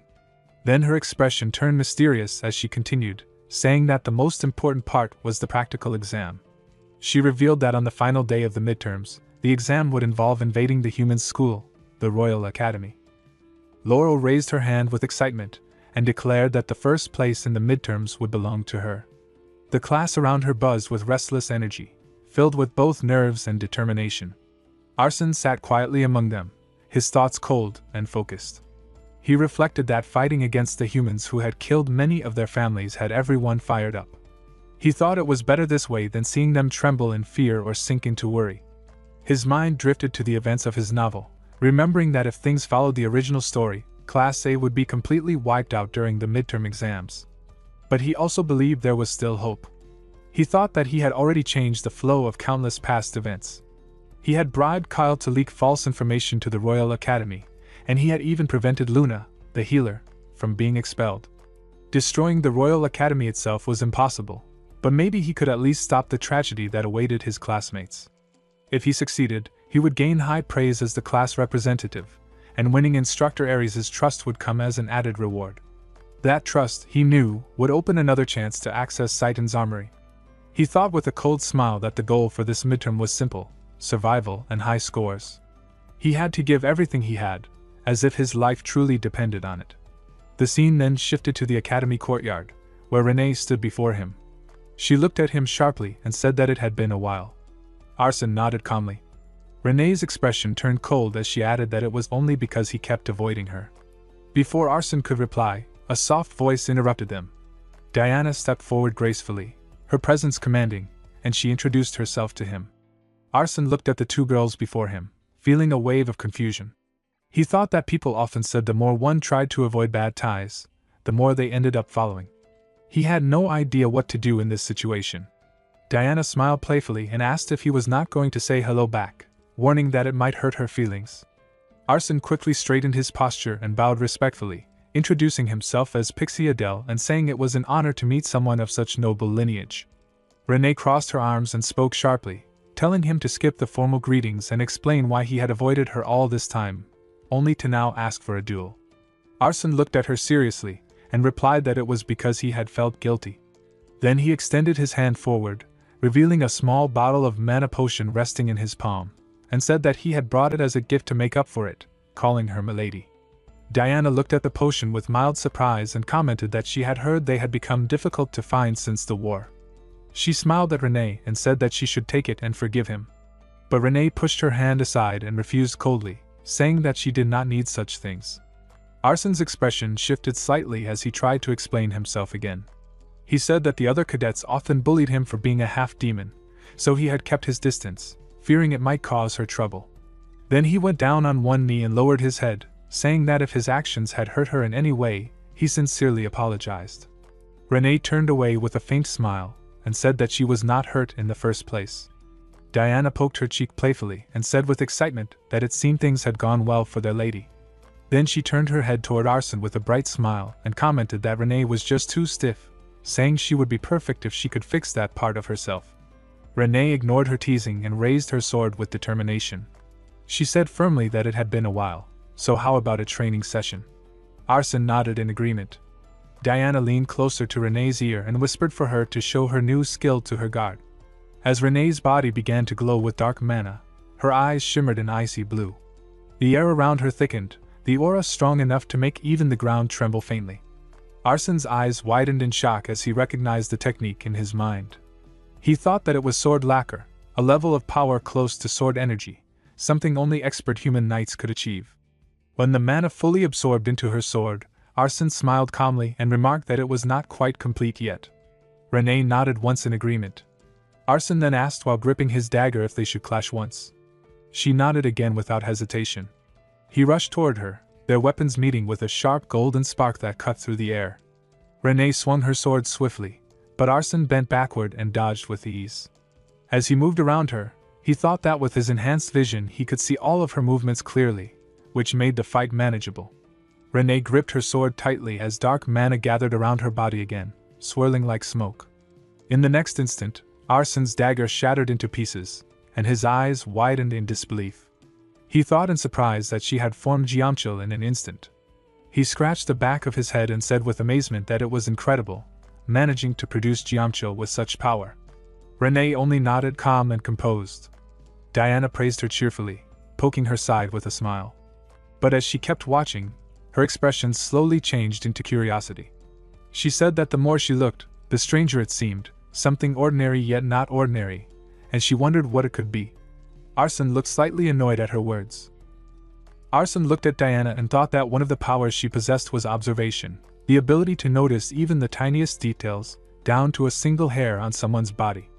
Diana smiled softly as her eyes stayed on him, her gaze sharp and curious. When Renée asked her what she was curious about, Diana replied with a playful tone that she simply found Renée's swordsmanship more and more intriguing. Renée held her sword firmly, and told him that he needed to get the hang of it, explaining that it felt as if one was filling the sword from the inside out. Arsène responded calmly that they should end the sparring session there, as he needed to study too. Renée nodded and turned to leave. As she was walking away, he called out to her, addressing her politely as Lady Renée, and asked if her preparations for the midterm were going well. She gave a brief nod. He then wished her good fortune, calling her milady. Renée waved her hand lightly as she walked away. Diana's eyes followed her for a moment, then glanced toward Arsène, who quietly thought that he had probably been targeted again. Later, under a bright sunny sky, Arsène sat feeding a small sparrow and thought to himself that the midterms had finally begun. With a faint smile, he spoke gently to the bird, saying that Aries probably made it work without even giving it food, and since he had to take the exams soon, it should eat quickly. Later, Arsène sat in the classroom and murmured with exhaustion that now that he was finally in class, he could not remember a single thing. Turning his head slightly, he asked Miss Luna if she was well prepared. Luna smiled and replied that she felt a bit shaky but would not fail. Arsène then shifted his gaze toward Fran and asked, "How about you, Fran?" She crossed her arms confidently and replied that theory classes did not matter much, as long as she did well in the practicals. She added with pride that first place already belonged to her anyway. Soon, the instructor's firm voice filled the room as he announced that everyone should take their seats and put away their textbooks. He warned that anyone caught cheating would be removed from the exam. As Arsène began to write on the test paper, he thought to himself that maybe thanks to his cramming with the traits of interest and immersion, things were going better than expected. Then his eyes paused on the question written on the paper. It asked what he thought about humans. He thought humans and demons, both were created by the true self who was also their father. It felt difficult to write such a thought clearly, so he decided it was better to just write the kind of answer Saitan wanted to read. A moment later, the instructor announced that time was up and told everyone to hand in their test papers. The scene then shifted to the training ground where Instructor Aries stood before the students. His voice echoed across the field as he said that today's test would be a sparring match where they had to use their true abilities. He told them to bring out their best, whether it was magic or weapons, and warned that skipping the fight just because they were afraid would not be allowed. He then began to call the students in order. Laurel started trembling, and the other students looked shocked when one of the boys suddenly collapsed onto the ground. The instructor shouted angrily that it was pathetic and asked if this was really all they had got. Then he called for Samuel to step up next. Samuel moved forward, his expression serious as green dark mana began to flow around his body. The energy twisted and formed into several eerie creatures with sharp teeth. Those creatures rushed toward the instructor, but with swift, precise slashes of his sword, the instructor cut them all into pieces. A faint teasing smile appeared on his face as a red aura surrounded his blade. He commented that Samuel's recovery speed was impressive. Then, without hesitation, he struck forward and punched Samuel hard in the stomach, forcing him down to his knees. Samuel trembled, pain clear in his body, but still lifted his hand with determination. A green creature formed once more and appeared behind the instructor, biting into his shoulder. However, the instructor tore the creature apart with his bare hand, breaking it into fragments of mana. Samuel then collapsed fully to the ground, unconscious. The instructor turned and ordered for Samuel to be moved out of the arena. His voice echoed again as he shouted for the next student, Adele, to step forward. Arsene watched the scene with a calm smile. Arsene stepped forward when the instructor pointed his sword at him, and told him with a fierce tone to come at him with everything he had. Arsene calmly replied that he wanted to see him coat his blade with sword energy right from the start. The instructor narrowed his eyes and told him that sword energy was not something one could copy just by watching once. Arsene lifted his finger with quiet confidence, and said that if the instructor showed him just once, he believed he could get the feel of it. Instructor Ares agreed and told him to watch closely. His sword began to glow with a strong red mana that pulsed with power. Arsene thanked him sincerely, then raised his dagger. Purple mana wrapped around it, darkening slowly until it turned black. Lowering his hand, he asked the instructor what he thought. The instructor gave a mysterious smile, and admitted that Arsene had real talent. Suddenly, Arsene's mana burst outward as he rushed toward the instructor. Their weapons clashed, producing sparks that lit the air. Arsene attacked again, moving fast, but the instructor blocked his dagger with ease. He smiled and commented that Arsene was coating his blade only when he swung it, saying that it was almost like watching a performance. Then the instructor slashed his sword swiftly, forcing Arsene to leap back to avoid the strike. Arsene steadied himself on the ground and used a magic technique called position swap. In an instant, he appeared right in front of the instructor and pointed his dagger toward him. The instructor bent his head back sharply, his teeth grinding as he avoided the strike. Then, with quick movement, he drove his knee hard into Arsene's body, sending him flying backward. Arsene slid across the ground but caught his balance again. Without hesitation, he used another magic technique named Fang of Darkness and formed a black blade. He threw several daggers made of dark mana toward the instructor. But the instructor clenched his teeth and surrounded himself with a red barrier that blocked every single dagger. The instructor then raised his glowing fist, his eyes burning red as he closed in. Just as the attack neared Arsene's face, Arsene surrendered. The instructor's eyes widened in surprise. Arsene spoke calmly and explained that both his arms, which he had used to block, were injured and that he had no mana left to continue fighting. The instructor turned away and told him to return to his seat. Arsene smiled faintly, thinking that everything had worked exactly as he intended. His flashy attacks had drawn everyone's attention, making it look as though Ares himself had done nothing at all. Suddenly, Samuel shouted with anger, demanding to know why Arsene was so strong. Arsene smiled and replied lightly that maybe he was just born with it. Samuel's face twisted in disbelief as he shouted again, calling it unbelievable that someone like him could be that strong. Arsene looked at Samuel and said with a calm tone that Samuel was also born into a good family, and used a power like gluttony. Samuel's eyes glowed green with anger as he shouted, asking what Arsene had just said and calling him a worthless brat, warning him to watch his mouth. Then Samuel turned around and walked away, his teeth clenched tightly in frustration. A moment later, Laurel appeared before Arsene, her expression filled with disbelief. She asked him why on earth he was acting like this. Arsene replied firmly that Samuel was the one who had picked the fight first. Laurel's eyes widened as she shouted that it was not the issue. She admitted that Samuel treated him badly but said she could not understand why he kept provoking his family. Arsene frowned slightly and replied that it was all because he had mentioned Samuel's family. He said that compared to Samuel looking down on him for being a half-demon, what he said was nothing. Laurel closed her eyes with a sigh and told him that he really did not know. Then she revealed that Samuel was the head of the House of Greed. Laurel crossed her arms and spoke with a thoughtful tone that it must have been just as she suspected. She explained that Samuel's family had been destroyed long ago during the Human-Demon War. All his blood relatives were killed by humans, and Samuel became the head of his house only because he was the sole survivor. Arson lowered his gaze slightly and said that he would be more careful from now on. Laurel turned to leave and told him to make sure he did, then added that she would be taking her leave. Arson wished her good luck on her exam. She turned her head with confidence, raised her finger, and said that it was nothing but a piece of cake. As she walked away, Arson murmured that he should go prepare for the next exam. The scene then shifted to the classroom. Arson sat at his desk, thinking quietly that the third exam was about stealth arts and magic theory. Stealth arts were his specialty, so there was no need to worry about that, and most of the magic theory questions had felt familiar, making the exam fairly easy. He rested his head on the desk and let out a soft breath of relief, saying that he might even get close to a perfect score on the magic exam. Still, the thought of the upcoming practical made his stomach twist uneasily. A moment later, Laurel arrived and asked him if he had done well on the magic exam. Arson looked up and replied that he thought he did alright, then asked, "How about you, Fran?" Laurel smiled brightly and said with happiness to take a guess. Arson smirked and replied that she had probably failed the weapon skills exam, so there was nothing to brag about. Her face turned red with anger as she grabbed his collar and shouted furiously, asking what he had just said, calling him a brat. Arson only laughed, which made her even more annoyed, and she pushed his face slightly before stepping back. Just then, Baltan entered the classroom. He walked toward Arson with a calm expression and told him that it looked like he was doing well. His golden eyes glowed faintly as he added that Arson seemed stronger than the last time they met. Arson thanked him politely. Baltan raised both hands and said with a grin that he would have liked to test his strength against Arson, but he had other matters to handle that day, so it was not possible. Laurel turned toward him and asked if he was the child of jealousy, saying that she remembered seeing him during the entrance exam.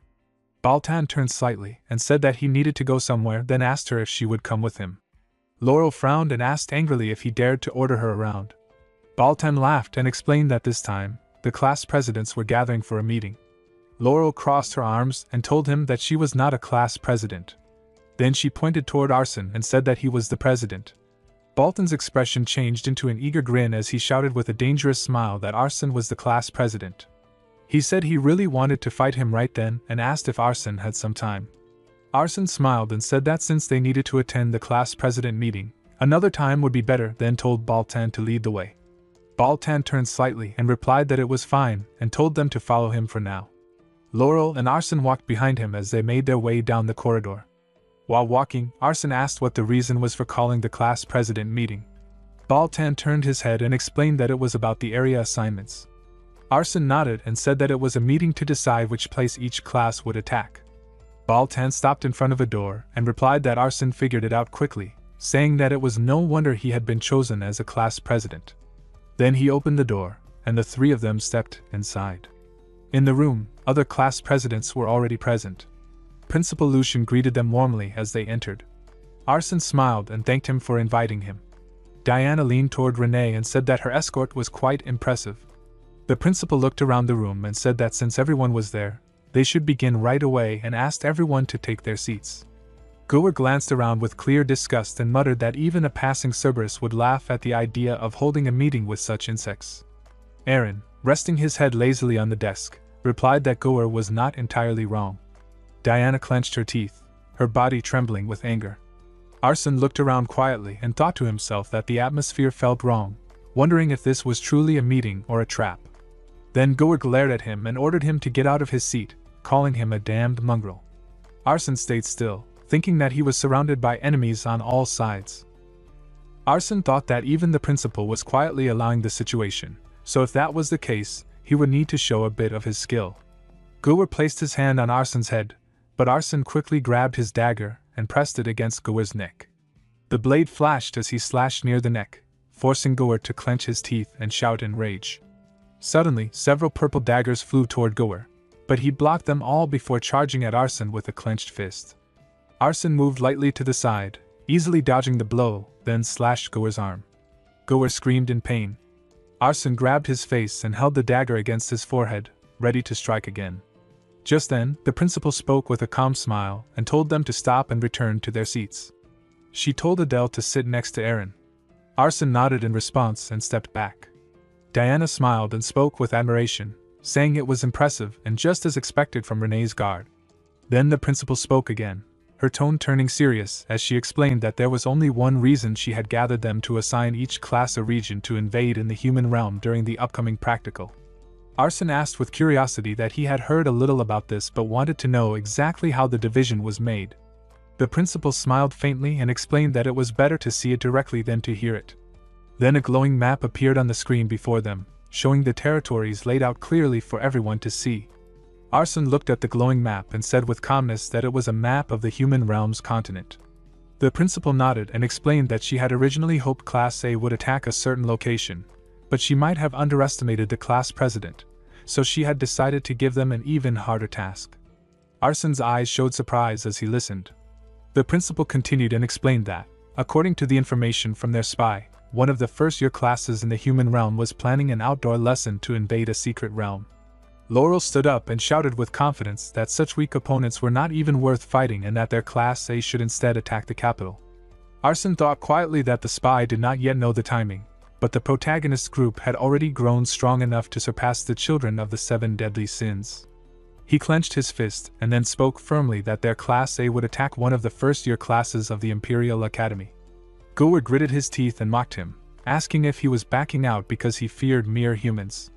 Arson smirked coldly and replied that he should have gouged out one of Gower's eyes earlier so he would not be able to look him in the eye now. The principal asked with curiosity why Arson had chosen what seemed like the easier area, saying she had expected him to declare that he would attack the capital instead. Arson spoke with confidence that the reason for his choice was because of his specialized ability. He smiled lightly and explained that in the capital, most areas would be crowded, so leading dozens of people for an assassination would obviously be dangerous. He raised his finger and added with a calm tone that killing all witnesses could also solve that problem. The principal nodded with approval and said that he understood both the geography of the human realm and his own strengths very well, and in that case, there was no reason to stop him. Arson thanked her and stood up. He told her that he would take his leave to inform his classmates. Then he turned to Laurel and told her to come with him. Renee watched quietly and thought that what Adele had shown just now was definitely sword aura, yet not long ago, he could not even manifest it. She wondered sadly how he had managed to achieve it so quickly and thought that Adele had always been good at hiding things. Baltan looked impressed and said that Adele had grown incredibly fast, which made him want to fight him even more. Meanwhile, the principal stood by the window, looking outside as she thought to herself that now she finally understood why Instructor Ares had warned them to be cautious of Adele. She smiled faintly and thought that his judgment and skill were both extraordinary, making him too promising to discard just because of Ares' warning. But as her eyes darkened slightly, she thought that if he could not be controlled, then the only choice would be the same as what had been done to the 6 human families. Students were ready in the hall. A student raised his fist and shouted with excitement, "Let's show those humans the power of Class A." Arson thought quietly that they had sent false information saying they would attack the third-year dorms, so the Imperial Academy instructors would be stationed near the dorms. He figured that only one instructor would accompany the first years outside. If his prediction was right, an instructor who was a 5-circle mage would go with them. His goal was clear and cold: he would hunt down and kill that person. At that moment, Principal Lucian stepped forward onto the stage. She raised her voice with fierce conviction, "Cadets, now the war will begin. You will face the civilians who killed your parents, siblings, and friends. Among the lives in Saihan, none had escaped that pain, and everyone here must have seen it, the sight of precious bonds being destroyed, and yourself powerless holding your family's corpse and only crying. The cowardly and vile humans mocked us and tried to desecrate the corpses. But now it was our turn to hunt humans." The students clenched their fists and answered with burning motivation. Arson thought that the principal's speech had raised the students' morale to its peak. The principal lifted her hand, and a green shimmering mana field spread through the air as she spoke with authority, "Blessings upon you." Instructor Idea stepped forward with a bright smile and told the students that they would now board the train and should follow in an orderly manner. The scene then shifted to the train as an announcement echoed through the cabin, "This is the train heading to the Dimensional Station. Passengers, please brace for the upcoming impact." Instructor Idea turned to the students and spoke calmly that they were expected to arrive in 1 hour and asked them to rest comfortably until then. Arson sat quietly on his seat, lost in thought. He thought about the dimensional station and how it must cost hundreds of sacred stones to warp so many students. He remembered that later in the story, more and more gates connecting to the human realm would appear, and eventually, both worlds would merge into a single dimension. His thoughts broke when Luna leaned toward him and offered a small packet, asking with a cheerful smile if he wanted some jerky made from buck, saying it was really good. Arson thanked her and took a piece. He ate it and said with a light tone that it was delicious. Then he opened his status window, and a message appeared before him displaying his information. It showed his race as half-demon, alignment as chaos, and his traits as interest, focus, killing intent, darkness, and mana control, with a mana count of 1381. Luna looked at him curiously and asked what he was thinking about so deeply. But before he could reply, her body lifted slightly above the bench, and her eyes widened in sudden shock. Arson thought that his psychokinesis had improved a little. It only lifted Luna a few centimeters from the bench, but even that much could be useful in real combat. His thoughts then drifted toward the knights. He thought about the knights from the 6 families and realized there was a chance he might encounter the same ones who once tried to kill him. He placed his hand on his chest and reflected that in the original story, Peltz had reported to the higher-ups that Adele had fallen off a cliff and died. But he had not fallen off any cliff, he had come to the demon realm instead, carrying the identity of the traitorous Asen family. Because of that, Peltz had no choice but to assume he had died there. He thought calmly that he should at least find a mask to cover his face. An announcement echoed through the train, stating that they would soon arrive at their destination. The train gradually came to a stop, and the students stepped out one after another. Before them stood a massive metal structure. Magic stones were embedded deep within it, glowing faintly with energy. Arson looked at it, and thought with quiet amazement that those were all magic stones, and selling even one would give enough gold to live comfortably for a year. Instructor Idea spoke loudly to the group that they probably already had an idea where they were. Then she placed her hand on a large wooden block and told them firmly that before departure, each of them should take one item. A man approached Arson and handed him a mask. Arson looked surprised as he held it in his hand and thought with relief that it was perfect timing since he had just been wondering where to find one. Instructor Idea also placed a mask on her own face and explained that the masks had recognition reduction magic cast on them, which would help conceal their identities. She turned to Arson and told him to try putting it on. Arson nodded, and he along with the other students began placing the masks on their faces. Instructor Idea stepped closer and asked if they could see clearly through it. Arson gave a small nod in response. Then she handed him a small pack and told him to take it as well, explaining that it was food supply and one piece of it was enough for a whole day without needing any other meal. As she crossed by him, she whispered with a faint smirk that the taste was like a mix of dirt and insect guts, but he should just eat one per day. Arson quietly noted her words while she walked away. After that, Instructor Idea faced all the students and spoke clearly that before entering the gate, she would explain the exam procedure. Her tone turned firm as she informed them that the instructors would not accompany them in this exam. The students looked shocked as Instructor Idea continued speaking with a firm and confident tone. She explained that this was, after all, the cadets' exam, so they had assigned targets suitable for their level. If the instructors went with them, it would no longer be a real test. She added that later, the instructors would also need to prepare to reopen the gate for their return. From that moment onward, all instructor authority would be handed over to each class president, and every cadet must prioritize their president's orders. Instructor Idea then stepped toward Arson and pinned a small flower on his uniform. She explained that it was the Enza flower, a symbol of Saitan, representing the leader of the group. After that, she handed him a folded map and told him that she had heard from the principal that he could read maps. Arson nodded and said with calmness that he hoped it would help. She smiled slightly as he thanked her. Then Instructor Idea raised her hand, and a dark swirling portal opened behind her. She smiled brightly and wished them good fortune before stepping aside. Arson adjusted his mask, his expression hidden beneath it, and thought silently that everything was ready. For the others, it was an unknown world waiting beyond the gate, but for him, it was a hellish one. He promised himself with determination that he would return alive no matter what. All the students stepped out from the purple portal, their faces turning pale as many of them began to vomit from the sudden shift. Arson thought with unease that since this place existed inside dimensional space, everyone's bodies were struggling to adapt, and even he could not hold out for long. His eyes caught a bright opening ahead, and he thought that must be the exit. He turned toward the others and spoke loudly with urgency that everyone was almost there. But before he could finish, his eyes widened in shock as he saw the gate beginning to close. He shouted for everyone to run, and the students, startled by his command, began sprinting toward the exit in panic. As the gate started shrinking, Arsene reached out, grabbed Luna's hand, and pulled her out with all his strength. Luna fell hard on the grass, gasping for air, while Arsene leapt out of the portal just as it sealed shut behind him.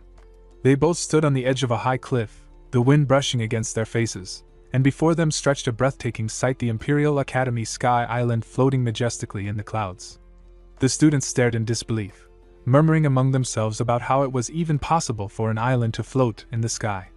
Arsene explained calmly that it was a school, one unlike Saitan, a place where humans were taught instead. Luna looked uneasy and asked with fear if they really had to go inside that place. Arsene turned toward her with a reassuring smile and replied that they did not need to enter, and in fact, they could not. He explained that the entire place was protected by a powerful barrier strong enough that not even dragons could break through it. He clapped his hands to gather everyone's attention and ordered them to come closer. Looking over the map in his hand, he explained that according to it, their target location would appear on the opposite side of the academy. He told everyone they needed to move quickly and instructed them to depart at once. The scene shifted as all the students made their way through the quiet forest. The air felt heavy, and Arsene's sharp senses picked up something unusual. He thought that he had been feeling someone's gaze on them for quite some time. When he glanced back, he noticed Samuel glaring at him with clear hostility. Arsene turned slightly toward him and thought that he would let it go this time. Arsene then raised his hand towards Samuel, causing him to frown and ask what he was trying to do. Arsene smiled faintly and spoke calmly that he knew Samuel disliked him, and honestly, he did not like him either. But for now, they needed to work together. Samuel argued in return, his tone filled with irritation, but Arsene's expression turned cold as he reminded him that if they kept acting like this, everyone would end up dead because of their rivalry. He added that humans were not easy opponents they could defeat without cooperation, and Samuel more than anyone should already know that. Samuel scowled, pushed Arsene aside, and crossed him with anger, declaring that he would help only this once. Arsene smiled lightly, accepting his response without another word. Just then, one of the students came running toward them, shouting in panic that something strange was up ahead. Arsene turned his gaze in that direction and saw a massive gate standing before them. He studied it carefully, and thought that the map's location matched perfectly, and that it looked exactly as described. He walked forward toward the gate and turned to face the group with a confident smile. Arsene explained that this door was the entrance to a secret realm created by humans, and told everyone that from here, they would be entering inside. One of the students stepped forward and reached for the handle of the large gate, trying to open it. But the moment his hand touched the metal, red mana flared violently around his body, and he screamed in pain before collapsing to the ground. Arsene watched closely and thought that the student had been electrocuted. He realized that the gate had been designed so that only Imperial Academy instructors could open it. Turning his gaze toward Samuel, Arsene stayed silent for a moment until Samuel noticed his stare and asked with irritation why he was looking at him again. Arsene responded calmly and said that Sir Samuel would have to handle this part. Samuel looked shocked, but Arsene pointed toward the gate and explained that he needed to inject mana into the handle and force it open. Samuel hesitated briefly before stepping forward. He pressed his hand against the gate and let his green mana flow into the lock. The glowing energy wrapped around the gate, and with a deep hum, it slowly opened. A beam of golden light burst out from the doorway, illuminating the path ahead. The students shielded their eyes and began moving toward the gate. Arsene turned his head slightly and remarked that it seemed there were no traps ahead, so it was safe for everyone to come forward. After passing through, the group continued walking along a narrow path between tall mountains. The air felt calm but heavy, and the landscape stretched endlessly around them. Laurel looked around in surprise and spoke with wonder that it was far more spacious than she had expected and that the atmosphere reminded her of their demon realms. Arsene nodded and explained that it made sense since this secret realm was a place where an entire class came to take their exam. As the group continued deeper into the secret realm, Samuel turned to Arsene and asked with a serious tone if this place was used for exams, should not it be filled with traps and monsters? Arsene nodded slightly and replied that was true. Samuel crossed his arms and asked again if that was the case, would not it be smarter to stay outside and ambush the humans when they came out? Arsene replied calmly that he was not wrong, explaining that the best time to attack would indeed be right after the humans finished their exam, when they were tired and off guard. But he added that there were a few reasons he had insisted they enter the secret realm first. He turned his head slightly while speaking and explained the first reason. He said that he knew every way to avoid triggering the traps in this place, which meant the humans would still fall victim to them as planned. Then he continued with the second reason, saying that they would be leaving the realm before the humans even arrived. Samuel frowned and asked again that if they were just going to leave later, what was even the point of coming in? Arson replied that this realm was not only similar in atmosphere to the demon's secret realms, but had actually been designed by humans to study how to conquer them. He lifted a finger and said that artificial secret realms acted like vaults within the demon world, meaning there were treasures hidden here. When Arson said that, Samuel's eyes widened in surprise, understanding his true motive. Arson smiled faintly and said they were almost there. Soon, all the students stopped and stood before a wide stone wall where 6 cave paths branched out in different directions. At the 6-way crossroads, Arson stepped forward and placed his hand against the stone wall. A faint click echoed as his fingers pressed a hidden button, and a secret door slowly opened before them. The students looked surprised as Arson gestured toward the passage and said with confidence that this path would lead them straight to their destination and told everyone to follow him. The group moved cautiously through the hidden corridor until they entered a small chamber glowing faintly with golden light. In the center stood a chest radiating with a soft shimmer. Arson walked ahead, opened the chest, and found a canteen and a sandbag inside. He lifted them up and spoke while examining the items. That the sandbag might seem worthless, but the canteen appeared very useful. Turning it upside down, he showed them as clear water began to pour endlessly from the canteen's mouth. Arson explained that it was a canteen capable of storing enough water for dozens of people and that with it, they would no longer need to risk their lives searching for water. After confirming its use, he told everyone that they had obtained everything they needed and it was time to head out. Later, the students gathered on a field of soft green grass surrounded by tall trees. The air was calm, and sunlight broke through the leaves above. Arson stood in front of Laurel and Samuel with a serious expression and began explaining their next roles. He told them that it was time to go over the rules they would follow. Turning to Samuel, he said that he wanted him to take charge of reconnaissance since he was the most suited for that task. He added with trust in his tone that Samuel's stealth and magic abilities were unmatched and that he relied on them for this mission. Samuel chuckled lightly and nodded, then raised his hand with a grin and said that if Arson was asking for help like that, he supposed he had no choice. He then asked if one of the other cadets would be going with him. Arson turned his head and replied that it would not be a cadet. He reached into his cloak and pulled out a small sparrow perched calmly on his finger. Arson explained that it was Instructor Aries' bird, which he had borrowed for this mission.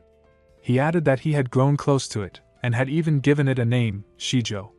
The sparrow fluttered its wings and flew from Arson's hand, landing neatly on Samuel's outstretched palm.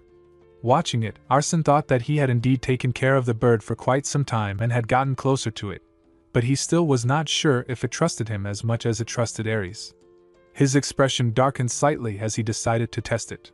He poured his mana toward the sparrow, and suddenly, an image formed before his eyes. It was his own reflection, and he realized with surprise that he was able to share vision through Shijo's eyes. A faint smile appeared on his face as he spoke to the bird, telling Shijo that from now on, it would accompany this man. The sparrow chirped and then hopped onto Samuel's head, making him freeze in disbelief. Samuel shouted in frustration, waving his hand above his head and demanding the bird to come down, calling it a mere beast and asking how it dared to sit there. Arson ignored his struggle and spoke firmly, explaining that since he could share information through Shijo, Samuel's role would be to protect the bird. Samuel nodded silently, accepting his role. Arson then turned his gaze toward another cadet and called out to Fran. He told her that when he stepped away, he wanted her to take command of the cadets. He mentioned that her ability was charm, correct? Fran nodded confidently and explained that she could temporarily make their allies much stronger, though for some reason, her ability seemed to have no effect on him. Arson lifted his finger slightly, and replied that it was probably because her charm was not strong enough. Fran shouted in disbelief that it was impossible, then quickly composed herself and asked calmly why he needed to leave his post. Arson explained that the cadets of the Imperial Academy would soon arrive with an instructor, and he intended to face that instructor personally. He added that if the instructor did not come, he would immediately return and regroup with them. Inside, Arson thought to himself that the instructor would definitely come, he had to come. He then turned to the group and said that before anything else, he was hungry, so they should eat and set up camp for the night. After that, he shifted his gaze back to Samuel and instructed him to depart immediately. Samuel's eyes widened in disbelief as he protested that he had been about to eat. But Arsene simply waved his hand dismissively and told him that he was leaving everything in his care, wishing him good luck before turning away. Left behind, Samuel stood in disbelief, still processing what had just happened while the sparrow perched calmly on his head. Later, as evening settled, the remaining students sat together, chewing on dry food bars. One by one, they began to gag and vomit, unable to handle the taste. Arsene watched them and thought that they were typical pampered young nobles. But when he took a bite himself, his expression immediately twisted in disgust. His eyes shifted toward Luna, who sat quietly and chewed the food bar without much reaction. She smiled faintly and commented that it was really bland, then asked if he would like some jerky instead. Arsene stood up and replied firmly that she should save it for later, as they might need it. He looked away, his thoughts drifting toward Samuel, wondering if he was doing all right. Closing his eyes briefly, he connected through Shijo's vision and saw what the sparrow was seeing. He thought with relief that Shijo was with Samuel, keeping watch over the Imperial Academy, and that everything seemed to be going well. But then, through the sparrow's eyes, something unusual caught his attention. A glowing shape began to appear in the sky above the academy. Arsene focused sharply and thought with surprise that something was descending at that very moment. As the light grew brighter, he saw it clearly, a grand carriage drawn by 4 radiant horses slowly descending from the air. Arsene continued to watch through Shijo's eyes as the glowing carriage descended from the clouds. He thought with awe that it was a carriage capable of traveling between the Imperial Academy and the ground, so magnificent that it looked like something out of a myth. He noticed Samuel near the area, clearly saying something, but the inability to communicate through the sparrow frustrated him deeply. He thought that he could only hope Samuel was smart enough to return on his own. When the carriage finally touched down, Arsene's expression hardened. He thought that this was troublesome since they had arrived far sooner than he had expected. The door opened, and a man stepped out. Arsene recognized him instantly and thought with sharp focus that it was Bisaha, his first target who had to die. He recalled that Bisaha was a powerful wind element magic instructor who had reached the 5th circle.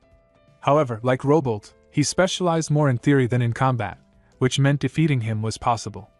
Then, another figure appeared, one of the protagonist's companions and a major character in the main scenario. Arsene thought that this man was even stronger than Instructor Bisaha, and if those two joined forces, not a single member of Class A would survive. His attention shifted as he noticed Samuel running away from the scene, and he thought with relief that Samuel was retreating safely. Without wasting a second, Arsene turned to his group and shouted for everyone to move. His voice was sharp with urgency as he told them that their targets were heading their way. He ordered them to erase all traces around the area and check their weapons immediately. Then, with calm determination, he declared that he would stay outside the secret realm to face the human instructor himself. He commanded that once the fight began, the rest of them should enter the secret realm first and attack only when the Imperial cadets were exhausted. Luna walked toward Arsene, her steps quick and her expression tense, and asked if that instructor was really coming their way. Arsene nodded and replied seriously that the instructor was indeed coming and was even stronger than Instructor Ares. Then he turned his gaze toward Laurel and told her with trust that she must lead the cadets well. Laurel gave a short nod in response, her eyes steady. Just then, Samuel came running, his voice echoing as he shouted that the humans were already on their way. Arsene faced him and told him that he should also enter the secret realm and take Shijo along. Samuel nodded, though concern filled his voice as he asked if Arsene truly intended to face the instructor alone. Arsene nodded again without hesitation. Samuel exhaled and turned away, saying that he understood and would be careful before disappearing into the trees. Left alone, Arsene used his magic technique, Position Swap, and instantly appeared on a tree branch overlooking the gate. His eyes scanned the area carefully as he thought that he had prepared everything he could, and now all that remained was for the enemies to arrive. Moments later, the sound of footsteps approached. The humans appeared, walking steadily toward the gate. Instructor Bisaha raised his hand and ordered everyone to halt. His voice carried authority as he announced that this was where they would conduct their field training for the day, and told them to pay attention. When Leon Tirias began chatting with a girl beside him, Bisaha turned sharply and commanded him to stop the useless chatter and focus. Then he addressed all the students loudly, reminding them that they knew what to do once they entered the area. He declared that the team clearing it first would receive a reward, so they should give their best. The students responded with nods, their expressions filled with determination. Instructor Basaha raised his voice and ordered the students to enter the secret realm in proper order. Arson watched them closely and thought that the human cadets looked bright and full of life, yet it was always the cadets of sight and who ended up losing. One by one, the human students disappeared through the gate, leaving the instructor behind. Arson narrowed his eyes and thought that finally, the instructor was alone. The instructor turned slightly, murmuring that everyone had gone inside. Arson observed him carefully and noted that he was scanning the surroundings thoroughly. Suddenly, green mana burst from the instructor's body, spreading out in every direction. Arson, startled by the sudden surge, clung tightly to the tree branch and thought that the instructor was even spreading mana to double-check the area. After a moment, the instructor relaxed and muttered that, as expected, no one was around. Then he said calmly that it was time to head over there.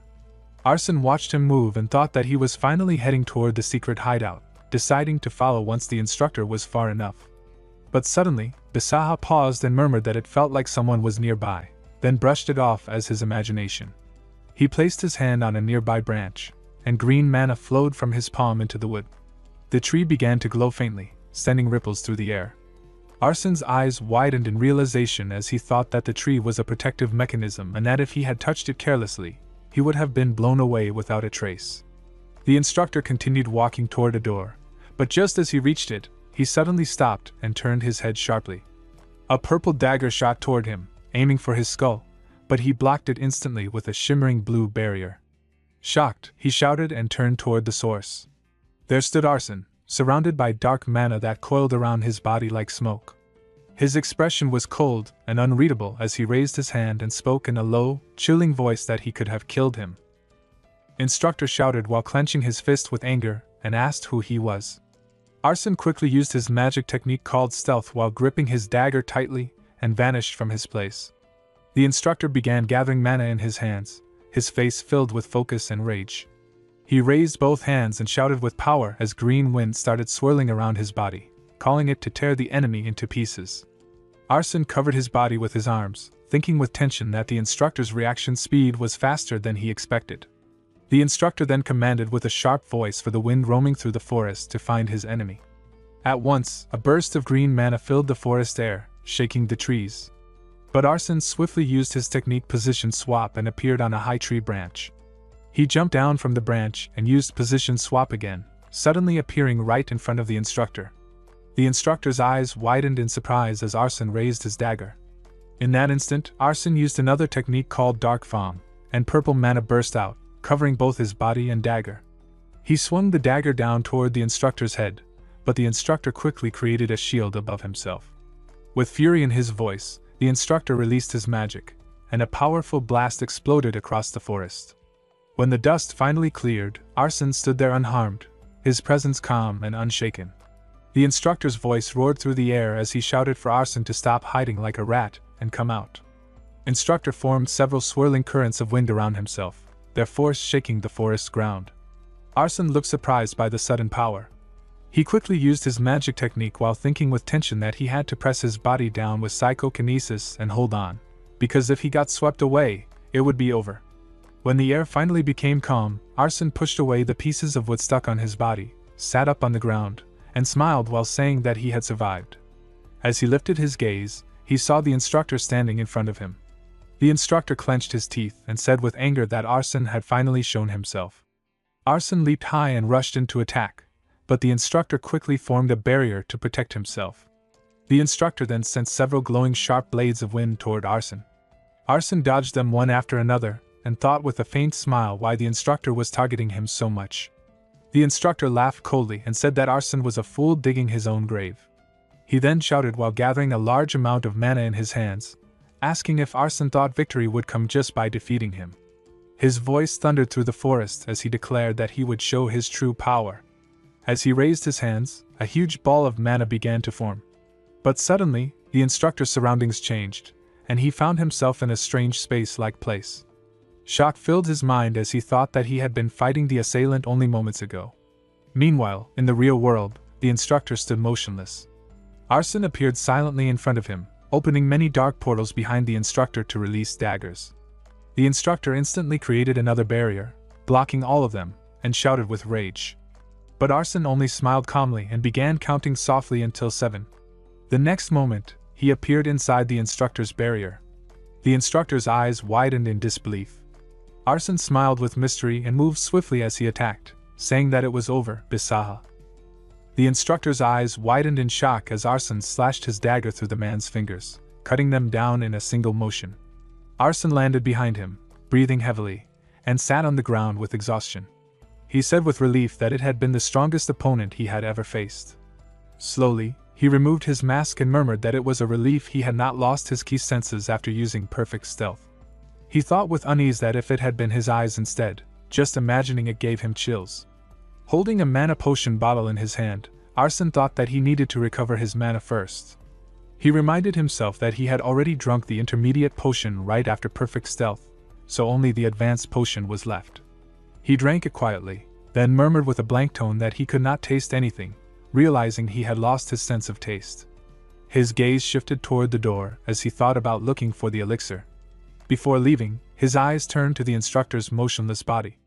He stepped closer, crouched, and picked up an eagle-shaped badge from the instructor's uniform. Later, while moving down the stairs, Arsene noticed the faint light ahead and thought that it was convenient there was a mana lamp right inside the entrance. As he stepped into the underground room, the sight before him made him pause. The walls were lined with glass jars, and skeletons hung motionless in the dim light. He murmured that it was a biological laboratory made for experiments on demons, and that he had not imagined it would be this horrific. His eyes darkened with reflection as he remembered how he once wrote that using demons for experiments was justified because they were absolute evil. Now, inside the world of his own story, doubt clouded his thoughts. He wondered if humans were truly good and demons truly evil, yet he also understood that the humans must have had their own reasons for carrying out these experiments. Arsene's gaze shifted toward a glass flask on the table, and he thought with realization that it was a homunculus, the very thing Bisaha had tried to create. He remembered that a homunculus was an artificial life form made by grinding countless demons, and that possessing one could help its owner avoid approaching death. It was no wonder Bisaha had been desperate to make it at any cost. But before he could study it further, the small dragon hidden in his bag suddenly leaped out and jumped toward the flask. The glass shattered into pieces, and the dragon swallowed the strange creature inside it. In that instant, Arsene's necklace began glowing red, absorbing the energy that flowed from the dragon. Arsene looked at it in surprise, unsure of what he was witnessing. He observed the dragon closely and murmured that it looked a bit different now. Before, it had clearly looked like a dragon, but now it felt more like a snake. He lifted the small creature into his hand, studying it carefully, and said that it had been inanimate before, yet after eating the homunculus, it had been reborn as a living creature. He realized it was a homunculus that had worked successfully on Solitude rather than on a human. After a brief silence, he placed the snake back into his bag and muttered that for the sake of his sanity, it would be better to ignore it for now. As he continued his search, his eyes caught sight of a plant. He picked it up and said with satisfaction that he had found it, and that it looked like ginseng. Sitting cross-legged on the ground, he began chewing the plant while focusing his mana, thinking that he should take it while channeling energy. A rush of heat surged through his body as soon as he swallowed it, and he felt the burning sensation of his blood vessels expanding with incredible force. Arsene took a deep breath and opened his status window. The glowing screen appeared before him, showing his current state. It read that his race was half demon and listed several traits: interest, focus, sword pierce, killing intent, darkness, mana control, and eyes of arrogance. His mana count displayed as 1381 out of 2072. He smiled with quiet satisfaction, thinking that his mana had finally passed 2000. Clenching his fist, he watched as dark mana began swirling around his arm. He thought with confidence that all the mana he emitted could now be turned into darkness, and that in dark places, he could completely erase his presence. Standing up, he said that he had gathered what he needed and wondered aloud if he should return to the class kids, calculating that he might still have about 10 minutes to spare. Focusing through his sparrow's vision, he observed the battlefield and thought that a fight was taking place in the middle of the area. He recognized the woman as Sylvia and noticed that Tyrias had not yet appeared. As expected, Samuel was pushing the enemies back without losing ground. But suddenly, the red gem on his necklace began to glow again. Arsene looked surprised and thought with confusion about why the necklace was acting up once more. Before he could react, a piece of paper appeared in front of him. On it, words began to form by themselves, saying that he could see the recent past. Arson stared at it, puzzled, then held his pen and wrote carefully on the paper, asking it to reveal the pendant's identity. The response appeared instantly, showing only the words "offer a god." His eyes narrowed in disbelief. Then, without warning, a glowing screen appeared before him again, showing the image of Samuel. The necklace burst into a surge of red mana, and the powerful energy spiraled around Arson's body, wrapping him in its burning light. Arson drifted in unconsciousness, his mind clouded, and thought with confusion about what had just happened.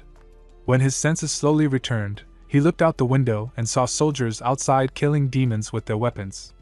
His eyes widened in shock as he realized he was witnessing a battlefield. He turned toward the mirror, and his expression froze. He thought with disbelief that the face staring back at him was not his own, it was Samuel's. Not only that, he looked around 10 years younger. The realization struck him that this must be the time of the human-demon war. If so, then the chaos outside meant he was inside Samuel's past, during the extermination of the Varys family by humans. Suddenly, the door burst open. A young Samuel ran forward and threw his arms around his mother. His mother knelt beside him, her voice trembling as she told him to listen carefully to what she was about to say. She held his face tightly and begged that no matter what happened, he must not come out from that room. Her words were firm yet desperate as she told him not to listen, not to look, and not to speak. Samuel nodded with tears gathering in his eyes. His mother smiled faintly through her tears and said while crying that he must survive, calling him her precious child and telling him that she loved him. She gently closed the door, leaving Samuel alone in silence. Unable to resist, Samuel peeked through the small space between the doors. What he saw made his heart shatter. A knight raised his weapon and drove it straight into his mother's chest. Samuel's eyes filled with tears as his small body trembled. Outside, a half-demon female servant approached the knight and reported in a calm tone that there were no relatives left.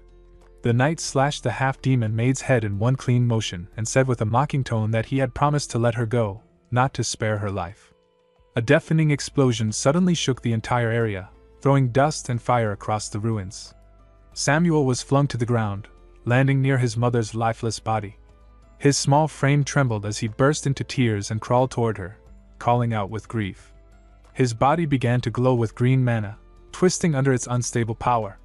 Then, before reason could return, monstrous shapes appeared from his mana, sharp-faced creatures born from his agony. They lunged forward and consumed his mother's body, leaving Samuel screaming in despair. In the present, Arson's eyes opened sharply as he returned to his own body. His breathing was heavy, and his thoughts echoed in silence. He finally understood why Samuel hated him so deeply. He thought bitterly that it was because of the half-demon maid who betrayed her master and the humans who had driven Samuel's family to madness, forcing him to eat his own mother in despair. Arson held his necklace tightly, grounding himself, and thought that right now he needed to focus on repelling Leon Tyrius. He reasoned that learning secrets, or weaknesses from his opponent's past could be useful, but that was as far as he would go. Pulling his mask back over his face, he rose to his feet and began running swiftly through the forest. His thoughts were sharp and determined as he reminded himself that above all else, he had to become stronger. Tyrius might have already arrived. Looking through his sparrow's vision, he noticed the battle still raging and thought with concern that Sylvia was still fighting. As he leaped high into the air, he realized that although the events he had just witnessed felt like days had passed, in reality only a few minutes had gone by. He felt a quiet sense of relief and thought with gratitude that it was a good thing. The scene shifted to the battlefield where humans and demons clashed fiercely. Samuel's eyes glowed with a deep green light as he summoned sharp-toothed creatures from his mana and hurled them toward the human students, tearing through their ranks. Screams filled the air as the creatures ripped into their targets. One human student shouted with rage and charged at Samuel. But before he could reach him, Laurel stepped in and yelled with urgency for everyone to form a defensive formation around Samuel. The demon students quickly gathered in a line, channeling their mana in unison. Samuel lifted his hand high, forming a massive sphere of green energy above his head. His voice echoed with fury as he shouted that he would blast them all away.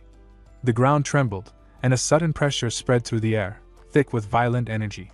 Sylvia clenched her teeth, her body trembling from exhaustion. She glared at Samuel and said with hatred that he was a monster, then admitted that she could no longer hold on. Without hesitation, she ordered her comrades to tear open their return scrolls and retreat. The human students obeyed at once, ripping their scrolls as glowing light began to envelop their bodies for teleportation. Samuel's eyes widened in disbelief as he saw them escaping. He broke into a run, shouting that he would not let them get away. He threw several of his sharp-toothed creatures towards Sylvia, yelling for them to bite their targets to pieces. But just before they could strike, all the creatures froze mid-air, their movement completely stopped. Samuel's eyes widened in shock as a tall figure stepped out from the shadows. Leon Tyrius appeared before them, his expression calm but his presence radiating immense power. He said in a cold voice that he had caught the scent of blood and hurried over. The demon students stared in stunned silence, fear and awe spreading among them.